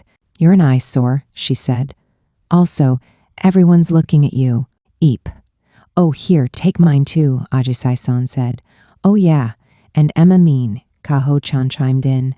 Now armed with their hankies, that brought me up to 3 handkerchiefs in all. Oh, the sweet, sweet handkerchiefs of friendship. Anyway, Satsuki-san said, why are we here today? Surely we aren't celebrating my return to the friend group. Of course not, Mai said. Why, that'd be foolish. That would mean we'd have to hold another party every single time you leave and come back. Well, I'm not going to do it again. I don't mind if you do, Mai said. I think you could drop in once a week or so. This kind of thing is fun. I said, I'm not going to do it again. Like giving a bone to a snarling dog, Mai thrust a long, thin package wrapped in paper under the considerably pissed-looking Satsuki-san's nose. What's that? Satsuki-san asked. Happy birthday, Satsuki, Mai said. Satsuki-san blinked. Oh, that's right, she said. I was so busy, it completely slipped my mind. Now you get to be the Oni-san for a while, Mai told her. True, but there's really no point in lording over you the fact that I'm older, so I refuse to. Satsuki-san turned to us, and we pulled out various wrapped packages of our own. Here you go, Satsuki-chan, Ajisai-san said. Happy birthday. Thank you, Sina. I'm glad you remembered. Oh, friend of mine, Satsuki-san, I cried. This is a present from your dear friend Renako as proof of our friendship. You're so obnoxious. She sighed. Ouch! Hey! Last came Kaho-chan with a big old grin and a thumbs up. She said. I'm glad we got it to work out in time. I was freaking out over this for ages. Ah, so this was why Kaho-chan had been so anxious to get them to make up. She'd wanted us all to be able to celebrate Satsuki-san's birthday together. It was the first birthday of any of the group since we'd all become friends, so we needed the whole crew, right? You went this far for me? Satsuki-san asked. Well, yeah. Kaho-chan snapped a second thumbs up like she was about to put on a one-woman thumb wrestling show. Thank you, Satsuki-san said. Thank you, all of you. Aw, Sa-chan's blushing, Kaho-chan crowed. We got her embarrassed. Ooh, can I take a photo? Absolutely not. Got it. Say cheese, Sa-chan. I'm going to smash you and that phone to pieces, Satsuki-san threatened. Wait, why me too? Ah, yes, total chaos. Things were tenser, now that our voice of reason, Satsuki-san, was back. But who cared? It was a good thing. Without Satsuki-san, we were missing something. Heh. She'd called me her friend. I broke out into a grin. Maybe I'd never get back to normal at this rate. As I sat there feeling all warm and happy inside, I heard Mai whisper to Satsuki-san, See, we have lots of friends now, not like we used to. I'll never be alone again, Satsuki. Satsuki-san nodded solemnly. That's true, she said. I think that really is true. The 4 presents on the table supported Mai's argument. Yeah, I thought, it really is true. I knew Mai didn't mean it as an attempt to brush Satsuki off. I just figured she wanted Satsuki-san to feel a little less of the weight of responsibility all the time. The golden chains were too strong and bound too tight to ever let Satsuki-san go. But all the same, I'm pretty sure Satsuki-san had the keys to take off those chains whenever she wanted. By the way, she said, changing the topic and rummaging through her bag, I have something for you too, Mai. Oh, Mai said. What is it? A trophy? Why would it be a trophy? Satsuki-san asked. Well, I tried to come up with what would make me happy, and that was the natural first conclusion. Okay, I'll keep that in mind for your birthday. But here. Satsuki-san passed Mai a rolled-up straw-looking piece of paper. Oh, those were the test results. Pardon? Mai said. Go on, look at it, Satsuki-san urged. Mai looked down at the numbers and gaped. What? You were so obsessed with training for that game that you didn't study, Satsuki-san said. Remember what I told you? I work hard at everything. Satsuki-san set her chin down on her linked hands and smirked. And this, she said, is the first time I've beaten you. Post-epilogue. And that's why, Mai argued, I want you to comfort me. What on earth are you talking about? I asked. It was around noon on the first day of summer vacation, and I was at Mai's apartment sitting on a huge L-shaped sofa. Mai slumped against me, crestfallen. And she was close, very close. I'd just come over to pick up my PS4, which I'd left there the other day, and now here we were. I guess it would have been too easy if I'd been able to just grab it and leave, huh? Not only did I lose to you after that whole ordeal, Mai sighed, but then Satsuki beat me on our finals. It came as an incredible shock to me. Leaving Satsuki-san out of this for a moment, I said, I'm pretty sure you've beaten me in a good 99 bajillion other ways. Of course I haven't. Ah, and then on top of that, I missed out on my chance to win you as my wife. She sounded so truly despondent that I shut my mouth. I couldn't exactly talk, considering that I was the main cause of her woe. I also felt awfully guilty for doing my best to shoot her down, both literally and figuratively, but Mai's lips quirked up into a slight smile. Well, no matter, she said. I wasn't planning on marrying you the minute I won anyway. Are really now? I asked. Oh yes. I mean, honestly, battling to win your heart? This isn't the Shakespearean era. I'd much rather you choose to be with me willingly. She declared it as proudly and earnestly as ever. You know, I had to admit that there was something kind of cool about it, but at the same time. Says the girl who went all out to win, I reminded her. Oh, I always take competitions seriously. It'd be an insult to my opponents if I didn't. But with that being said, she laced her hands together on her stomach and sunk into a slouch. I still lost, 2 times in a row, and to you and Satsuki, no less. Uh-huh. Mai had her hair down today, meaning she was in girlfriend mode, so I didn't think it was a good idea to give her too much ammo. Still, seeing Mai so uncharacteristically dejected made me feel kind of sorry for her. Besides, I'd been spending all my time with Satsuki-san lately and ignoring Mai completely. So, I figured it wouldn't hurt to give in a little. Oh, damn, I sighed. Twist my arm, why don't you? Comfort her? Yeah, I'd comfort her all right. I patted my skirt-covered lap. Put your head here, I said. Pardon? Just do it, I'm letting you. Mai stared at me blankly. Hello? I'd thought she'd have been all gung-ho and practically leap on me, so what was the pause about? I broke out into a cold sweat. I'd let my little sister use my legs for a pillow before, so I hadn't thought much of it. I thought it had been a fine idea. Just then, the junior high Renako, asocial, angsty, and an a-hole, spoke to me. Where'd you pull this from, a manga? Is this like a freaking thank you kiss? Let's be real. Who would want a kiss from you? Please, you know full well that you're not that great. Ugh, and now you're too self-conscious to pull it off. No freaking way, dude. Shut it, you, I told her. You're wrong because ... Okay, never mind. The point is that you're wrong. I wouldn't do that anyway. And besides, Mai would be happy if I did. You don't know the first thing about Mai, so there. Come on, I said. Put your head on my lap. Now. No, but head on my lap. I yanked Mai's arm and plunked her head down on my thighs like I was grabbing a coconut. There. Lap pillow complete. You're awfully bossy today, she grumbled, and you're awfully resistant. What's gotten into you? You know that Satsuki-san's not going to be attached at the hip to you anymore, so shouldn't you have some other people to fall back on? As I mentioned the Ryute conversation, Mai mumbled, Well, I suppose SSO. This was the same girl who had zero problem with kissing, so why was she so embarrassed about having her head in my lap? I mean, it wasn't like I was totally shame-free either, but I think my mortification had circled right back around to me being cool with it. I stroked Mai's hair. It smelled good, like a bright sunny day. I know I've told you this before, I said, but you can mess up as many times as you need. I don't mind. And the same thing goes for losing too.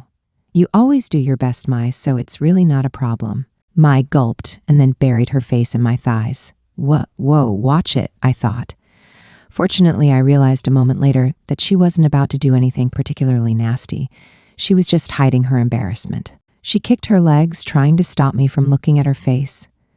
I feel so strange, she said. Ah, yes. Mai was struggling in the swamp of shame. I guess this is what happens when you're used to getting nothing but a buttload of praise all the time, I said. It's because I'm always supposed to win, said Mai. I've barely ever had anyone recognize my efforts when I've lost. So the experience of getting positive attention like this was new for her. Interesting. I was starting to enjoy myself. I said. But don't worry, I recognize all your hard work. I giggled. Great job, Mai-chan. You're a good little girl. I giggled some more. Hush, Mai said. I am possible. Her ears turned even redder. It was like luring the mighty to fall prey to temptation, which lifted my own spirits a good deal. But what was the harm? Mai was strong, and it wouldn't hurt for her to slack off a bit. In fact, it made her more approachable. Stop being the Supadari all the time, I thought. Just be a normal girl for a change. There was no harm in it, particularly now, when she'd suppressed all her own desires every time she watched me and Satsuki-san go home together. She'd really, really been a big help to me. I wouldn't have found such a good friend in Satsuki-san if not for you, I said. I can't say I'm entirely happy about that, she admitted. But if you're happy, then that definitely makes up for it. I stroked Mai's hair again, feeling a bit nervous. It felt like I had the head of a sculpture worth a couple billion yen in my lap. But my heart also skipped a beat when I thought about how she showed this vulnerability to me and me alone. I mean, of course, it skipped a beat in a platonic way. Don't get me wrong, there was nothing romantic going on here. If only you were always so quiet like this, I said. Then you'd be a lot easier to deal with. Would that make you happier? She asked. That question gave me pause for a few seconds, but then I shook my head. Nah, I think I'm good with your usual self. Just get mad when you want to be mad and smile when you want to smile. And you know it's okay to be down when you feel sad, right? Just be yourself, Mai. Bending backward to be more likable was my job, thank you very much. Mai was perfectly fine the way she was. After all, that was what made me want to befriend her. I had to admit, demanding other people do the things I couldn't do was pretty selfish of me. Mai sighed. Renako, she said. I'm falling for you all over again. Mai yearned for people to recognize her ordinary self, whereas Satsuki-san longed for the exact opposite. Feeling like I'd gone a bit overboard, I warned, just so you know, I mean all of this as a friend. You're free to think that, she said, just as I'm free to love you. That's how being friends with Rena Fitz works, doesn't it? Stop trying to twist the narrative to suit your needs. Mai slowly raised herself off my lap. Her face moved in so close to mine that it filled my entire field of vision. My heart rate took it upon itself to skyrocket. Renako, she asked, how many times did you and Satsuki kiss? Well. She grabbed my wrist. Oh God, I'm doomed, I thought. Every last bit of her earlier composure was completely gone. I counted on my fingers. There was that time I'd gone over to her place, the time she'd stayed over at mine, and that one time in Mai's bathroom, so that made, I think like 3 maybe. 3 kisses in 2 weeks, she repeated. My God, you really are something else. Hey, hold the phone, I said. It's not what it looks like. Satsuki-san started them all. I wasn't like being insanely horny or anything, I swear. And as I readied my excuses, Mai swooped in and kissed me. Oh God.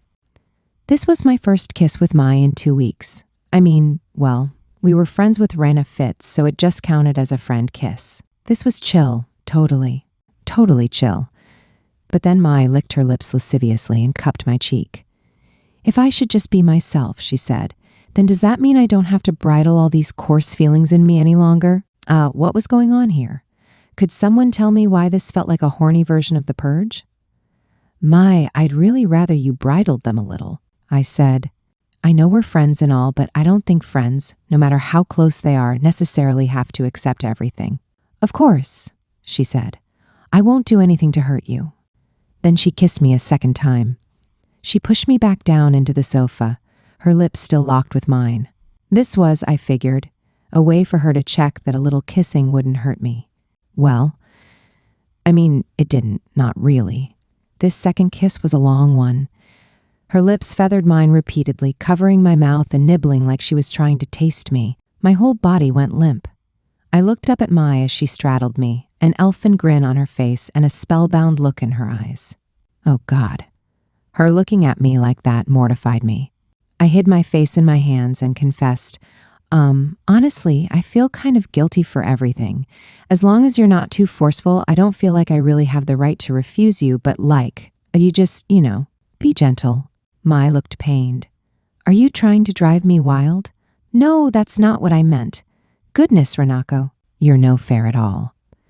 She cupped my face in her hands and kissed me again. But she wasn't using brute force this time. Even her tongue felt gentle when it slipped past my lips, and I wondered if that meant I was accepting Mai's advances.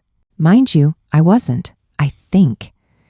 At any rate, her tongue explored the inside of my mouth. My mind zoned out, every part of me focusing on Mai. Oh my God, it was intense. Anyway, she said, that makes 3 kisses. With the way she was going, it was more like 300, but whatever. Mai smiled, seemingly having had her fill for the moment. I love you, Renako, she said. Let's make this a wonderful summer vacation. Sure, but okay, sure. Just as Satsuki-san was competitive against Mai, I guess Mai was just as competitive right back. Believe me, I'd gotten that lesson drilled into me real well. God. No more dating contracts with other people for me. I learned from my many, many past mistakes. Wait a sec. Forget dating contracts. No more dating, period. I wasn't about to become Mai's girlfriend, let alone anyone else's. A relationship that elevated your heart rate, subjected you to mental torment, and gave you insomnia to boot? No, 1,000 times no. I pushed Mai off of me and shouted at her, as friends, thank you very much. We're making this a wonderful summer vacation as friends, for your information. Thus, the Mai versus Satsuki-san versus me match came to an end. But new shenanigans were just around the corner. Satsuki, hey, Amori. Less than message deleted dot greater than. Less than message deleted dot greater than. Satsuki, thank you. Afterward, nice to meet you. My name is Teren Mikami. The afterword is only going to be 1 page this time. There was just so much I wanted to write in the main book that I started getting worried, will I even need an afterword at this point? But in the end, I came to my senses and somehow managed to secure a page for it. Anyway, here we are at There's No Freaking Way I'll Be Your Lover, Unless, Volume 2. I wrote this story in the hopes that all the readers could come to like Satsuki-san through it. If I continue, I'm planning on having an Ajisai-san arc next, so I'll do my best to get that published. I'm hard at work on that. Now for the acknowledgements. I'm the very model of a good author, so I'll do my acknowledgements even when I have a limited space. Thank you, everyone. Wow, that was the shortest acknowledgement section known to man. Oh, right, this series has a manga now, too. Mushu-sensei is doing the artwork. Yay! Between this and my other work, Arioto's Volume 2 coming out on July 15th, I hope that you'll all enjoy these girl-only rom-coms. Hope to see you around somewhere. Teren Mikami, signing off.